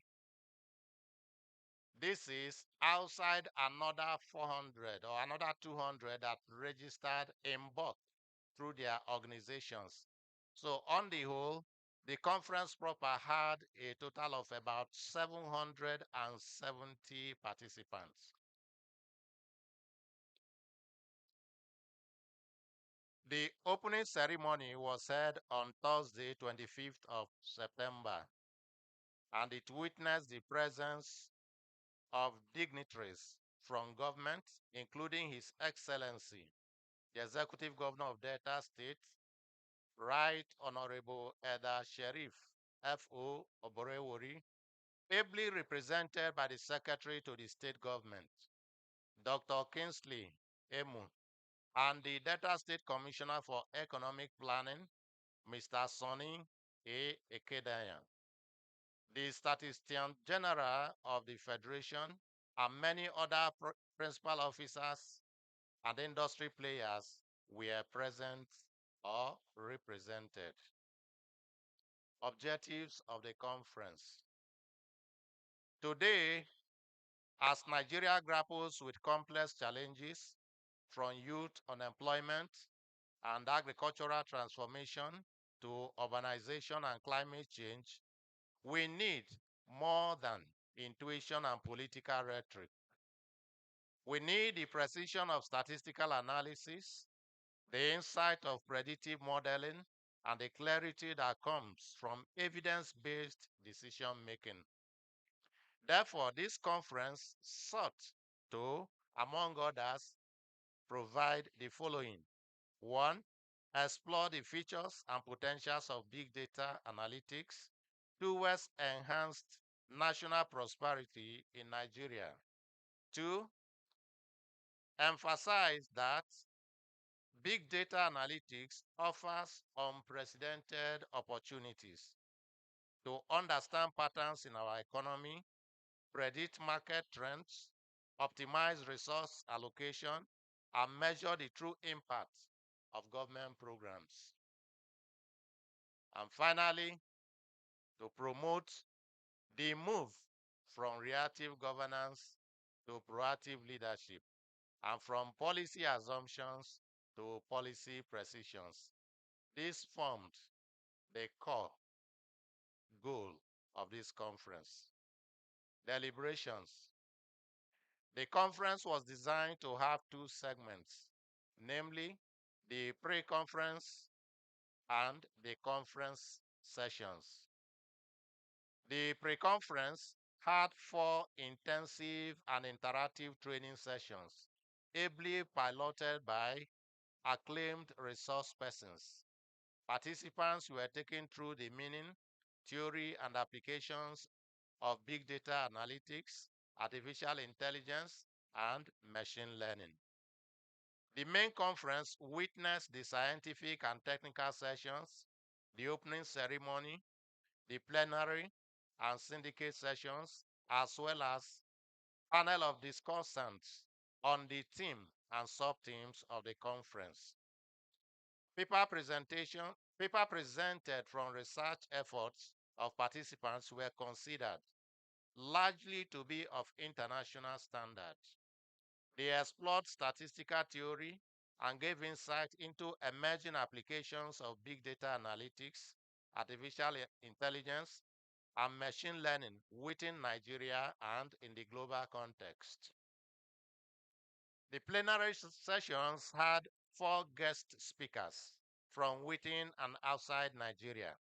Their presentations prominently featured an experience sharing presentation on the imperatives of big data ecosystem based on case studies of selected African countries by the African Development Bank, AFDB. Another high point of this session was a presentation on addressing the challenges of agriculture through data analytics and artificial intelligence. Another interesting lecture in this session was on artificial intelligence, big data analytics, and national security in Nigeria. All speakers were unanimous in asserting the limitless prominence of big data analytics and ecosystem. In the discussion sessions, the panelists identified the challenges of big data to include, but not limited to, 1. Inadequate policy alignment, poor institutional harmonization, and low level of interagency collaboration on matters of big data. 2. Privacy concerns and likelihood of conflict between big data and official statistics. 3. Shortage of appropriate digital devices and weak cyber security in our own economy. And 4. Low level of strong infrastructure and inadequate number of skilled professionals. Resolutions to agreement. On the basis of the deliberations, the conference has reached the following resolutions. 1. That quality, effective, and impactful decision making are functions of data and data management. 2. That big data analytics, artificial intelligence, and machine learning has become the catalyst for development in every aspect of human endeavor.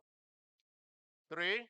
That big data analytics, artificial intelligence, and machine learning potentials can be harnessed for efficient, effective, enduring, and comprehensive national prosperity. And 4. That developing a national data ecosystem is imperative, necessary, and desirable in Nigeria to enhance visible national prosperity. Recommendations. Arising from all the experiences at the conference, the participants hereby recommend that 1. Adequate resources should be devoted to ensure greater public awareness of the continuously evolving resources of data science. 2. That there should be a clear and functional policy proclamation and implementation that provides for institutional harmonization with adequate participation from both public and private sectors. 3. That there should be greater government interest and participation in exploring the theory and applications of big data analytics, artificial intelligence, and machine learning so as to fully cascade the potentials of the field to social needs. 4. Promotion of interagency collaboration between relevant local, national, and international bodies in developing and sharing the resources of big data analytics, artificial intelligence, and machine learning should be vigorously pursued and encouraged by all. Next, the possibility of collaboration and cooperation initiatives between Nigeria and other African countries should be explored for accelerated realization of enhanced national prosperity. Next, concerted efforts should be geared by all stakeholders towards addressing the shortages of strong infrastructure and skilled professionals in the emerging fields of data science. And finally, the conference recommends that the development and provision of incentives to the resourceful youths of Nigeria. Sorry, I take that again. The conference recommends the development and provision of incentives to the resourceful youths of Nigeria to ensure better, positive, and goal-oriented participation in the global potentials of artificial intelligence and data science. Acknowledgement. The Chartered Institute of Statisticians of Nigeria is particularly grateful to the following persons and institutions for their various contributions to the success of this conference. First on the list is His Excellency, the Executive Governor of Delta State, Right Honorable Elder Sheriff F.O. Borewori, and the Honorable Commissioner for Economic Planning, Mr. Sonny A. Ekedaya, and all other agents of Delta State government for the various enormous contributions to the unprecedented success recorded at this conference. Number 2, our appreciation goes to our managing and our partnering agencies, such as the National Bureau of Statistics, NBS, the Central Bank of Nigeria, CBN, the National Population Commission, NPC, and others too numerous to mention for all their commendable contributions to all the activities of Cison. Our appreciation goes also to all our international partners who have in one way or the other supported and continues to support Cison. Our appreciation also goes to the enthusiastic paper presenters that we witnessed during the conference. The chairpersons, the moderators, and the general participants at the scientific and technical sessions of the conference for the very robust nature of this segment of the conference. The guest speakers and panelists at the syndicate sessions, we are also grateful to you for your brilliant articulations on the sub-themes of the conference. The National Organizing Committee, NOC, and the Local Organizing Committee, LOC, are appreciated for their painstaking preparations that have yielded the evident result we see. the local, national, and international press. You are also appreciated for the quality coverage given to the conference. And finally, to every other person not listed above, we are grateful to you for every role you play and every effort you put in towards the success of the conference. Cison is ever grateful. Conclusion. The Chartered Institute of Statisticians of Nigeria, Cison, stands as the premier professional body for statisticians in Nigeria. Established by the Cison Act of 2022 to advocate, promote, and determine the standards of knowledge and skills required. And it bears the responsibility of ensuring ethical practice as well as building the infrastructure and human capacity necessary to drive our national data agenda. Cison is therefore determined to lay the foundation for a truly national data ecosystem that strengthens governance, powers business, creates jobs, reduces poverty, and secures Nigeria's place in the global knowledge economy.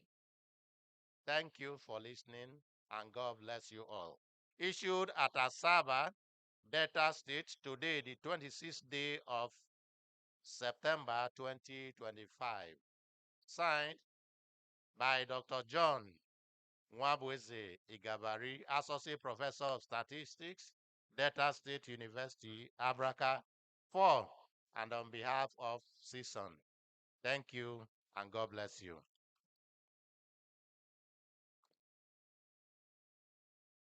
I have the pleasure to now present a copy, a hard copy, to the President of Chartered Institute of Statisticians of Nigeria. President, please advance to receive a copy for further processes. Thank you, sir. Yes. Okay. In tandem with our framework, we appreciate you all, but we make it open for our AGM to contribute, for them to even affirm that all that are supposed to be captured, or whatever has been captured, has represented what transpired in the course of this conference. Thank you very much. However, you can take your seat. Thank you. Please, if there are comments, please, suggestions, we have a secretary desk so that we can capture all that will be raised. Then we can forge ahead so that it will make as an input towards this particular subject.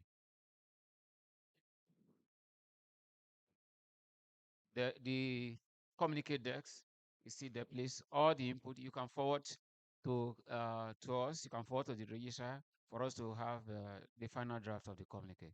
Thank you.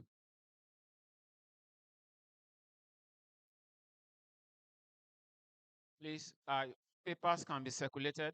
If you have comments, you have suggestions that were not captured in the course of the communique drafting, please raise your hand, indicate. They will serve you with paper, please.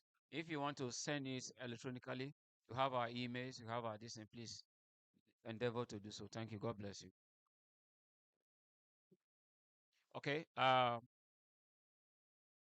May I do one more thing so that we can go straight to where we stop? All the members of the National Organizing Committee, please can you stand up?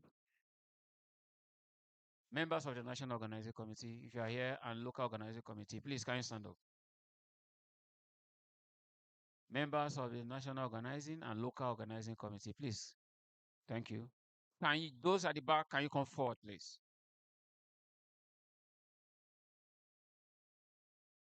Please, if you are not, yeah, we want everyone to come, please. Please, can we come to the podium, please?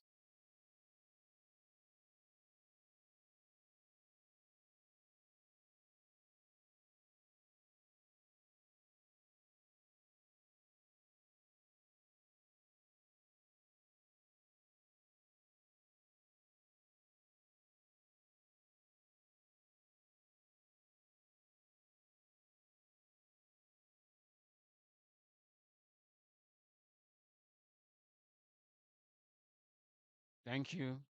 Statisticians are smart people. I know we are all smart. Yeah, please. Can we just, in a single file, please? In a single file. Let's give honor to whom honor is due. In a single file, please.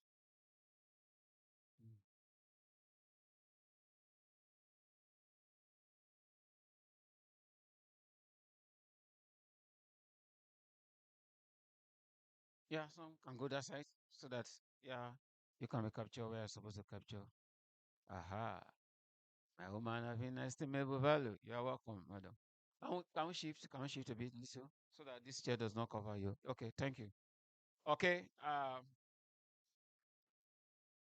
have here before me members of the local organizing committee and the national organizing committee. The local organizing committee is chaired by our director of statistics, Madam Kechi Madomezie. We appreciate you. And our national organizing committee is chaired by our own Dr. Mba. Dr. Mba, we appreciate you. Every other member, the members of this committee, we thank you all. On behalf of council and the galaxy of our Chartered Institute of Statisticians of Nigeria, I thank you all. Uh, we might not have in financial terms to appreciate you, but I know that God, who rewards, beyond what finance can actually give, will reward you all, will ensure before you ask, God will provide. And beyond your expectations, God will ensure, will embarrass you with blessings. You will lack sickness, you lack a want, will not have address in your various homes. Your impact shall be known. Thank you, and God bless you all. Thank you, thank you. You can take a seat. Thank you, we really appreciate. Okay, presidential handshake. Okay, chairman, thank you very much. Thank you very much. Thank you very much. Thank you very much. We appreciate you all. Thank you, thank you, thank you, thank you, thank you, thank you, thank you, thank you, thank you, Prof. Thank you, thank you. We thank you all. Thank you very much. Thank you, thank you, thank you, thank you, thank you, thank you. We appreciate you, Prince. Thank you very much. We appreciate you all. Thank you, Prof. Well, thank you, thank you, thank you. Chair, thank you very much. Registrar, thank you very much. Thank you. Okay. Once more, thank you all. Let's go back now to the business of the day. Thank you. Thank you, our president. So we continue with the AGM. The next item on the agenda is the adoption of the minutes.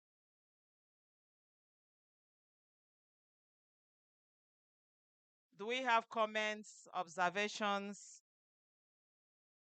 on the minutes? Any observation? Any comment?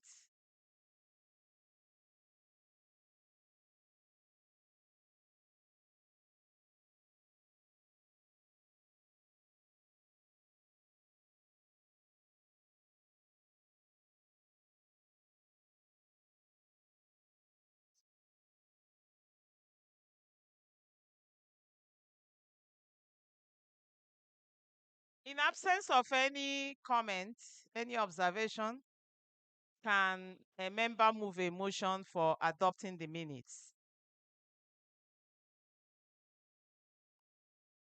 You need the microphone. We need to get your name.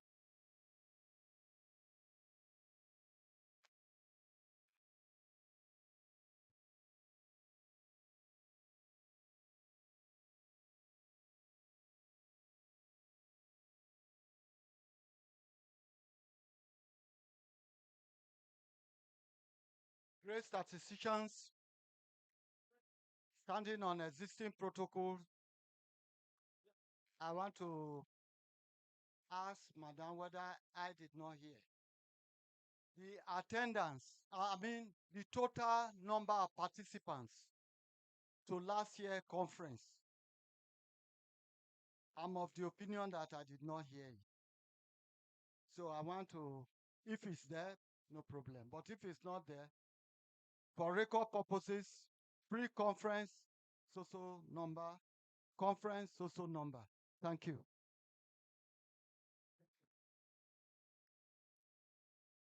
Okay, thank you, Dr. Adaka. We have the attendance of last AGM with us here. All the documents we have, we requested that they are projected. So probably the team can project the attendance so that members can see it. It's one of the things that can be projected. Madam, not Then AGM.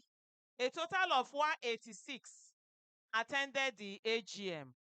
Then the attendance of a conference and pre-conference. Those ones are captured in the report of the conference itself. And the communique as issued at the end of the conference last year. So we are still standing on a motion for adjournment. He's saying observation, right? Or do we still have any observation? He has the microphone.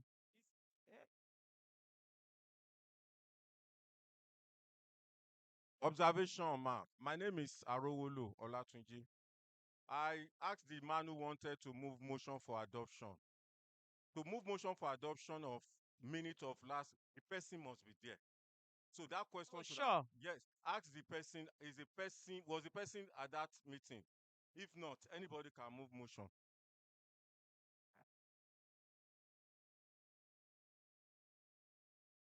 Crown Prince wants to say something.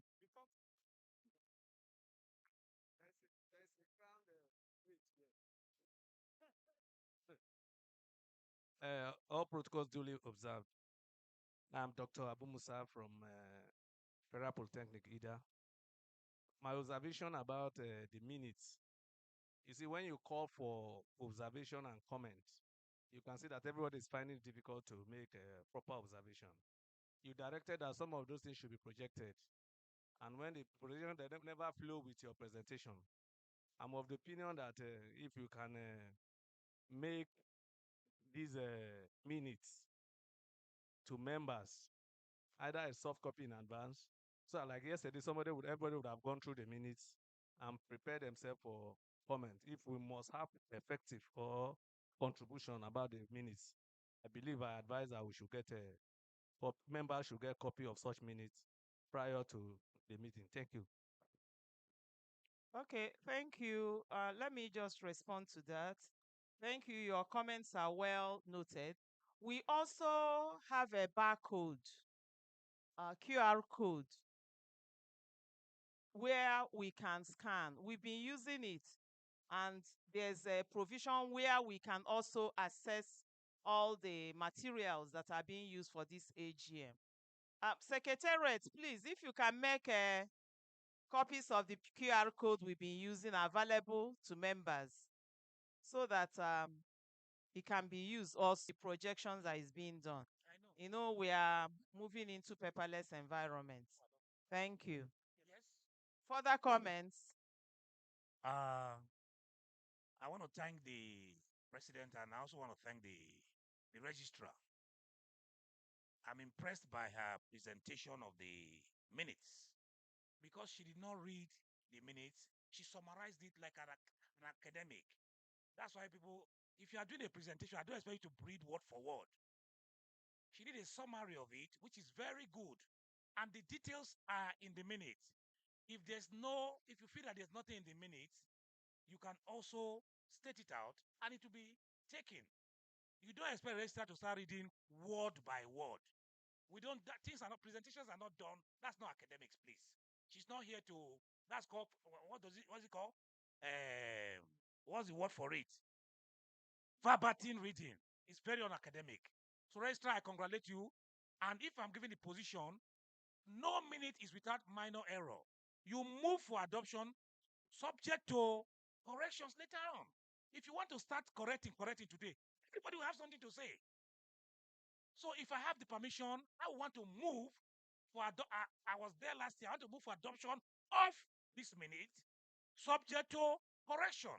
If I'm permitted, Mr. Registrar, I hereby, Crown Prince, Abubakar Bello Afegwa hereby move for adoption of the minutes of the 2024 First International Cison Conference held in Abuja. Thank you very much. Thank you, Crown Prince. Please, can you give to Prof. Nwabueze? Thank you so much, the President and Registrar and council members and every other person here.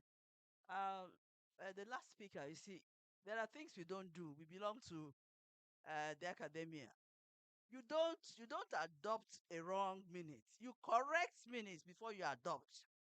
We are from in Senate. Most of us belong to Senate, with eggheads. You don't adopt wrong minutes. You correct the minutes, then you adopt. So it could be used. Thank you.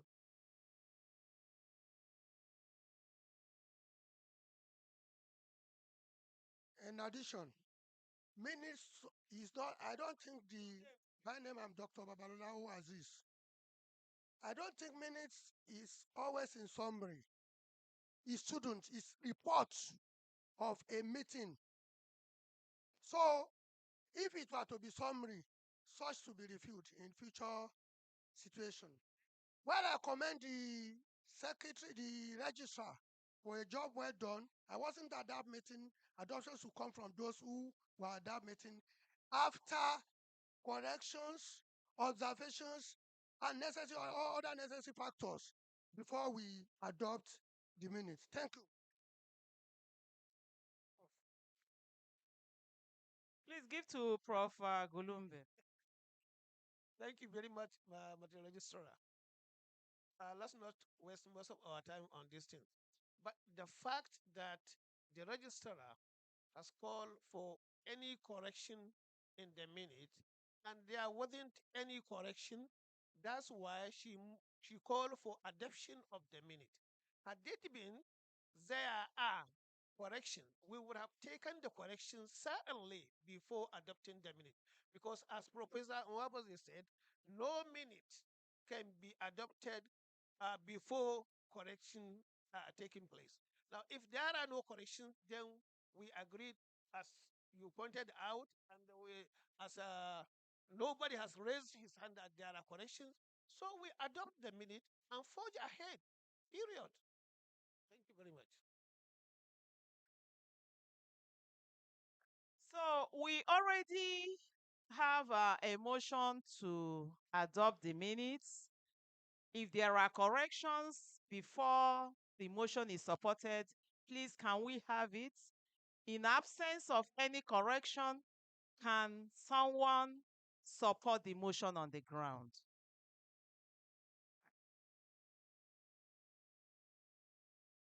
Yeah, Professor S. Gulumbe, I do support the motion for the adjournment of the last year's minutes. Sorry, adoption of the last year's minutes. Thank you, Prof. So that takes us to the next item on the agenda, which is matters arising from the minutes.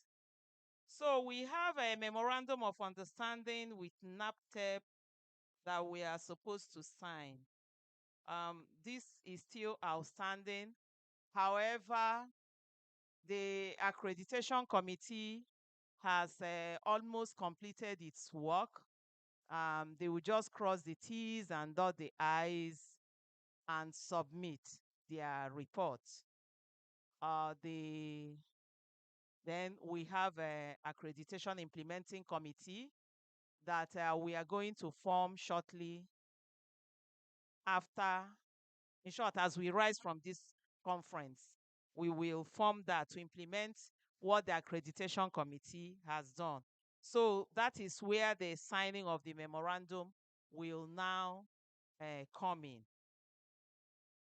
Then we also have an appointment of in-house webmaster.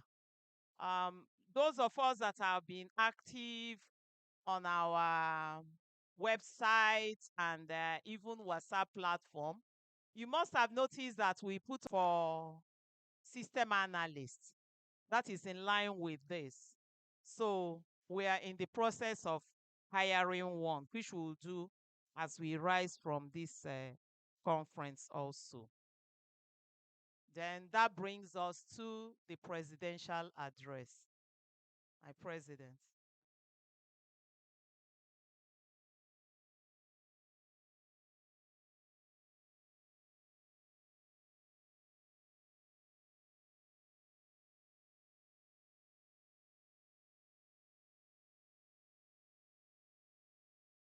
I'll thank you, everyone again. Um, please, please, Can you project it? I will be very brief. I wouldn't want to go into details so that we don't belabor issues because time is of the essence. I'll be very brief.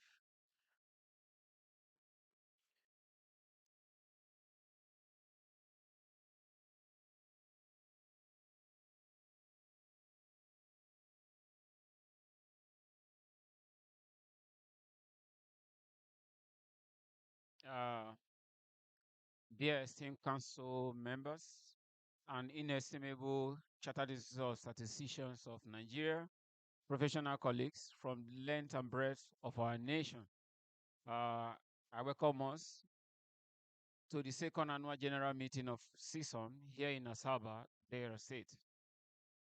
It is with immense pride and profound gratitude that I welcome you all to this historic city of Asaba, the capital of Delta State, for our AGM at the second international conference of the Institute.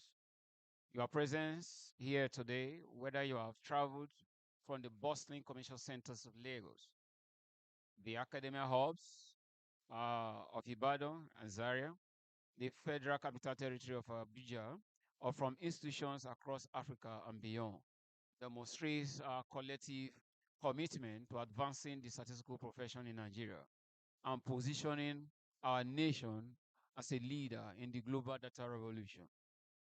Before we proceed, let me provide a brief context about our institute because some of us are joining for the first time and having been inducted, they have the privilege of being in this AGM. Some, for the past 10 to 15 years, I've never seen them. They have never attended our conference. Some are institutional members that are just joining us. The Chartered Institute of Statisticians of Nigeria, Cison, is the successor statistical body to the Nigerian Statistical Association, which was established in 1976 as a non-profit professional body comprising statisticians, economists, planners, demographers, analysts, and related disciplines, as well as corporate organizations with interest in statistics. While the NSA was committed to developing statistical theory and practice in Nigeria, successive governing councils advocated for an institute that will be responsible for the accreditation of statisticians in the country. This vision was realized under our supervision in 2022 when CISON was created by virtue of the Chartered Institute of Statisticians of Nigeria Establishment Act 2022, Act number 38, um, 230, volume 110 of 1st of March 2023. By virtue of the provisions of this act, NSA has transitioned to CISON, and according to the act, CISON was established to determine what standards of knowledge and skill to be attained by persons seeking to become chartered statisticians in Nigeria. Strategically, our JOS concluded conference represents more than an academic gathering. It has a strategic convergence of minds dedicated to transforming Nigeria's data landscape and harnessing the power of statistics for national prosperity. The theme for this year, as has been alluded by various speakers, was Big Data Analytics for Nigeria, developing national data ecosystem for enhanced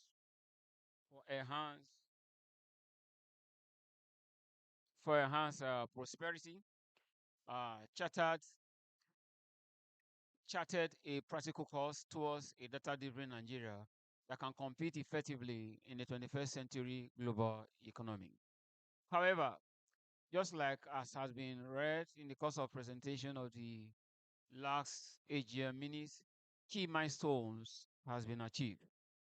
One of them, they include the following: renting and furnishing of Cison Secretariat. You know, before now, we have been at MBS. MBS an gave us an office, a one-room office, which we have been managing the affairs of our profession. But last year, we moved into a secretariat for us to launch Cison. And that last year, we were able to pay for 2 years. As we speak now, that 2 years will elapse by October, but we have gone ahead to pay for additional 3 years so that it will give us opportunity to acquire land and build a befitting secretariat for the institute. Recruitment of staff. We used to have 2 staff for the institute. One left, remaining only one, and that was Chika. As we speak, we have about 4 staff that will pay on monthly basis. We have 4 NYC that are with us, and we have 2 are waiting for recruitment. On the website, we have continued to maintain our technological innovation so that we can have an interface with our members. We have been able to integrate a payment platform on that particular website as well. Although there's no perfect system, no matter the myriads of challenges that people might have been encountered as a result of increased interest in our profession, we will continue and improve whatever processes that we have on ground. For insurance, we introduced insurance facility. That was about 5 years ago, but we couldn't continue with it. And people are traveling from the length and breadth of our country. We felt that it is of essence that we ensure our members that are financially up to date. As we speak, any member that is financially up to date, God forbid you are involved in any accident, you are entitled to 500,000 naira, and the institute has fully ensured it. On integration of payment platform, I've said something about that. On affiliation, we are affiliated to international statistical institutes, and we intend to increase our affiliation with international societies. On investment, at our conference last year, we felt that the institute needs to improve sources of revenue. We have invested in the bond market, and we'll have that running, and we intend it to be running on concurrent basis. On sponsorship of undergraduate competition and awards, we were organizing competition under NASCOS. We have transited to Cison scores. Wherever we have stopped because of ASU distortion in the academic calendar, after this conference, we intend to pursue it vigorously, both at the secondary school level and at the tertiary school level. On design of curriculum for takeoff or Cison certification, the accreditation team has done a fantastic work. They have concluded the assignment. We intend to forge ahead with implementation. On the establishment of state chapters across 36 states of the Federation and the FCT, as we speak, we have a robust and functional state chapters across 36 states of the Federation and the Federal Capital Territory. On our journal, we have transited from Journal of NSA to JCSON. And the team, the robust team working on our journal, are doing everything possible to ensure that we have a journal that you'll be proud of. The journal has been registered on Crossref with the DOI completed, and that gives us now the foundation to consummate what we have started on the Scopus. And we pursue it vigorously to ensure that when you have a publication in our journal, it will be hosted by Scopus. On membership of council of establishment, we are 80% completed. And this year, some of our staff from NAFDAC encounter some difficulties. We leverage on our relationship with the council of establishment, capitalizing on our rep from the head of service, and those issues were quickly addressed and taken care of. And those people that were initially excluded from participating in their promotion exam were readmitted, and I believe they have taken their promotion exam as to speak.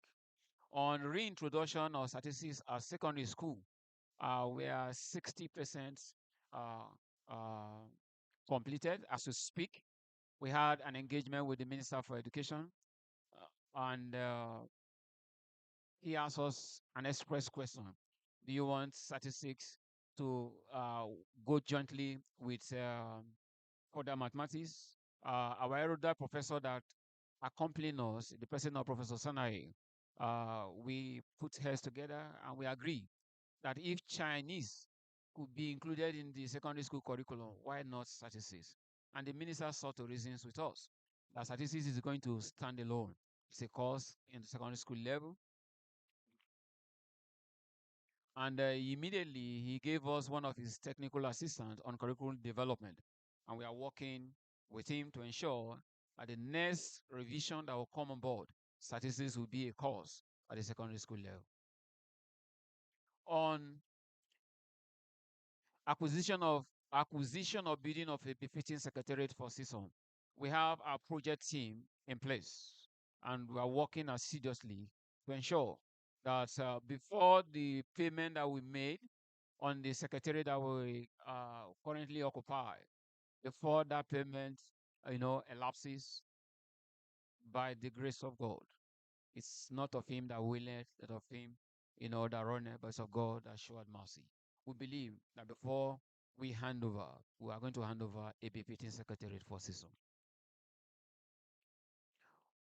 On the production of a staff manual, it's ongoing. I don't believe in garbage in, garbage out. You know how a system works. We are working on having a staff manual whereby everything as a staff of the institute, you should be proud of it. Even if you are coming to do a sabbatical at the institute, you should know what you are entitled to in advance. And you should want to go on leave, you should know what you're entitled to. If you are to be promoted, that should be a good career path. We are on it to ensure that we have a befitting staff manual, and the committee is working assiduously to see to that. On broadening of our institutional membership, we are pursuing it vigorously.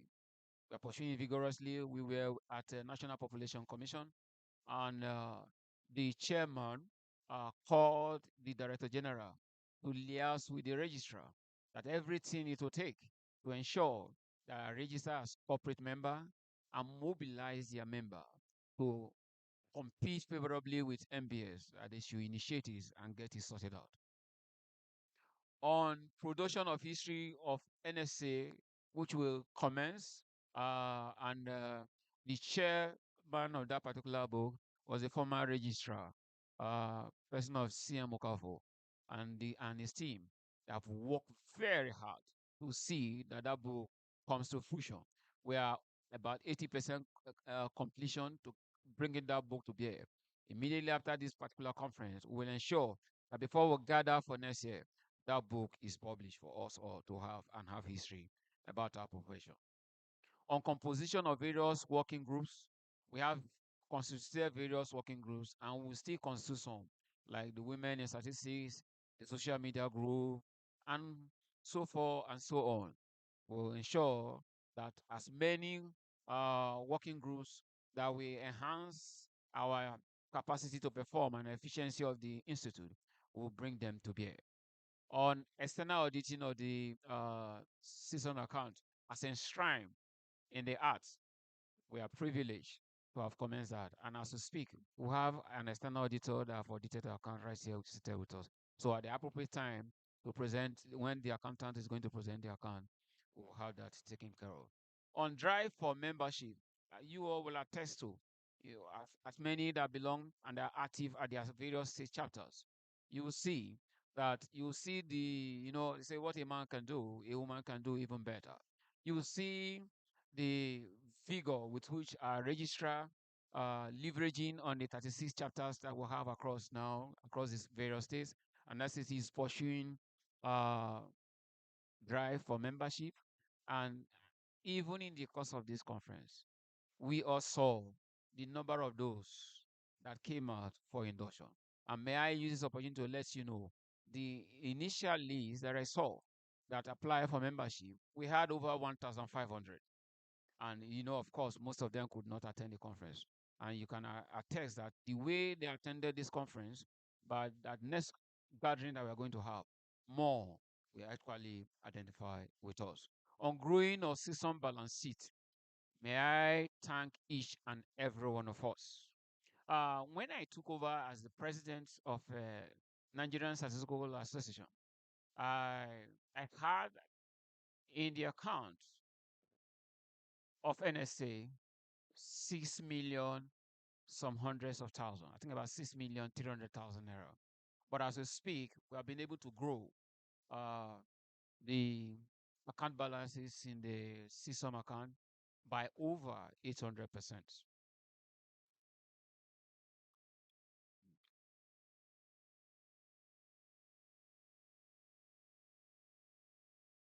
Okay. Strategically, where are we going? Where are we going? Uh, where there's no vision, that people perish. Uh, we have an outlook. Some of the things that we have commenced, or there is a 14-point transformation agenda. First, full certification and institutional strengthening. I would throw it to these members of AGM. If you ask me, I'm putting it across to our professional colleagues and council member. I want, if possible, suspend next year's conference, and let's ensure that certification commence by next year. And that's the focus. Number two,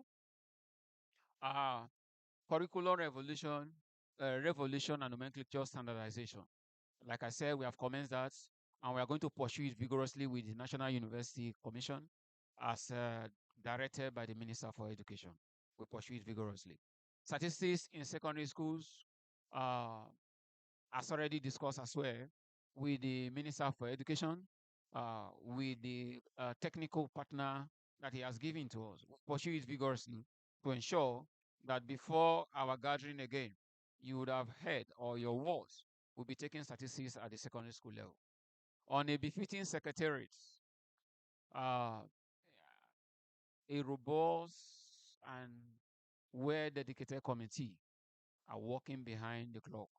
And like I said again, I told them all whatever that is required, we will give them all the necessary assistance. That it is our institute. My desire and all members of council is that before we hand over to the next council, we will hand over to a befitting secretary. On state-of-the-art statistical training laboratory, you can't build a statistical standing laboratory on the air. You must have a befitting secretary, whereby you can now assign that this is going to be the lab. On the framework, design of the framework, we have an erudite professor of statistics and some other members of team that have been approaching us with contact with both donor agencies within the country and outside the country.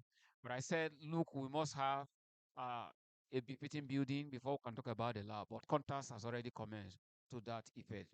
On operational efficiency through mobility, we've approached two agencies and we have requested for utility vehicles for the secretariats.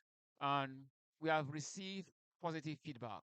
But what we received was that this was not included in their budget, but that come next year, they will yield to our desire.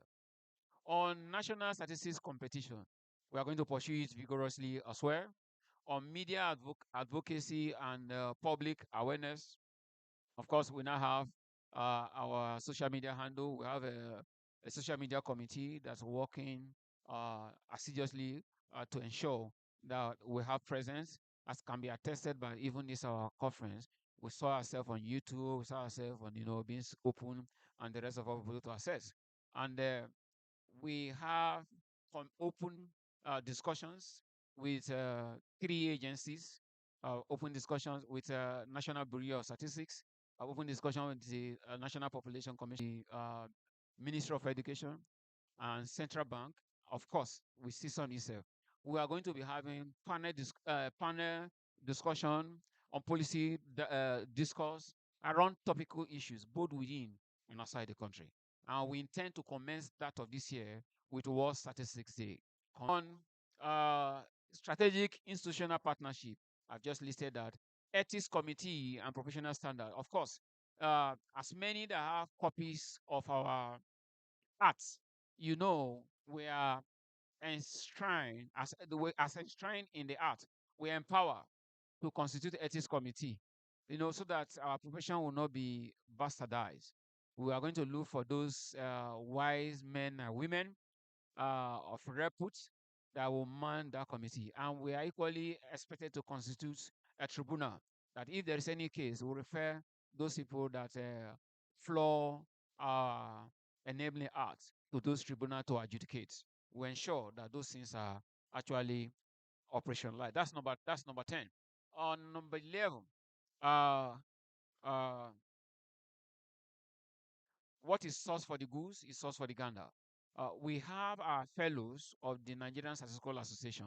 Before we come, many people have been, beseeching me, asking me about this fellow of this and the rest of it. Those that are fellows of the NSA have not been migrated to CISOM. We will ensure that those ones are regularized come next year. On financial sustainability and growth, uh, it might interest you to know, maybe by the time the finance people and the author present their report, uh, as at last year, an inflow of over 100 million passed through our account. On continental and global leadership, we have to put our institute on a sound footing. Talk about integrating within the sub-region. Having gone thus far to where we are, our vision is to ensure that we now integrate all other statistical associations across the continent of Africa, and of course, partner with our members globally to give the region a befitting statistical direction. On community building through annual dinner, of course, you all know that you listen, you see, like the NBA, for instance, organize annual dinner. And I want to believe that members of the Chartered Institute of Statisticians of Nigeria would like us to be having annual dinner, even if it's segmented across the 6 geopolitical region of this country. Say, okay, for this particular year, can we have 2 or 3? Let us have annual dinner in Sokoto. Let us have annual dinner in Lagos. Let us have annual dinner in Abuja. Let us have annual dinner in Enugu. Let us have annual dinner in Port Harcourt. I believe we want to come for an annual dinner, come with our family and socialize. We intend to pursue that vigorously. Finally, okay, improvement of staff welfare. And improve staff welfare when you have staff that are happy with you. Of course, when you ask them to run, they will want to what? Jump. We intend to have an institute that each and every one of us want to be proud of. That even if you are working in the university, you want to come and do sabbatical with the institute. Even if you want to work for NNPC, you say, no, this is my profession. I want to work with the institute because there's a good package. And that's our vision to ensure we have a befitting salary package and welfare package for all of them. Distinguished delegates to this our AGM,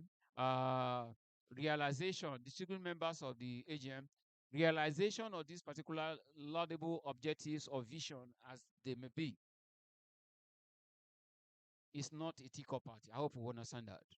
And the institute needs your cooperation. First, we have 6 institutional members. I use this AGM to appeal to each and every one of us. Go back to your organization. I speak in respect to Ministry of Education. We have done a letter.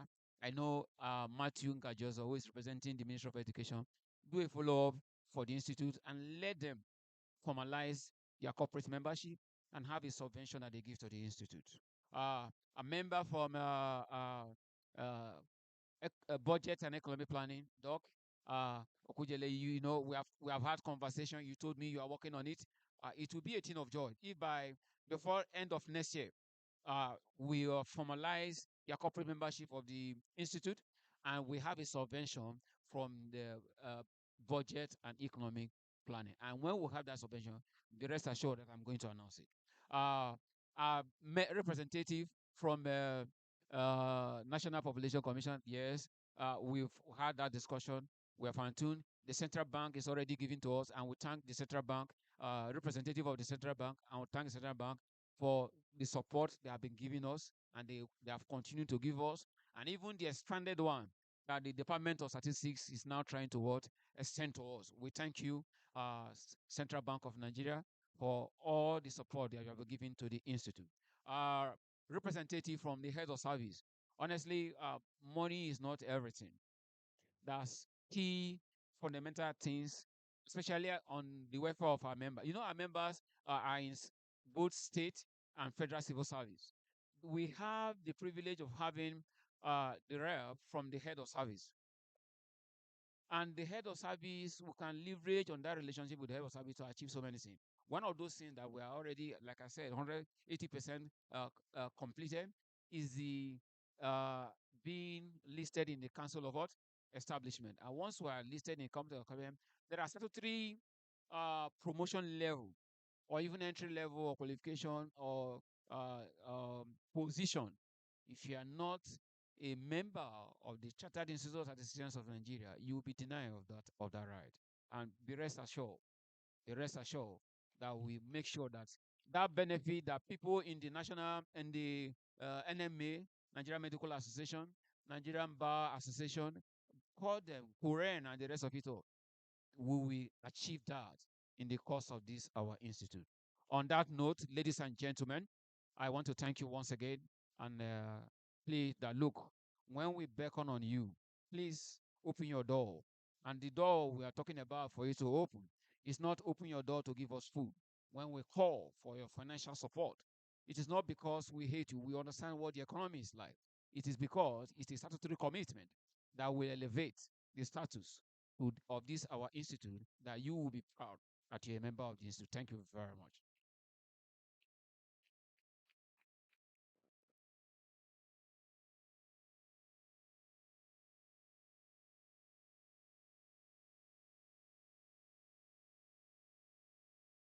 Please, can we give a resounding round of applause for our president? That's a well detailed address he has given us. However, we'll take the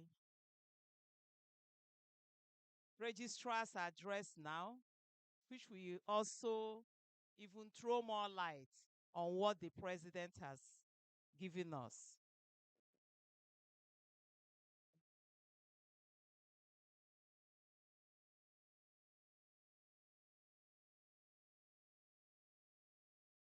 This is a report delivered by Mrs. Ngoza Webulem, Registrar, Chartered Institute of Statisticians of Nigeria, on the occasion of the second annual general meeting of the Institute, held at the Dome Event Center, Asaba, Delta State, on 26 September 2025. Introduction. Please, can we have the report projected? The first paragraph of the introduction has been well captured by the presidential address, which dwelt extensively on transition from NSA to Cison. On March 15, 2024, the Governing Council of Cison was inaugurated. The members of the council are 18 in number, drawn from both elected, appointed members. If we can The team projecting have they closed? The report is long, so we may not be able to read out all the names of the members of the council. The Cison Secretariat headed by the registrar sees to the day-to-day running of the institute. However, for administrative purposes, committees have been set up to facilitate the running of Cison. So here we are going to give the details of what has transpired through the activities of these committees. We have the election committee, which was constituted on 8 July 2024 with Prof. Sydney Ifeanyi Onyago as the chairman with 6 members. The 2024 season election was postponed to take place on Saturday, 30th November 2024. This was to avoid disenfranchisement of members who were registered in bulk by their organizations, as well as individuals whose payments were disaggregated to review exactly what they paid for. This is coupled with the poor network at the venue of the conference. Voting was done electronically between AM and 12 noon. From the election, 6 council members were elected, namely Associate Prof. Uchenna Ogoke, Dr. Bright Ajibade, Dr. Umaru Baba, Mr. Jafaru Bello, Mr. Stephen Ayedu, and Prof. Julian Mbebu. These are those elected for the council, to be members of the council of Cison.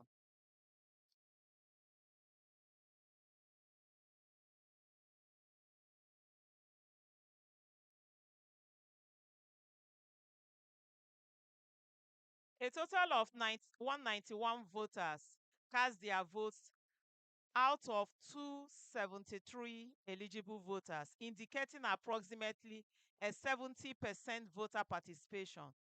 From the results, Dr. Umaru Baba polled 43 votes, while Prof. Mbebu polled 42. Then the others also had their votes.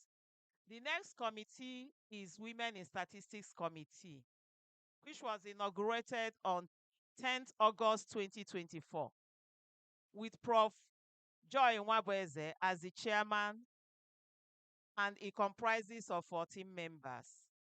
Their terms of reference are to foster growth in statistical practice and cultivate interest among women in the advancement of national development, promote the central role of statistics in discussions affecting women, especially in statistical education and application, and develop programs, mentorship, opportunities, and advocacy platforms to encourage women to engage with statistical education, research, and professional practice. Activities carried out by the committee include constitution of some working groups, namely online community group, outreach and education group, mentorship program group, and a group for review and expansion of the terms of reference, and develop a write-up about women in statistics for the Cison website. Expansion of terms of reference and outreach and the education group developed and expanded mandate to increase awareness of statistical literacy among women and girls, draft and implement policies that increase statistical literacy, develop outreach programs focusing on statistical education, mentorship, and career development, collaborate with statistical organizations, educational institutions, and stakeholders to promote women's participation in statistics, draft a Cison Women's Initiative vision and objective. This is a comprehensive draft prepared for inclusion in the Cison website. We are seizing this opportunity to urge all women to ensure that they are on the platform of Women in Statistics Committee. Prof. Joy is the chairman. Prof, please, so that they can meet you to be added. So if you are not on the platform, please meet her so that you will be added to the platform so you can contribute and also benefit. We also have a committee on chapters and sections formed on 8th July 2024. The committee has a chairman, Prof. Sydney Hanyo with the following terms of reference: to support the organization and coordination of meetings of state chapters, subject matter and industry area interest groups, as well as special interest topics involving statisticians, to ensure that state chapters of Cison take off smoothly while ensuring that all state chapters are formed. Form sections and other interest groups so that members will begin to identify with such groups. Work with statistics division of the registrar's department to ensure that adequate statistics of chapters and sections are readily available. We are also enjoining all of us to ensure that we belong to our state chapters and make them active. The committee has been able to create WhatsApp platform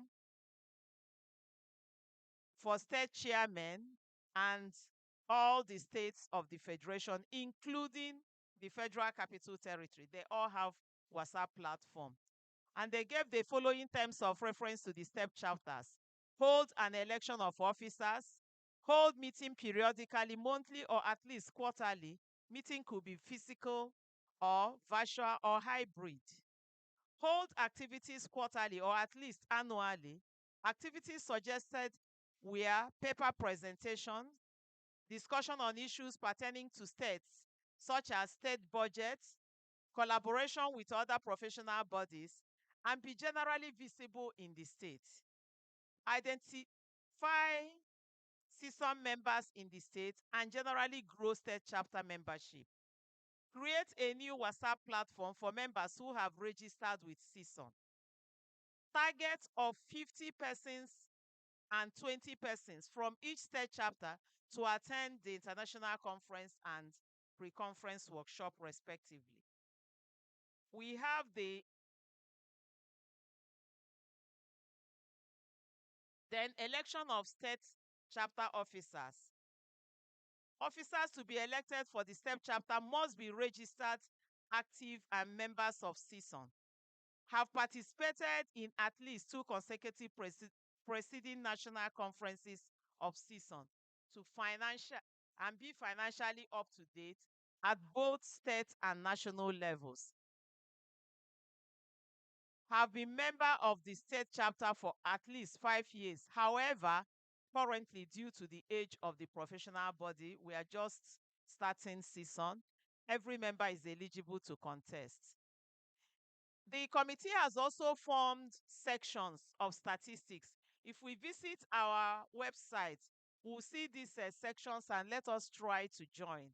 We have the sample survey, experimental design, mathematical statistics, statistical quality control and quality management, biometrics, operations research, econometrics / time series analysis, data sciences, categorical data analysis, environmetrics, geospatial statistics, official statistics, non-parametric statistics, artificial intelligence. Let us try and join these groups on our Cison website and make them vibrant with discussions. State chapters are required to share their members into their areas of specialization. Annually, each state chapter is to organize workshops, seminars, conferences in any chosen area within and outside Nigeria. Speakers may be invited from anywhere in the world to boost the quality of the event. And we have the Social Media Communication Committee, which was inaugurated to strengthen the institute visibility, regulate its digital presence, and foster effective communication with members and the public, with Mr. Jafar Bello as the chairman.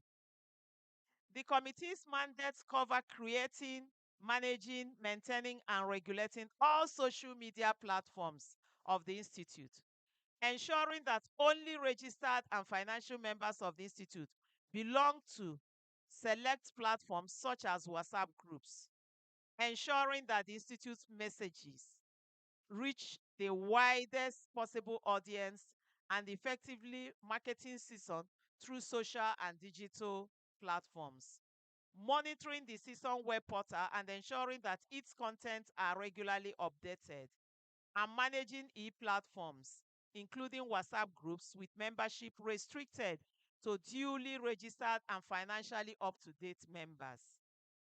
So far, the committee have recorded the following achievements. They've created 2 WhatsApp platforms. One is strictly for Cison, and there's also one is almost full, and they created the second one. We know WhatsApp has maximum limit. Then they also have a link that LinkedIn page launched. Then revival of other social media handles like Facebook and X and Instagram. Some of these were inherited from the NSA. A monitoring and regulatory framework were established for all Cison digital platforms, ensuring that only verified content is shared with members and the public. We have the editorial committee. The committee was inaugurated on 15th July 2024 and was charged with overseeing and advancing the publication mandate of the Institute. This includes the development, review, and dissemination of high-quality scholarly and professional publications, such as the Journal of the Cison, that's the JCison, Book of Abstracts, Conference Proceedings, and the Cison newsletter. The committee also actively solicits quality research manuscripts, technical papers, commentaries, and special articles in statistics and related fields.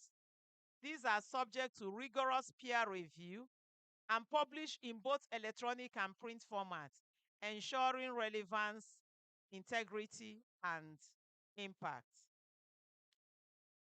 Comprising the editor-in-chief, managing editor, and associate editor, the committee has undertaken the following strategic initiatives: registration of JCison on Crossref for global visibility, publication of 2023 and 2024 editions of JCison, coordination of the scientific session for the first Cison conference, and of course, they also coordinated for this second conference. The first Cison pre-conference workshop, they also anchored it.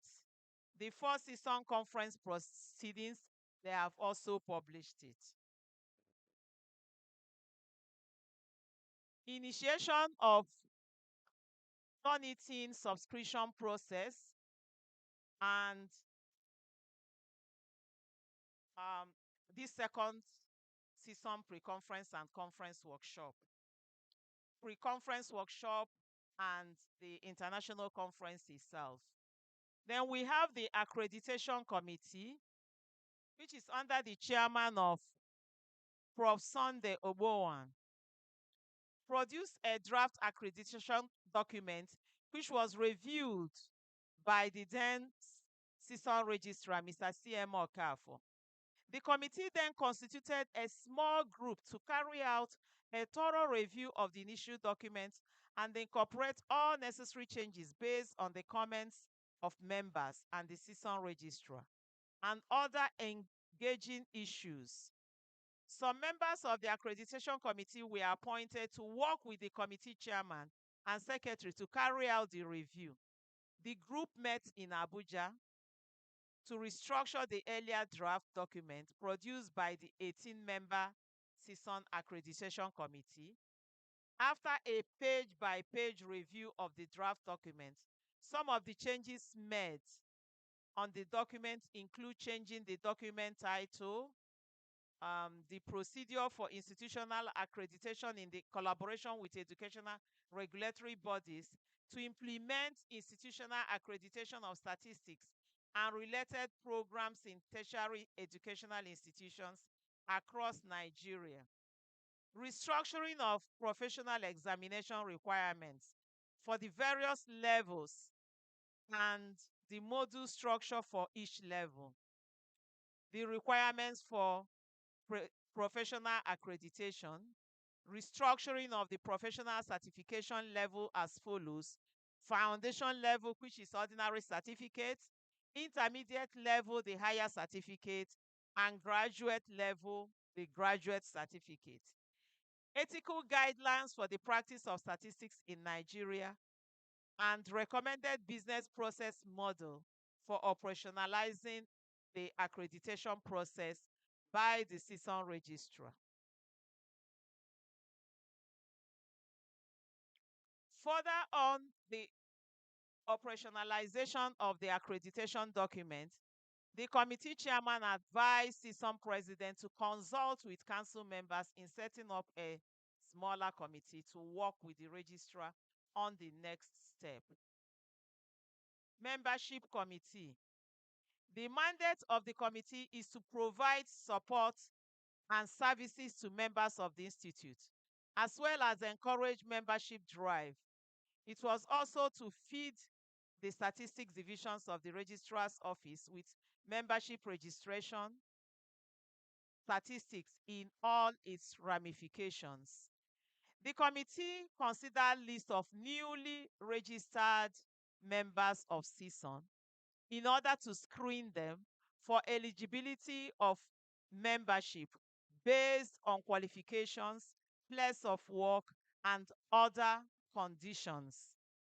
The screening, of course, is what led to the induction of members that we carried out yesterday. The Finance Committee. This committee is responsible for overseeing all aspects of the institute's finances. This includes the generation of income and the examination of the quality of expenditure and budget performance. It is also responsible for the institute investment and auditing of accounts. That's as the internal audit of the accounts. The committee is to feed the statistics division of the registrar's office with institute's financial statistics in all its ramifications. The committee carried out an internal audit of the institute's finances ahead of this AGM. We also have the Salary Structure Committee, which is mandated to determine the salary structure, benefits, and allowances of staff of Cison, as well as the remuneration, if any, allowances and benefits of council members. Such a salary scale should be able to show the career progression of the least staff to the registrar on a yearly basis, and also show the maximum number of scales on each grade. The committee is working assiduously to deliver on its mandate. The Project Committee is responsible for securing fixed assets such as land, building, vehicles, and any other fixed asset for Cison. The Cison desires that each secretariat move into its own building soonest, and the project committee is charged to make this happen. It is to secure sponsorship and allocation of resources, working in tandem with the finance committee to ensure that the institute either purchases or erects a befitting secretariat in the capital city, Abuja, and also acquire vehicles for the institute. The committee, which was recently inaugurated, has commenced making necessary moves to deliver on its mandate. the Accreditation Implementation Committee.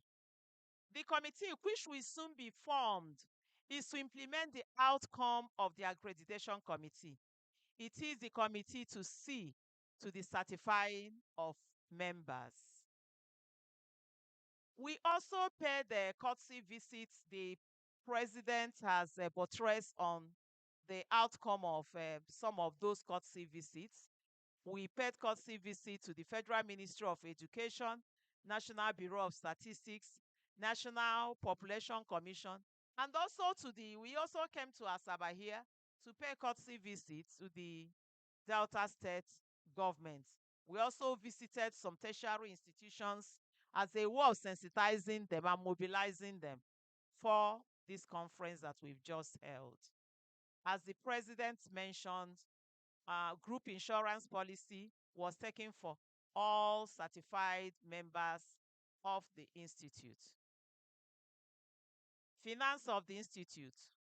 During the period under review, the institute earned the sum of 115,767,127 naira. Total expenditure stood at 57,265,475 naira, thereby leaving us with a surplus of 58,501,651. Conclusion. Generally, the focus of the Cison secretariats has been to strengthen the administrative foundation of the institute, support the governing council, and serve you all, our highly esteemed members, with dedication and transparency. To this effect, the Secretariat has had the privilege of coordinating and following up with our various committees of the Institute, ensuring that their activities remain active, purposeful, and aligned with their mandate and overall goals of the Institute.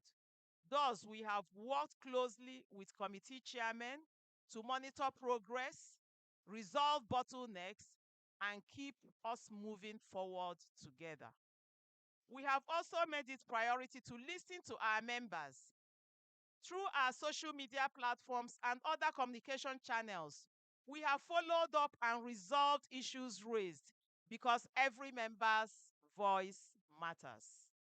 In doing this, we are building trust, responsiveness, and inclusiveness in our community. Membership growth and visibility have been at the heart of our activities.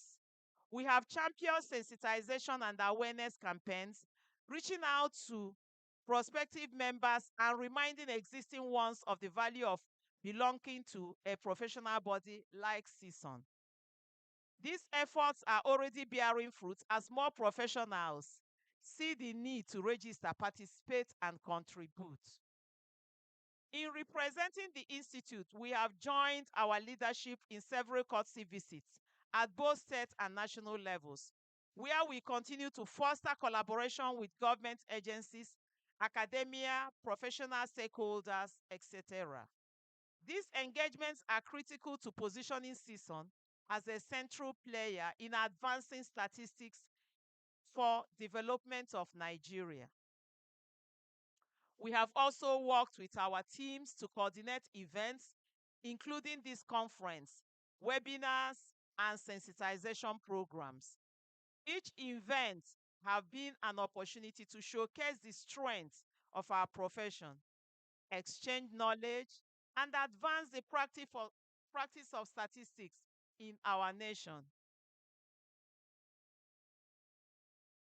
As we can see, we have 11 committees formed already, and we have one of which is yet to be fully formed. That's the implementation committee. These committees have been formed by the leadership of Cison. We are seizing this opportunity to let us know that under no circumstances should a committee or a group be formed in the name of Cison under the umbrella of Cison without clearance with the leadership of Cison, so that we will all be on the same level, on the same platform. Distinguished members of our great institute, I want to thank you for your unwavering support, encouragement, and patience. Together, we are building a stronger Cison, one that embodies professionalism, excellence, and service.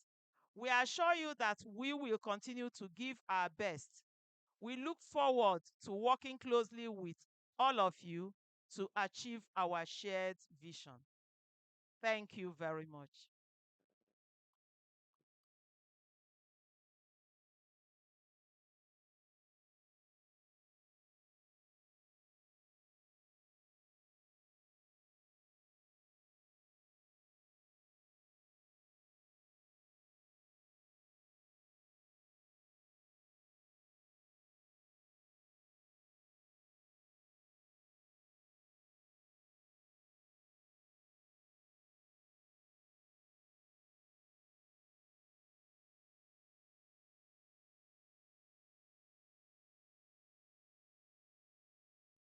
Okay, may we invite the accountant for financial report, please?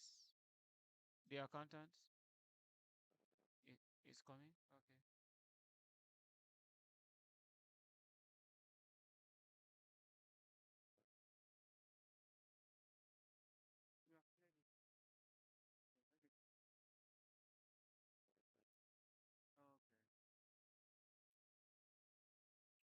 Hello, accountant. You can give to somebody. Come and present your report, please.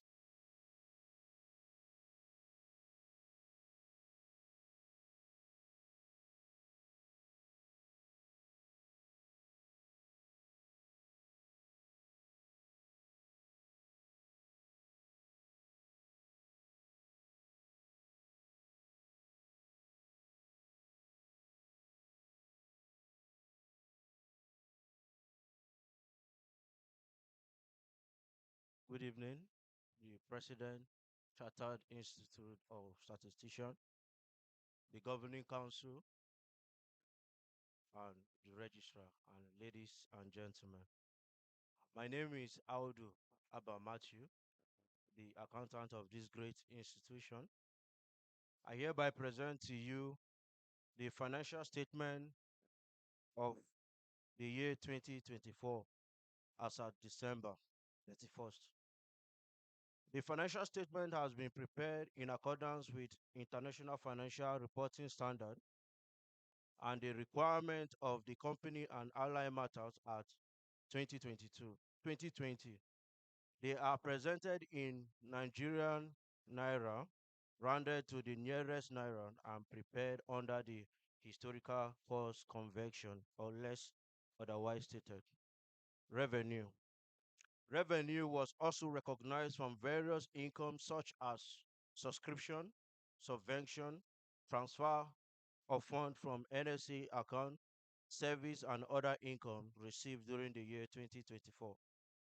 The breakdown of the income, fees and subscription. The total number of 115,767,127 naira was realized in the year 2024. The breakdown of the fees and subscription. NSA asset. The total sum of 13,911,850 naira. NSA form transfer to Cison. The total sum of 17,786,151 naira 83 kobo. Annual due. A total sum of 17,900,000 naira was realized as annual due in the year 2024. Development levy. The sum of 5,444,000 naira was also realized through development levy. Transition. Transition, the sum of 8,040,000 naira was realized from individual that transited from NSA to Cison in the year 2024. New registration. A total sum of 6,090,000 naira was realized from new members that joined Cison in the year 2024. Conference on site. A total sum of 26,900,000 was realized as conference fee on site. Conference virtual. A total sum of 1,280,000 was realized. Pre-conference. We have the total sum of 4,350,000 naira realized through pre-conference workshop. Subvention. Subvention and subscription. A total sum of 5 million naira was received from Nigeria Bureau of Statistics as annual subvention. Although we also received a subvention from um, Federal Central Bank of Nigeria, but was also captured in the year 2025. Unanalyzed receipt from member, we have the total sum of 9,049,125. These are income received from individual that transfer directly into the Cison account that was not clearly classified. Bank interest. We received the total sum of 20,000 naira as bank interest. Direct costs. The total sum of 46,976,280,000 naira was incurred as direct costs. The breakdown. The total sum of 1,300,000 were incurred as conference allowance. Web and services. A total sum of 8,254,396,036 kobo. Conference purchases. Total sum of 7,721,500 naira was also incurred. Trans and fuel. Total sum of 589,100 was also incurred. Feeding. A total sum of 12,779,744 naira was also incurred. Conference material. We have a total sum of 8,676,200 naira. Council meeting in the year 2024. We incurred the total sum of 155,840 naira. Operational expenditure. A total cost of 10,289,195 naira was also incurred as operational expenditure. The breakdown of the operational expenditure. Allowance. Allowance of 100,000 naira was also incurred. This allowance breakdown, these are the allowance we pay to corpus and every other individual. We have salary. Total sum of 2,700,000 naira was also incurred as salary for the year 2024. General administrative expenditure. We have the total sum of 5,634,596 incurred as general expenditure. Bank charges.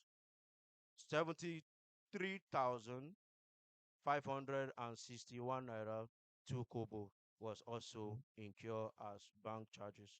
Audit fee. We have the total sum of 1,200,000 naira. Then we have depreciation. Depreciation was also charged at 581,038 naira. The total expenditure for the year 2024 is 57,265,475 naira was also incurred as total expenditure for the year 2024. Net surplus. we have the total sum of 58,501,651 naira 8 kobo. Balance at bank as at 31st December 2024 is 60,282,689 naira 45 kobo. This is Cison financial position at the year 2024.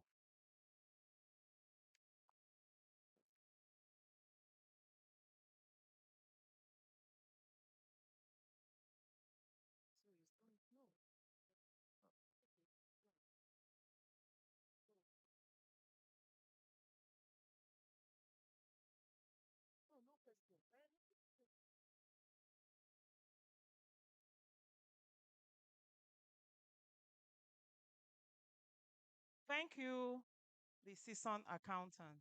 We are now inviting the external auditor to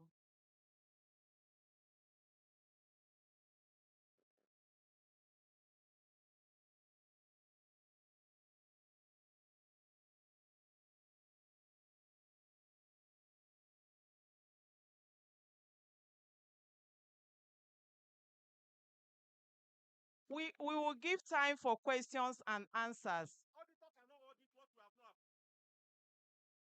Auditor is not auditing what has been approved or not approved. Auditor has audited the report and he wants to give his own report. So after the auditor's report, then we have questions, answers, comments on all the reports that we are giving, including the presidential address, registrar's report, financial report, auditor's report. We've made provision for that. So please, we're inviting the external auditor to come and give his report. Thank you.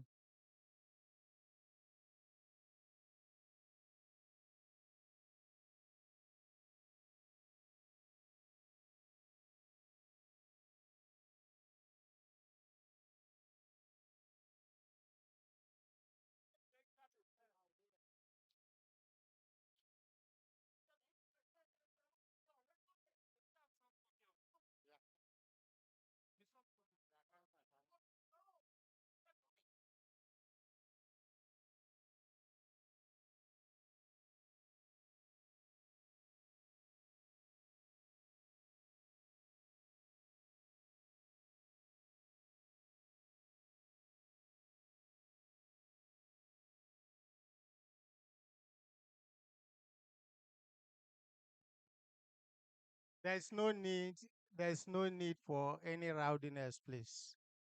Good evening, everybody. Good evening, everybody. Mr. President, council members here present, the registrar, distinguished ladies and gentlemen of the Chartered Institute of Statisticians of Nigeria.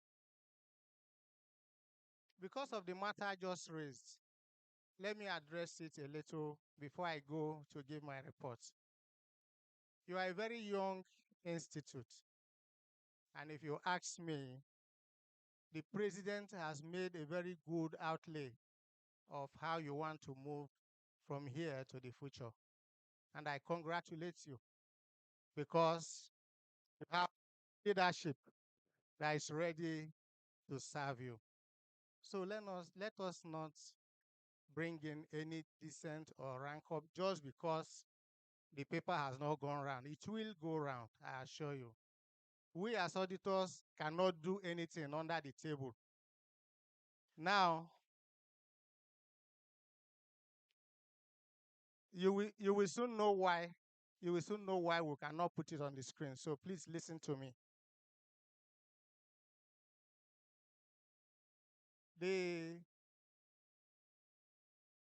I'll go straight to read my report.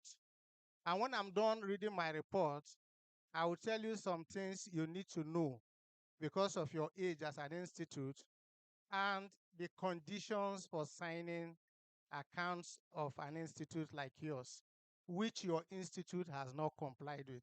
So please be patient and hear me. Thank you. Report on the audits of the financial statements of to the members of Chartered Institute of Statisticians of Nigeria.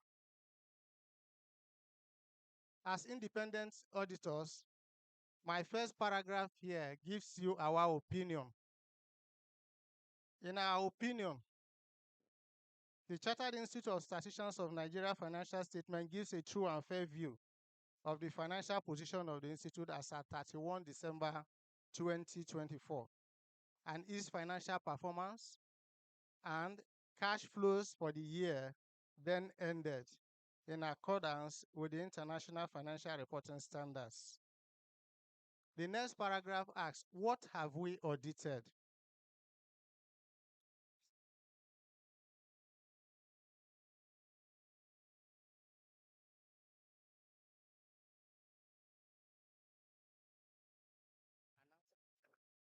Sorry, please. It's on the platform. The Cison National. No, instead, it is not projected. I'm just telling you, just open it now so that you can have access to it. You can ask your questions. Thank you. The Chartered Institute of Statisticians financial statements comprise of the statement of financial position as at 31 December 2024, the statement of comprehensive income for the year then ended, the statement of cash flows for the year then ended, and the notes to the financial statement, which include a summary of significant accounting policies. The basis of our opinion. We conducted our audit in accordance with international standards on auditing. Our responsibilities under those standards are further described in the auditor's responsibilities for the audit of the financial statement section of our report. We believe that the audit evidence we have obtained is sufficient and appropriate to provide a basis for our opinion. Independence. We are independent of the Institute in accordance with the International Code of Ethics for Professional Accountants, including International Independence Standard, that is, the IESBA code, issued by the International Ethics Standard Board for Accountants. We have fulfilled our ethical responsibilities in accordance with the IESBA code. Other information.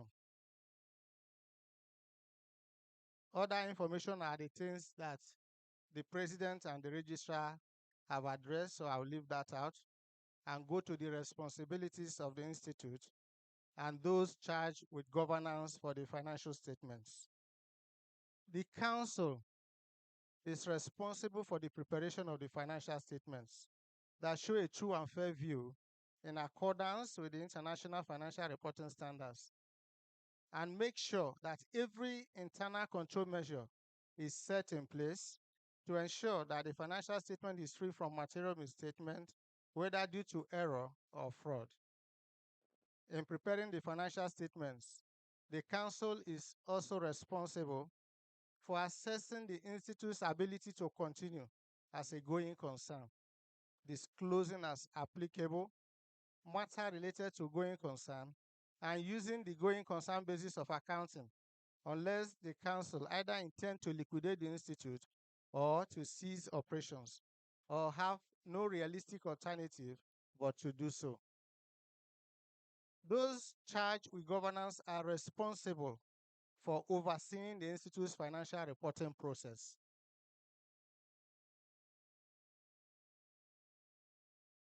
Our own responsibility as auditor for the audit of the financial statement.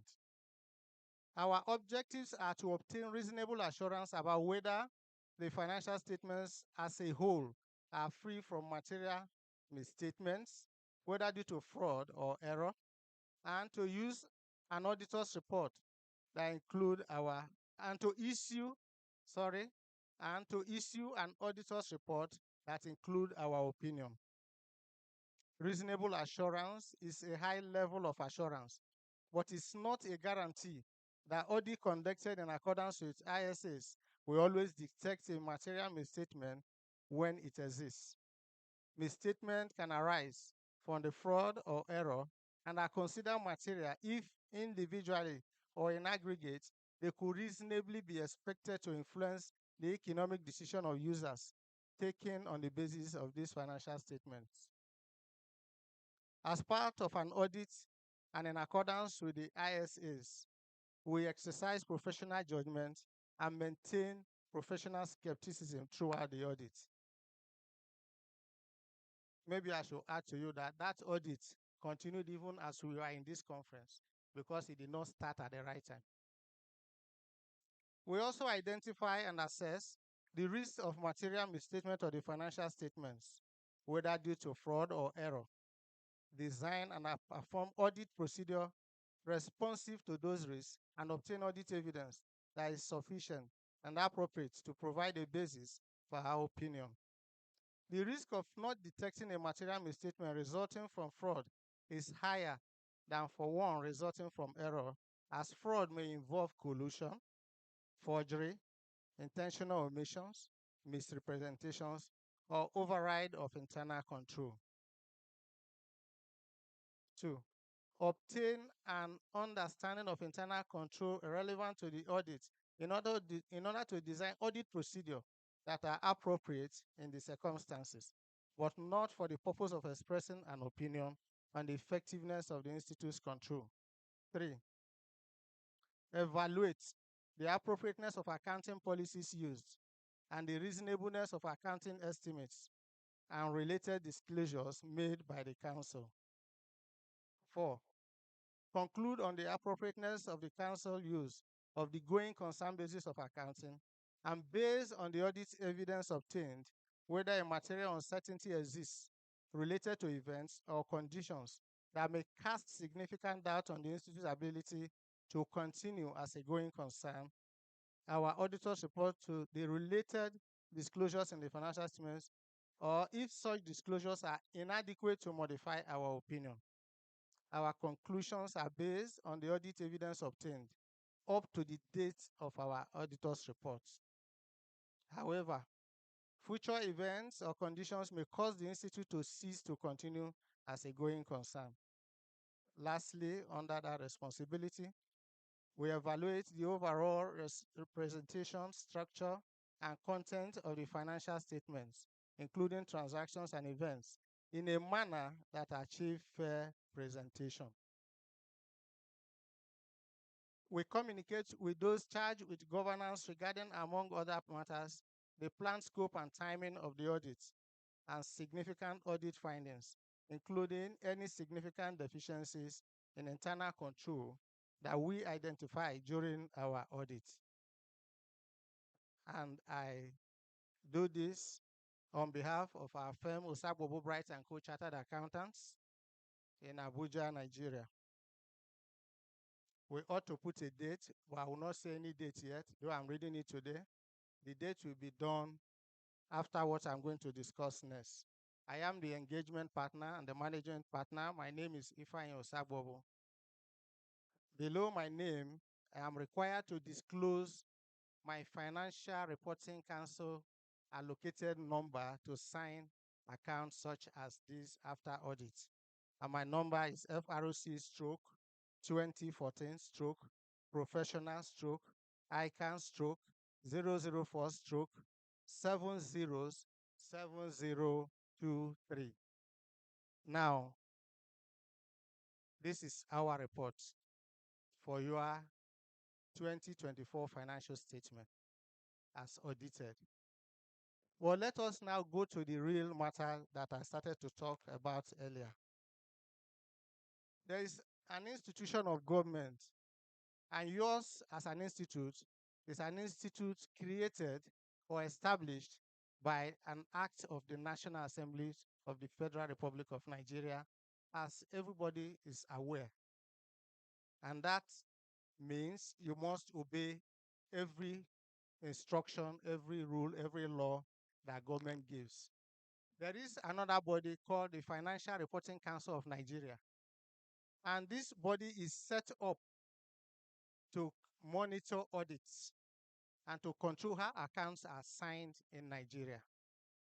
And they require that your institute should be registered with them before it can sign off its audited account from year to year.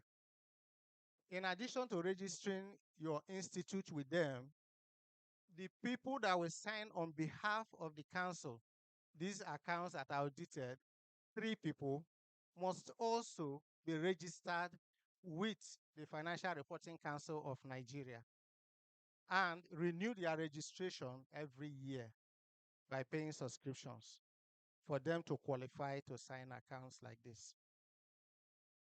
On our part as auditors, we have fulfilled all that. But on the part of the institute, this has not been fully fulfilled. And that is why you see, for me, I can't give you any account yet until the institute is registered. 3 people, the president, the registrar, and the financial controller or accountant, as the case may be, are registered and given the number with which to sign your institute's account. So that's why I say, let's be calm. You are a young institute and you have prospects, and these things have to be addressed. And I want to report to you that in the course of our audit, we have confirmed that all these have been done at the Financial Reporting Council. The registration process has started, but the numbers have not been allocated as required. Thank you very much.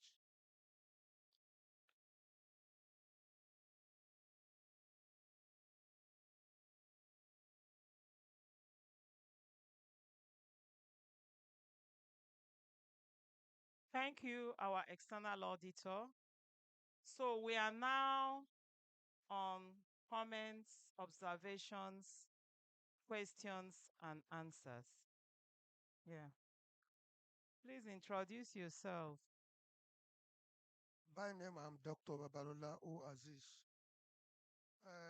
While I commend all who have presented at the level of this AGM, may God continue to improve and increase your wisdom.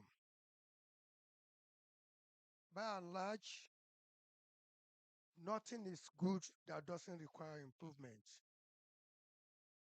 The financial report is no document, the one being shared even.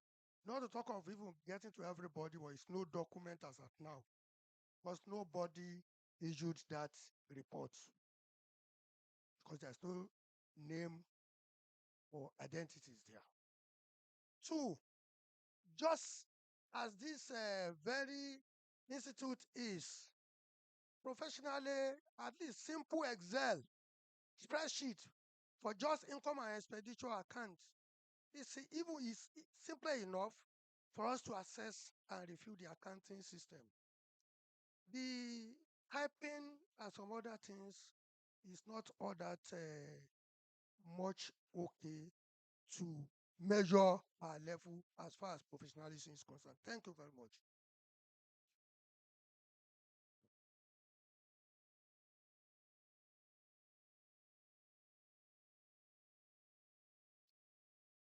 Good afternoon, everybody.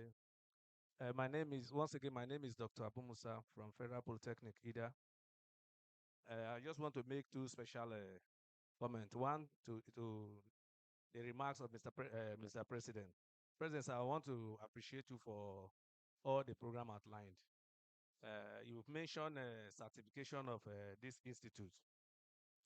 Then I want you to carry along with that in the course of doing that, which is what some of our sister institutes are doing, particularly Chartered Institute of Accountant of Nigeria, especially the entrance. When a graduate of accounting is employed, those with ICANN and those without ICANN are not always put at the same level in the point of entrance into civil service, so that the body should also liaise with the appropriate authority to ensure that such privileges are given to member.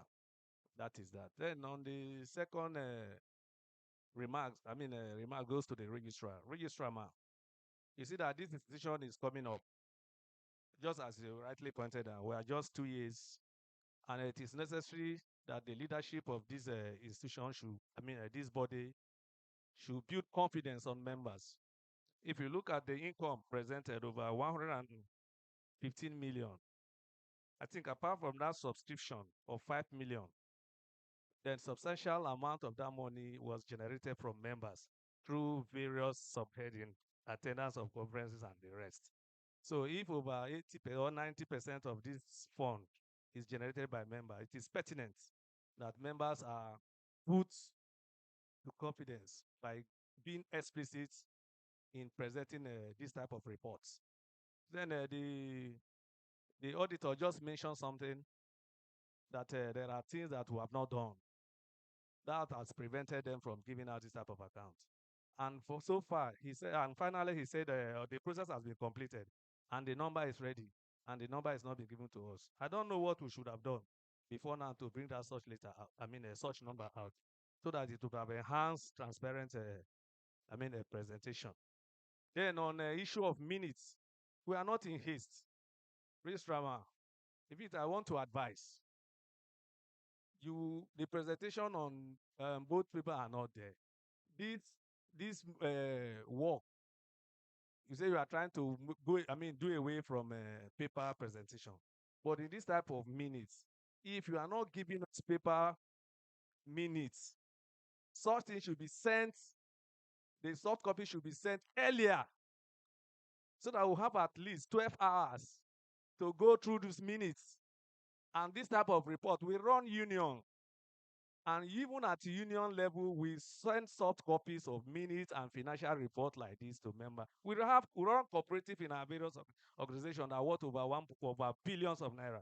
And they get time to send out all the reports on soft copy prior to AGM. Please, to build confidence of members on the leadership of this union, of this organization, I want to advise that prior soft copy reports should be made available to members so that it can enhance effective contribution. Thank you and God bless you.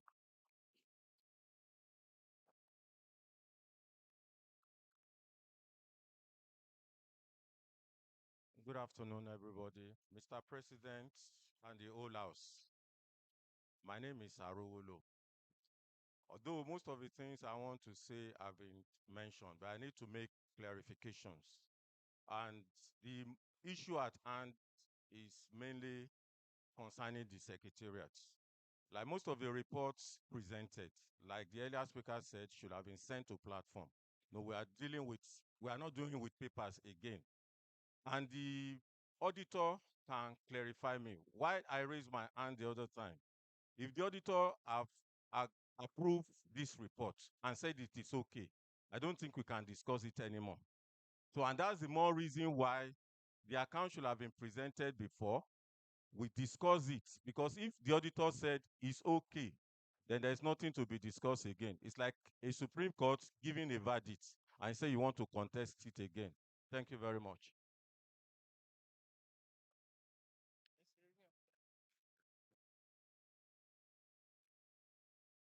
Good afternoon, all. I'm Nkemjika Kamadu. While the chartered accountant was giving the report, I actually want to throw the question to him for more clarity. He made mention of something that the institution will be registered, and why the three signatories will also be registered, and they will renew their registration yearly. Since the institution is registered, why the three signatories being registered again? Because I am not an accountant, but I need clarity. If you're asking the signatories to be registered and to be renewed yearly, so it simply means if this tenure is off and we have new elected executive representative, they will also do the same registration, so it goes on and on. So please, we need clarity for someone like me who is not in that field. Thank you.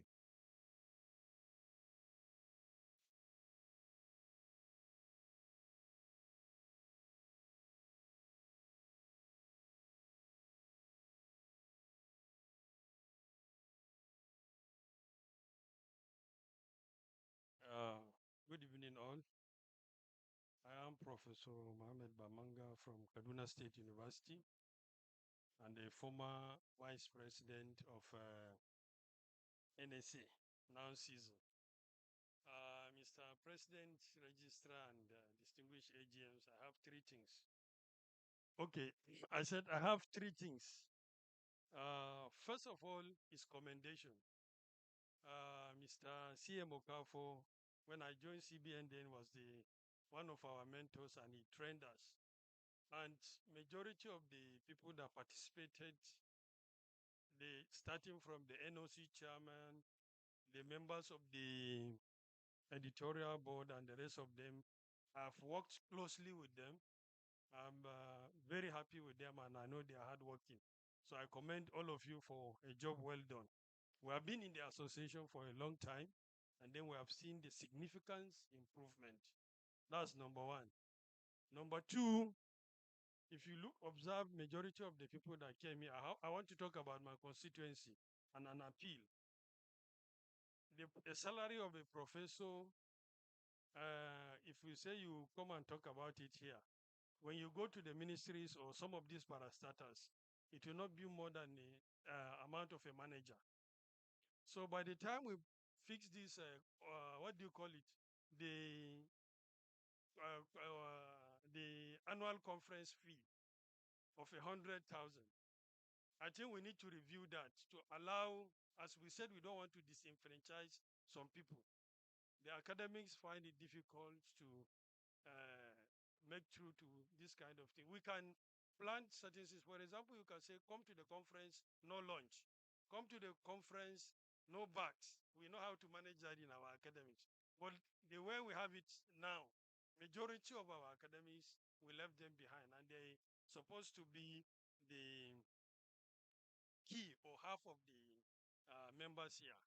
Then last one, Mr. Chairman or the President, is just for the sake of precedence.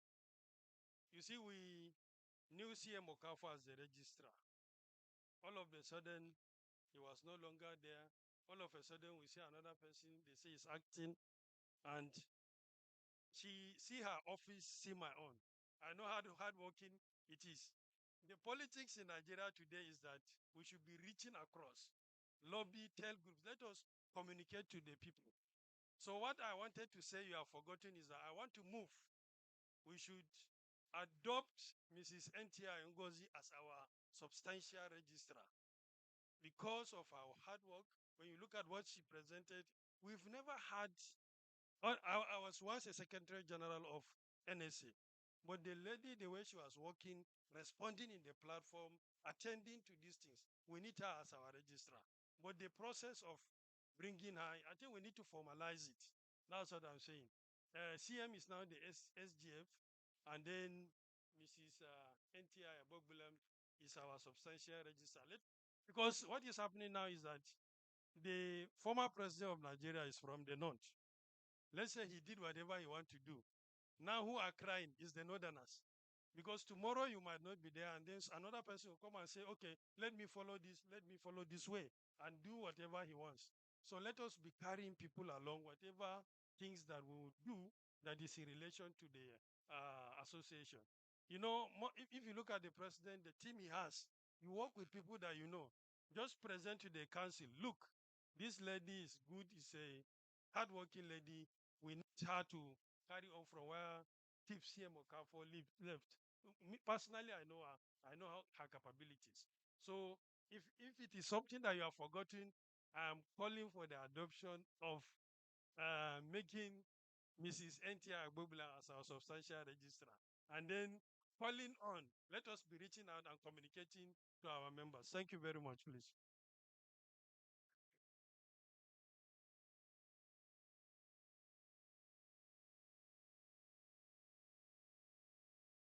Good evening, everyone. I'm Akindele Babajide from Ministry of Budget and Planning, Ogun State. To what that have been said, I just want to make a recommendation that all these reports can be together in a brochure for every conference member to have in their bags. So from there, we can study it and have our comments. And then while coming to the AGM, we'll just be giving out our comments. So let's put all these reports, the presidential address, the all the reports, let's bring them together. Even the presentations, you can bring them together in a procure. Going forward, the third year anniversary, we can what's called an conference. We can put all this together just in one document and share it with us all together. So that's what I have to say. On the second side, I want to appreciate the registrar. In fact, I thought she's a very young lady that respond every time on the national platform. I was like, is this somebody of 25 years? But seeing her here this at this conference, I was like, wow, this is a. So I don't know the process, but as the last speaker has said, if there is anything we can do towards that, I think she's very, very, very. What's the English I can use now? Active, agile, proactive. So please let me give her a round of applause. She has really tried for Cison. So that's my recommendation.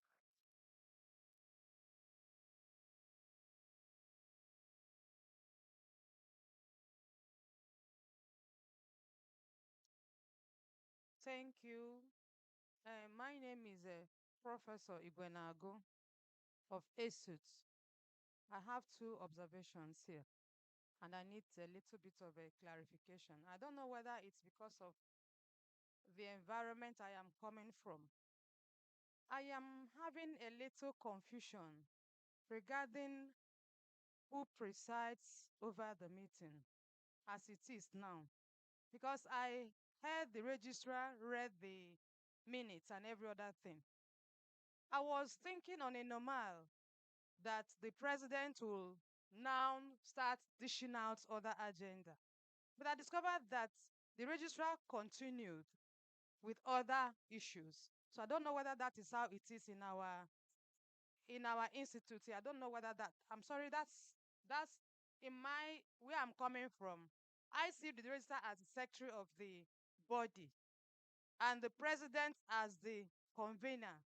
So, but I don't know whether it's not the same thing here. So maybe you educate. Last but one speaker made mention of the inability of many academia to be part of this because of paucity of fund. And we all know that now it's difficult for people to be sponsored. Many people, including myself, for the past how many years I've been attending this conference, it is self-sponsored. So when I look at how much I paid to come, if not for the fact that at this level, if I could do it when I was younger as an assistant lecturer and coming to this level as a professor, I should also be a voice in my profession.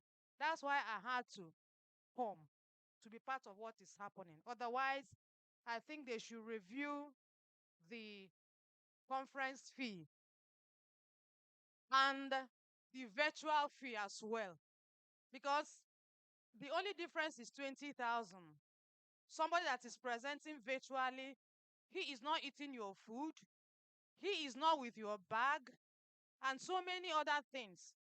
The person will pay for data to present, yet the difference is 20,000. For me, I'm sorry, I don't think it's fair enough. For me, that's that second one. Then the last question I have here is, when the registrar was making her presentation, she called out so many subcommittees. I am speaking on the one that concerns me, that is women in statistics. And I heard her say that our chairperson, Professor Mwabeze, has pointed out the need for us to have our appointment letters. We actually made some, do I now use the word noise? Because it wasn't really fair. Then we were like, we don't have any letter. Some people we've got, some we've not got. But personally, as I speak, I don't know of others who are here. I've not got any letter like that. So, and the minutes read that we asked for it. But as we speak, I don't think I've seen any letter. Thank you so much. But that doesn't mean that I will not appreciate the enormous work the uh, governing council and the executive are making.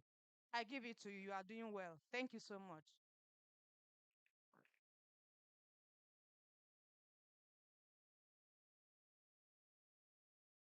The president, registrar, members of council, and every other participant. I have some observations I want to make. But I have to start by actually congratulating this council, our president. If you look at the things he railed out, you find out that there are people that are on course to actually bring season to bear. Our people, our heroes have fought for this institute, and most of them didn't live to see it. But we are very, very fortunate to see season in our lifetime, and it must be of standard. Thank you so much for how far you have done. And of course, having taken off season, it requires a lot of things. By the grace of God, I have pioneered a department. I am the pioneer head of Department of Statistics. I am the pioneer dean of Physical and Applied Sciences. I am the pioneer deputy vice chancellor, Michael. To pioneer a system, let alone an institute, is not for children. It requires so much resources, your brain, your money, experience, your strength, everything within you. So I'm not saying that it's well with us. I'm coming from the academia. Quite a number of my colleagues, I kept pushing them. I said, let's come out. Let's come for this conference. It's a conference we must come. But like Professor Ibenagua said, it's just not easy for us. But there's one thing or some things you must do for us. Quite a number of people, well, some people that were able to get debt fund and some other things. The please, the acceptance letter has to be sent early enough so that they can use it to apply. Because a number of my colleagues, I told them they say they up till now they've not received. I call one professor and Professor Mrs. Both of them are professors of statistics. Say why people not here? Said they were not able to secure any funding. Say why not? Said I called the editor in chief, called this to and pleaded, please send me acceptance letter so that I can secure some funding. But I couldn't get any, and quite a number of that. So I think that's what you could help us do. Let's get acceptance letter early enough. Of course, we must apply early enough as well. But since it's not the end of it all, if you come to present a paper, you'll be giving some corrections. People will look at it and review. And of course, it will not be published hook, line, and sinker. You still have to go back and effect the corrections before it can be published. So what I'm saying in effect is that let's accept these papers early enough and send them acceptance letters so that they can secure, all of us, including myself, can secure um support, funding. Like I've always told myself, if I can do certain things, I should put a little money, for developing myself. I started it as a young academic. So now no going back. So I advise my brother, say, mommy, the days are bad. So that is the thing. And then for us, for women in statistics, please. Well, I don't know, for the various committees, you find out that we have to work hard to get things done. And I know I've noticed people are so busy, and our institute is small, it's just starting. Quite a number of things we are doing without being paid. But when you call people for meeting, people will not come. I want the secretariat to validate. Are you prepared to do this work, to serve in this committee? And if they say yes, then they should. If not, it's not a do or die affair. So unlike being discouraged, the secretary, who is a council member, knows times and again we called meeting, you will see nobody and all that and all that. Please, we need to do this work. And then another thing I want to talk about is, please, the president, I heard you say in your reports that we have to start certification, which is very good. Certification is one of the things we have to do. But it's not a substitute to conference. You said there might not be any conference next year. That we might focus, well, it was a suggestion you gave, that might focus on certification. Both can be done together. I know they need money.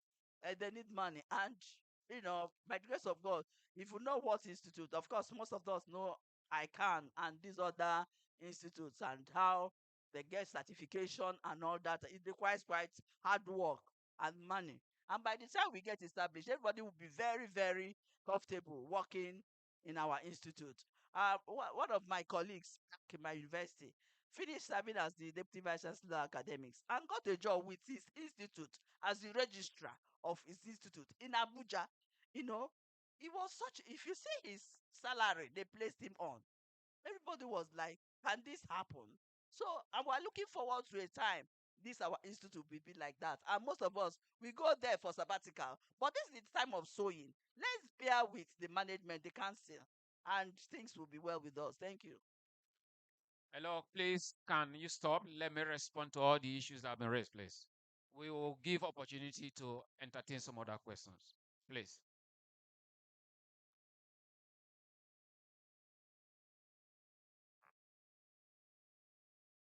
Once more, I thank you all for your patience.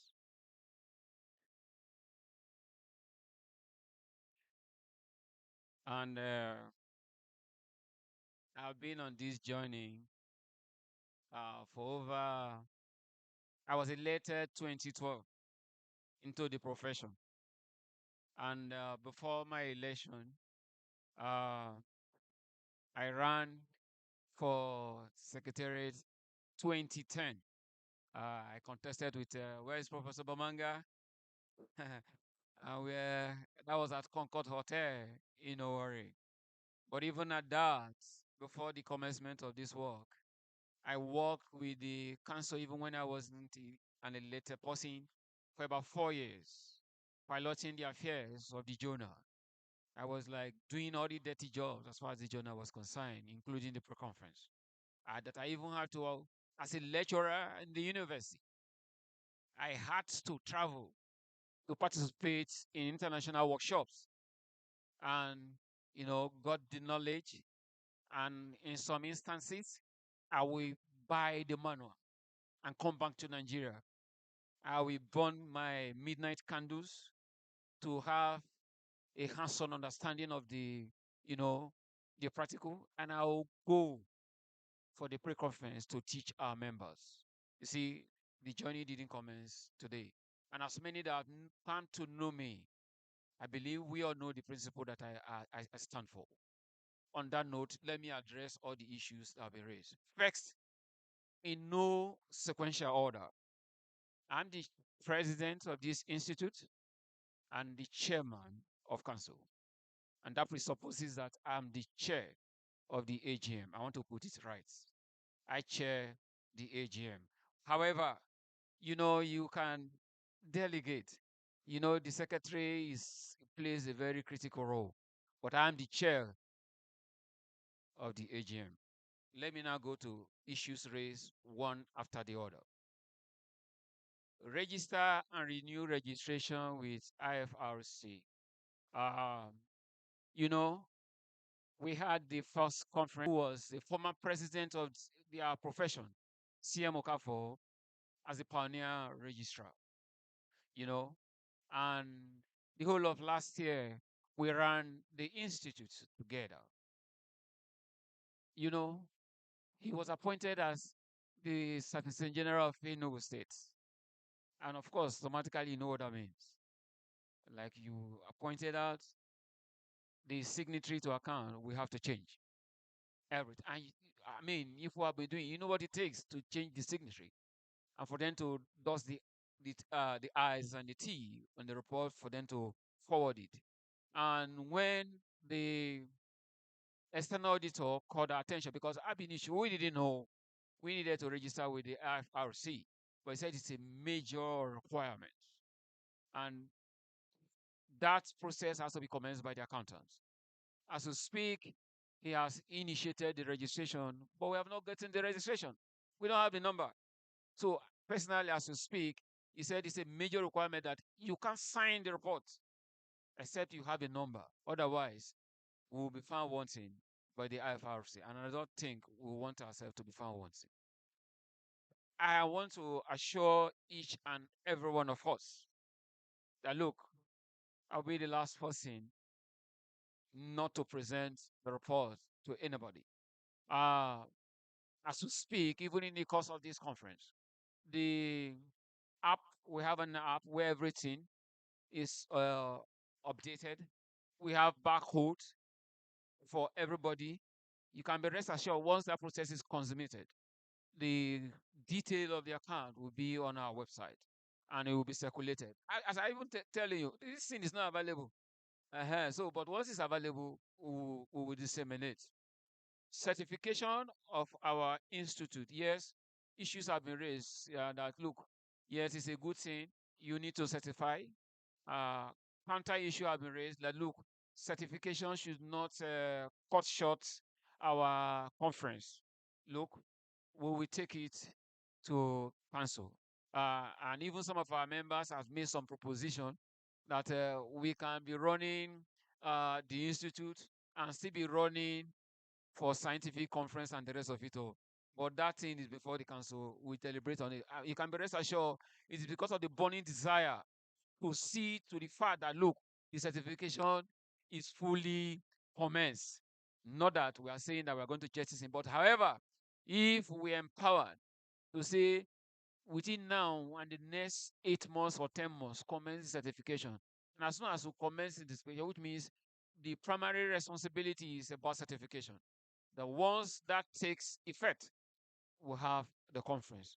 I don't have any problem with that, except if people say otherwise. Number 3, soft copy for financial and AGM minutes. Okay, I take responsibility on behalf of a partner. I'm the leader. Do you understand? So the box stops as me. Any gap that exists, I take responsibility on that. And I will ensure that I had a little chart with the NOC chair. That app is available. Including the conference materials. Are you getting me? The conference material, the barcode will be shared. Everything will be uploaded for us to download. I hope that's understood. Everything will be uploaded using your barcode. You will download it. It has it already, even as we speak. Every other material that has not been uploaded, we will ensure that those materials are uploaded and we will get it. Circulation and presentation. You know, society has changed to an art. We try to make sure that we comply with statutory provisions in the arts. And you know before, of course, you all know that these things before we share the Excel sheet. There's no big deal about it. Everything is detailed. But you will definitely get them. I assure you that. As many that know me, be rest assured that my words and my bond, I cannot shake from that responsibility. You will definitely get it. Uh, Commendation, conference fee review, and okay, okay. Thank you very much for the commendation. You know, reward for hard work is more work. If you ask me as a person, I'm in a hurry to leave. I assure every one of you. If you ask me as a person, look, I put in my best. I have even sacrificed, even beyond what I'm supposed to sacrifice. I'm in a hurry to leave. But however, I want a solid foundation for the institute. Even running this institute is hindering me of certain things I'm supposed to participate in. But however, when you present yourself for service, you must pay the price. I presented myself for service, and that's why I'm paying the price. But be rest assured, look, I want to bequeath a befitting institute that even in years to come, I'll be proud to say I did my best during my time as the chair of the council. Now, concerning the conference conference fee review, may I say this thing? You know, it's not because of the fact that I'm not from the university or I'm not a teacher in primary school. Look, since 2005 that I joined our profession, I've never missed any of our conferences. The only one that I've missed was 2008. Even the one that, you know, that got us involved, that we had to travel 2 days using buses, you know, to cross the length and breadth of Nigeria, including going to Zamfara, going to Omana places and the rest of it all. I did it. There was one, you know, I saw one of our professional colleagues here. He reminded me, you remember 2005? We were at Uromi Junction. We stood we stood on a bus. We were inside a Canadian Ichuku bus. We lottery that was going to Kano. We didn't have seats. We stayed on an attachment for us to participate in NSA conference. We stood, even when we got to Abuja, we thought we would be privileged that some will leave. We didn't. We stood until we got to Kano for us to participate in the NSA conference. We paid that price. And some of our colleagues, while I was in the university, said, why are you participating in the government? He said, listen, look, I collected salary advance. That's to let you know the level of passion that I have for this institute. I collected salary advance. I structure my participation in our conferences. That look, how we make sure I'll participate in one local conference and I will participate in one international conference. And October to December every year, I was on my laptop looking for conferences that had full sponsorship to participate, looking for conferences that had partial sponsorship to participate, and looking for conferences that you must take responsibility for everything. And at the end, I ensure that I apply minimum 20 so that by January, February, if I can get like one or two to participate, both local and international, I'm done and dusted. The sacrifice is look, our institute is just at the boarding stage. It's nothing good comes so easy. I know times are hard now, but I appeal to each and every one of us. Let us pay the price. Let us prioritize our profession. Look, some of us here are members of international statistical associations. If you know you belong to a statistical body that is not of Nigeria, that's outside the country, can I see your hand, please? Okay, thank you very much. When you travel to participate in your profession, who pays your flight? You pay your flight. In renewal of membership subscription, do you pay in naira or you pay in dollar or in euro? What is your minimum subscription? Can you convert? Look, we are an affiliate member of ISI. We pay 200 euro, and that is annual, and it runs from January to December. Convert it to naira, how much is it? I know all hands are not equal. You understand what I'm saying? All hands are not equal, but we still participate in some of these events. And before now, what were we charging? 20,000 naira. Am I correct? You know, if you go to any restaurant or any hotel, you want to eat a good lunch, you can't spend anything less than 10,000 naira. My friends and colleagues were here. When we came for a course call Asaba, we went to City to just have a lunch. If you ask them to give you a sumptuous lunch, what was the minimum that we paid? In some, we pay 17,000 naira, we pay 15,000 naira to have a lunch. And you want to run a conference for how many days? For 20,000 naira? Can we go forward? Now, if you look at even the quality of bags that we have, let's open up to ourselves. Last year, when we were to have this conference, we asked our committee, go and get back. Even bags that are not good, we were receiving 25,000 naira to buy one bag. If you buy one bag just for 25,000 naira, there's no lunch, there's no tea break. Do you understand? Look, you want to go on Costco, you have to look to print our journal. Our journal is shared free of charge. We are in the universities, we are in research institute. To print that journal, a copy, how much did you pay? Managing editor, how much did you pay to print a copy of the journal? Please, I want you to tell us. We pay 6,000 to print a copy of the journal, and we distributed it free of charge. Do you know what it takes for your article to be reviewed? If you send an article will go through peer review. And each of the reviewers that are reviewing, how many of us are reviewers for our journal? Please, can I see your hands? If you review for our journal, managing editor, what are the processes involved in review and what are the financial implications for the review?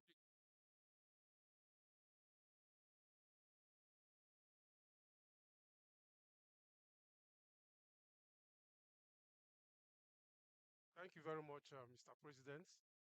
Yeah, for our journal, first of all, the book of proceedings pass through authenticates. For now, the Cison does not have authenticates. So we send the papers to somebody that will do to run the authenticate. Authenticate is subscribed in dollars. So when we send it, each one is costing us at least 2,500 naira for each paper to run authenticate. So when we send that, we receive reports which we now send to the authors. That is one leg of it. And we gave the authors opportunity to review their papers twice. That is to say, one paper is costing like 5,000 naira for plagiarism test. Now for the reviewers, we paid them 7,000 naira. Those professors and doctors who have reviewed paper for us, each person, we pay the person 7,000 naira. That is for one paper. Before we will now go for the editing to get the paper, the journal published. So all of these things cost a lot of money. As I said earlier, a copy of the journal is 6,000 naira. Thank you very much. Thank you, managing editor. Look, if we have our way, 7,000 naira is nothing to give our professors. We are not paying them. We are only appreciating them. We can't even pay them. Do you understand what I mean? We can't pay them. You know, if you review, as many that review for a severe, you know what I mean, for any of the publishing houses, you know how much they pay. We can't even pay them. So please, and if you must eat lunch in the course of your conference for 3 days, you know what I mean. If you must eat tea break or breakfast for 3 days, you know what I mean. And to enhance our scientific session, you know, we have chairs of sessions. I hope you know. And you know what we normally do before? We bring, if we have enough money, we bring all our professors, we bring all some of our directors, we quarter them free of charge to be able to relax and contribute meaningfully to the scientific session. I hope you understand what I'm saying. All these things cost money. But we don't have money to continue to do that. So all of them, they are captured in the course of the conference. They are captured in the course of the conference. So our brother that have appealed that the conference fee be reviewed. Look, we will look into it, but I was thinking you will even advocate that to let us know that even the 100,000 naira for the conference is highly subsidized. I assure each and every one of us. The 100,000 naira for your conference participation is highly subsidized. And I mean it. If you give you the detail per person, the cost per person in the course of this conference, you will know that the cost for conference is highly subsidized. Another issue that was raised, which I want to address, is sponsorship. Okay, review of okay, I've taken that. I don't want to belabor it. I will want to appeal. Managing editor, that's the editorial team. They have actually made a passionate appeal concerning letters for them to be able to get sponsorship. I absorb the editorial team because you know when there's a format, when they present a format and say this is how this thing is going to be, you first of all send an abstract, and at the end of the day, your abstract will be inside the book of abstract. They won't see you. But if you take the due diligence of finishing your paper and you present it, and they give you letter, because they said if you just forward an abstract, some people will not even write just abstract and forward. Say give me letter, and they are giving letter. You see them. You won't see them. So maybe they might even use it, access the money and go to other conferences to participate. We said we are not dumping ground. But however, we have heard their plea. We ensure that we refine the process and make sure that we carry our people along. Uh, just two more things so that we can forge ahead. Please give us acceptance letter early. We'll do that.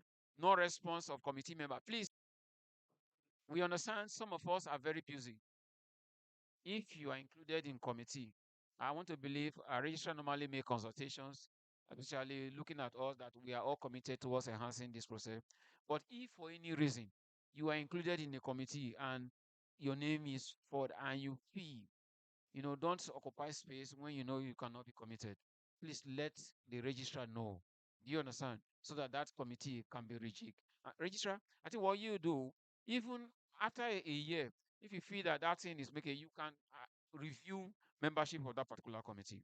Uh, Certification is not a substitute for the conference. We heard you loud and clear. Thank you very much.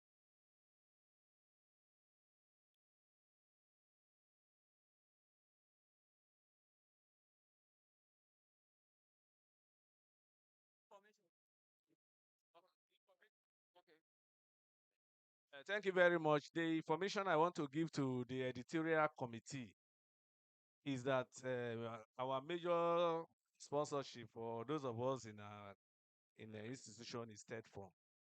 And the condition for third fund approval is that approval must get to third fund 2 months to the date of that conference. Then within the institution,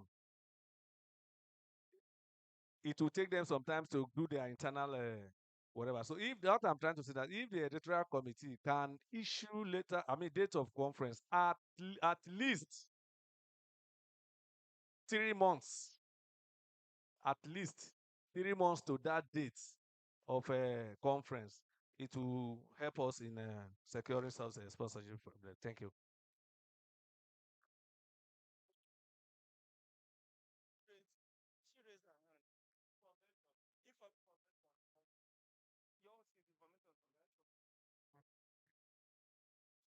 Sorry, my name is Dr. Kuhe David. I'm from Joseph Samwan Taka University, Makudi. The information I want to give is that Tech Fund doesn't sponsor conferences held in hotels or event center.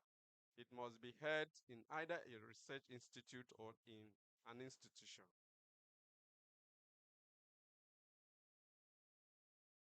Although in my institution, that is the information we got because for the past 3 years, we are not being able to access Tech Fund conference. For conferences held. Can someone validate his claim, please?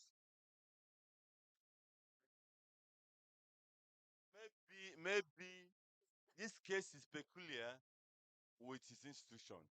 Okay, most institutions, their vice chancellors, they usually have problem. They don't, when you are giving that fund, when you are giving a fund, most times they use the fund, they will not, clear it. Okay, they will use the fund, but it will not be retired. So because of that, some institutions have been blacklisted. They cannot access that fund until they retire the one that we are giving to them before. That is the problem. Maybe the institution has had this problem, and that is it. Thank you. Okay. Thank you for very much. Please, may I make a passionate appeal? May I make a passionate appeal? If you look at your research, this is after 6. Please, may we take like 3 more hands and let's conclude the AGM, please. Thank you. 3 more hands. Be gender sensitive. And if you look at this thing, if you don't take from anybody that you have taken from before, do you understand? Please. Yes, please. Please. Okay. Please. Take 3 hands. Just 3 hands, please. Okay, one. Go ahead. Okay. Thank you, sir. Yeah. My name is Liko Lulufemi from Industrial Training Fund. For this program, for me to come up to this program, just to support what the doctor said and madam, I got the approval on Friday around 1 p.m. So you can see how stressful it was for us to come, myself and my other colleagues. So why I'm saying this is that if there's a way that the institute can be doing something like calendar, you understand, for programs that will be held in 2026 so that people will be aware on time. You understand? So that people can, so that organization can enlist their staff to go. Then the second one is that if the institution too can also send invitation letter to various organizations, because I noticed that various organizations were registering on the first day on Monday. You understand? If the letter can list out all the members and prospective members, so we have to get more members. Government people want to join from various organizations, but they don't know how to join. Like me now, since 2017, I've been looking for how to join NSA before this season came on board. Okay. Thank you. Thank you very much. Let me respond to him immediately. We issued our invitation letter as far back as April. Am I correct? As far back as April. Well, it's unfortunate you didn't see it. As far back of April, invitation letter have been issued. And this conference is taking place in September. Do you understand? However, we will improve on the channel of this report. But please endeavor to always visit our website. Thank you very much. Yes, go ahead. Thank you very much for this opportunity, sir. Okay, my name is Uzamaka Akman. I'm from Nigeria Army School of Finance and Administration, Papa. Um, I want to say a couple of things. So I've outlined it. First of all, I want to thank you so much, sir, for your leadership style. I love the way you took responsibility for the little side overlooked things. I first of all want to say we have very little presence on social media. For example, I went to when the registrar was talking, I opened the LinkedIn and I saw that Cison was not in the LinkedIn. And the Facebook as was last post the last post was November last year. Then okay, I didn't check on X. Then coming down here, we're coming from Lagos. So you can imagine from the airport, I would have loved to see banner showing that we're having such a conference. This is an international conference. We had very little advert. Even at this place, the our hotel is quite far. So you see, most of the people that would want to pick us did not even know there was anything happening here. That's something that I want us to look into. Okay. Then I also want to appeal if Okay, can you summarize, please, yes, sir. because yeah. I want to also appeal for us to look at the possibility of our next conference coming to Ibadan. Coming to Ibadan.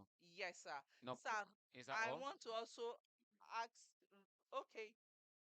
Can you assist summarize, please, please, please? Yes. So I One more request, one more, so that the other person can speak, please. yes, One, yes, sir. just one more, not more than one. Okay. I would. This is more like on the fee. Okay. I'm not an advocate for the fee to be reduced. I don't think it should be reduced Okay. because anything that is reduced will reduce the value. Okay. But I also believe that for students there should be an amount Yes, don't worry, for we'll have students. that. We'll have that Then ready. for the virtual, I don't think it should be reduced because Okay, after all, thank you people paid a much. lot of Thank you for money. that understanding. Thank That shows you are coming from Lagos State. A round of applause for Lagos people. Now, can I please let me respond to all the issues you raised. First and foremost, um, we already have a standing social media team with their member being a council member.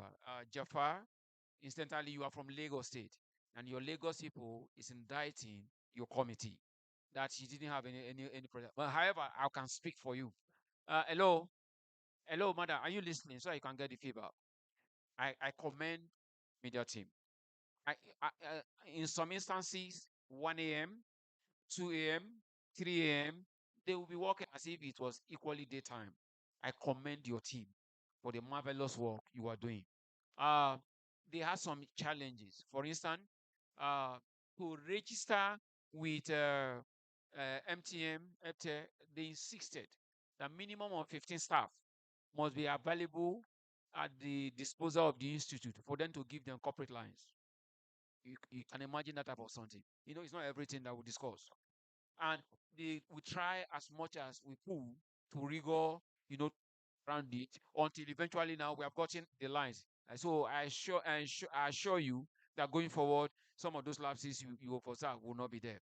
Secondly, you mentioned, look, Asaba here, we have been working, assiduously. I wanted our program while you are here to be live. Why we were here, everything to be covered live. But we leverage on innovation, leverage on YouTube. Even as I'm speaking to you, it's on live on YouTube. People are watching it. The links have been open for your information. Even people across, even outside the country, are watching us.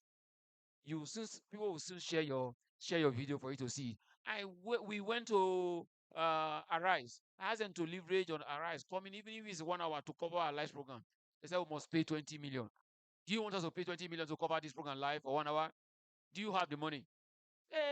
So we even try to reach out AIT, Silverbird, and the rest of it, so including NTA. NTA, say 2 hours, we should pay 8 million. How will it look like? I say, go and pay 8 million for them to just come and snap you under 30 minutes. But what we have agreed, that all these programs have been fully documented.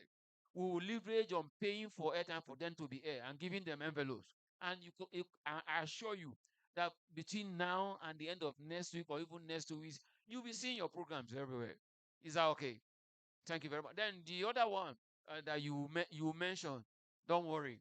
I don't know whether you are trying to hand to it, but whatever is the case, we'll look at it. Yes, go ahead, give to the last person.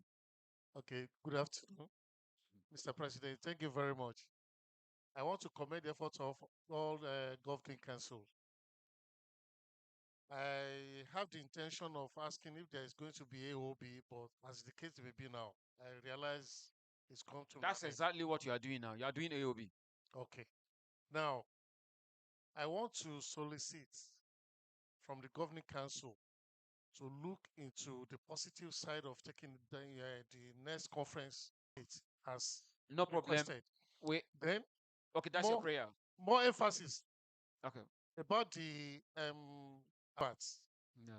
I think maybe you governing members can look into the people among us who are working with media houses. Beautiful Maybe now. they can as well help us. Because Jafar, take his details immediately. Just take his details immediately. Look, volunteer yourself. I'm We are not looking working for. with media houses. I said some people that are Oh, you are working not. in Oh, you are media not. houses. I'm not.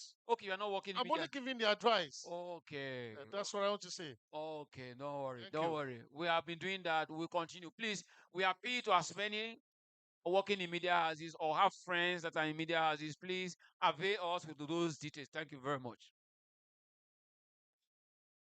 Okay, madam. Okay, Allah, let's give her the opportunity to. Please go ahead. Please, can she have the mic?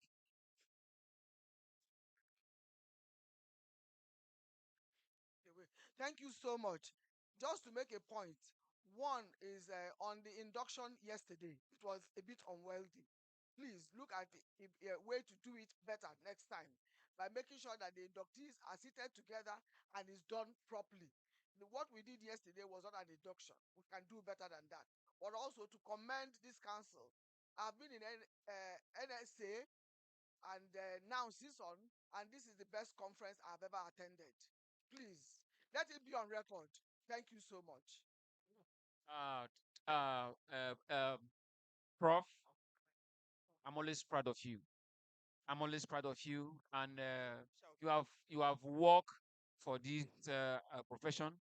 You are putting your best, and you are still putting in your best. I remember prior to this conference, you say if there's anything you want me to do for the institute, just let me know. If there's anything you feel you can leverage on me towards making this conference a better conference, let me know. On behalf of council, I appreciate you. And again, we are proud of you. We are proud of you that you are the WTO chair for Nigeria. We are proud of you that you chair an institute for trade facilitation, even at NAMC as a we are proud of you. And we know this is just the beginning. You go to places. You go to places. Thank you very much. For the issue you raised, honestly, I take responsibility as well. That was not the plan. It wasn't the plan at all. But due to some issues that crop up, some lapses, and you see, almost everybody wanted to conduct the induction. That was not the original plan, but I take responsibility. Thank you very much. We'll ensure it doesn't repeat itself. Yes. Oh my goodness. Okay, ladies and gentlemen, ladies and gentlemen, I'm already on my feet. our dear professional colleagues, please, please, may I appeal, one will not end. May I appeal that look, our desk, our desk is open. Both leverage on innovation, forward to my number, forward to our WhatsApp, forward to our chat group on the website, and the rest of it all. As many issues, even if there are issues that will crop up after leaving this place, please leverage on information technology, and we will always ensure. Look, some have called me on Sundays and I responded. Some have called me even 11 p.m. midnight and I responded. I'm always available to respond. Please leverage on that, and your issues will be sorted out. Please, registrar, you have anything to say so that we can bring this AGM to a close, please. Sorry, am I not supposed to talk? Are you saying I shouldn't talk?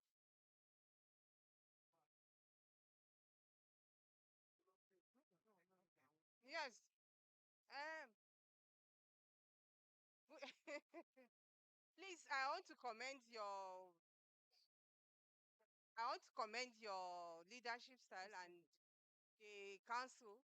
But however, I want to observe that an OP that maybe the induction should be done Friday as against Thursday, and then and also the gala night, because if you do the gala night Saturday, Thursday before Friday, it then means it's a closure for a lot of activities, just like you have seen here today. Like she has mentioned, the induction was not. Okay. Okay, thank you very much. Quick response to her issue, the issue she raised. Look, in the last 10 years and over, if you have been participating in our conferences, every Friday of our events, more than 50% don't stay. Hello, Madam Joss. Madam Joss, if you have been participating in our event in the last 10 years, every Friday, more than 50% of our members, they don't stay. They don't stay. It is not because of the fact that the induction took place yesterday. And if you remember our programs, for your information, we did induction during the AGM before. We have done that. But however, we even look at the possibility of having induction specially outside the conference. Just have an induction as a special package. But however, we will look for her to make sure we improve it. Thank you. Before you talk. Finally, the last issue that was raised. Look, uh, Professor Bamanga, thank you. I appreciate you. I adore you, and I've always, learned a lot of things from you. You have been my boss, and you continue to be my boss. Thank you very much. You finished as a secretary before I came on board. So, I contested with you. You defeated me. Thank you very much. He made an issue during the last AGM. The appointment of the registrar was ratified, and we are so happy that when a national call came on board, we say, please go ahead and take the national call. As many that our prayer is that your position be elevated. And if your position is elevated, I keep telling even our institute staff, if your position is elevated, we will not hinder you. We will pray for you and bless you to go, and you become our ambassador. We ask you to go ahead. Now, we have a new registrar. Some of you have attested to it that she's working assiduously despite the fact that she has retired. Do you understand what I'm saying now? And she's doing her best. And one of the issues that like I raised in the course of my address, I said, look, we will do everything possible to make the welfare of our staff a priority. So that if you are in Port Harcourt, if you are in Lagos, you want to come and work for an institute. Look, the registrar of ICANN isn't a professor. The registrar for ICANN is a professor. You left the university to be the registrar of ICANN. Do you understand? But assuming I ask one of the professors now, leave your university, come here and be a registrar. Will you want to do that? They will not. Please, we will want our institute to be elevated to the point that you don't even want to seek for job elsewhere. You want to seek for job first with the institute before looking elsewhere. On that note, please, may we now move for the regularization of the registrar as suggested by one of our AGM member. Is that? That's what he's saying you want now.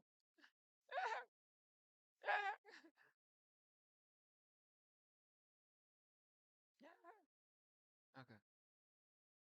Yes.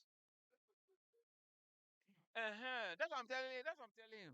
Yes. Not adoption. Yes. Okay. You have heard now. Who is?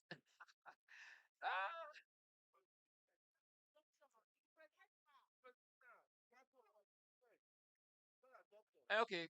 Okay. Hello. Can you hear me? Hello. Hello. Okay. Wait. Can we listen? Uh. Hello. Uma, please. Uh. As far as we are concerned, we have hired her, but it is our responsibility to present her to the AGM. So we therefore now present our registrar to the AGM. Registrar, we therefore present you to the AGM. And we will want you to make a pledge to the AGM, to make a pledge to your members. Thank you very much. I've presented myself to serve our great institute, and I appreciate the confidence that has been reposed to me and all the support I've been having in the things we've been doing it together. And to the glory of God, even this AGM, we have done everything together, and here we are, and it's turning out to be a huge success. Thank you very much. Registrar, thank you again. And members of the AGM, I thank you. Honestly, she has been doing her best. I can assure you, no one is perfect, but she has been doing her best. And she has pledged her unalloyed support to ensure that we take our institute to a place of Eldorado. Members of the AGM, time is fast, and I want someone to move. Leave that one. Later on. Yeah, you want to make an announcement?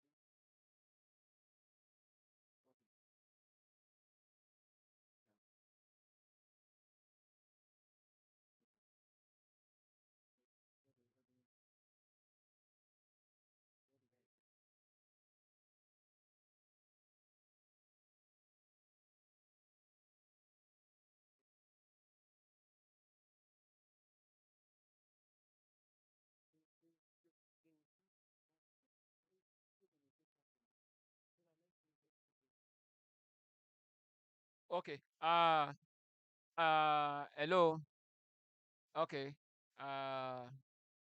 Uh, registrar has advocated that our members at the state level join your state. Are you getting me now? Look inward, look for way to get funding to support your state, including participation in our programs. You know, there are so many things the state can do. In her address, she listed so many things, even like a workshop, so many other things, and the rest of it all. Reaching out to your government, reaching out to private partners within your state, and the rest of it all. Do that in unison. In unison, we shall succeed. And this financial, embarrassment that some of us normally have to participate in a program, I think it will be a thing of the past. Please, can we now move for? Yes, yes. Okay, yeah. Motion for any seconder. Great statisticians. Who is seconding? I'm with the microphone now, so he should. Microphone. Great Okay. statisticians. Okay, go ahead. Okay, he has seconded. I hope The- those taking the minutes have Is noted. this seconding that we are seconding, or No, he moved. He's okay? seconding. I'm seconding the motion as Okay, moved by thank the you. vice president. Thank you. Thank you very much. So, we started with a Christian prayer. Can we close with a Muslim prayer, please? A volunteer. For record purpose, he did not capture the let's get the vice president. Okay, we didn't capture what?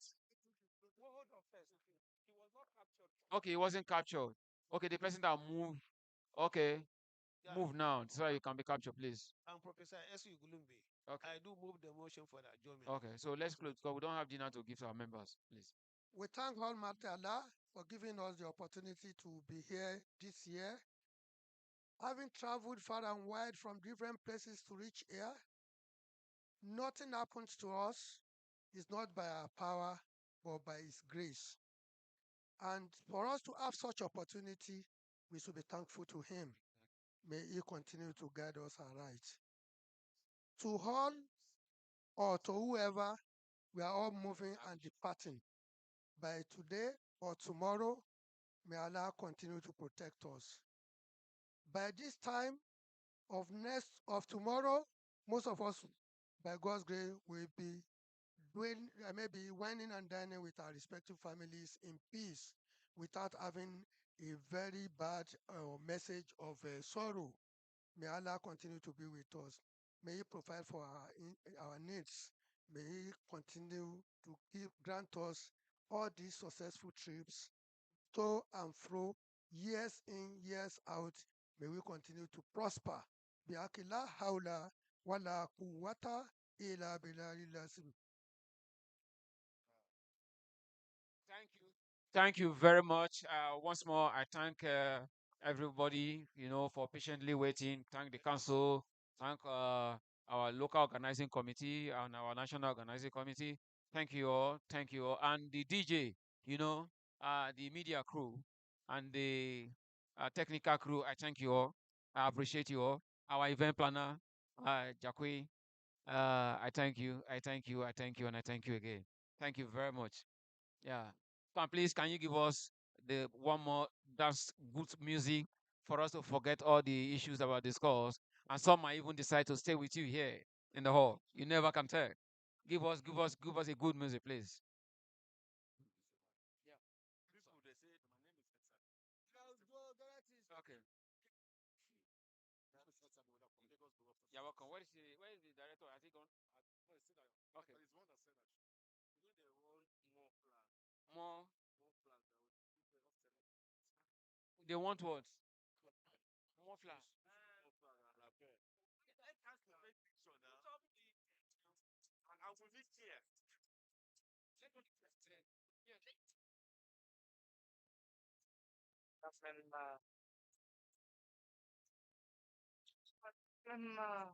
DJ, please, all Lagos members, converge outside for your group photograph. If you are from Lagos State chapter, converge outside for your photographs. Outside of the hall.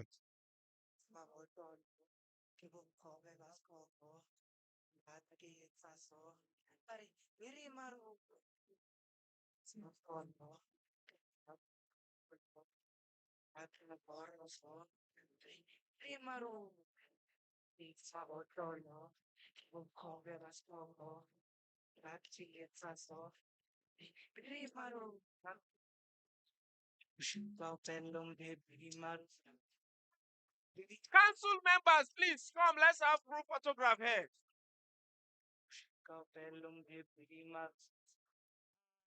Ondo chapter, please. Ondo State chapter. Your coordinator is calling you here also. Please, council members, please, let's take a group photograph off stage. All council members, please. Find your way to the stage. Yes.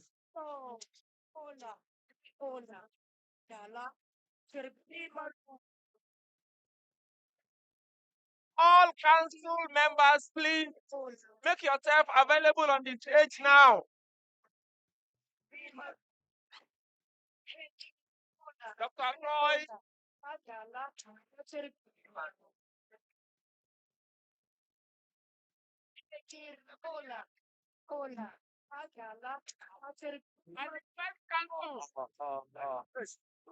Tenang kamu cara bersentuh pila, kak mahita, manjina, rakachida, mundifa, boborete, lema lema, unsa ka sa kagalukoy, unsa ka karegot kay seman, itiri nga sa maluske, pati sila tadi, seman, peskontan, sandapa, kaya wala mo rata nagkalda, peskontan,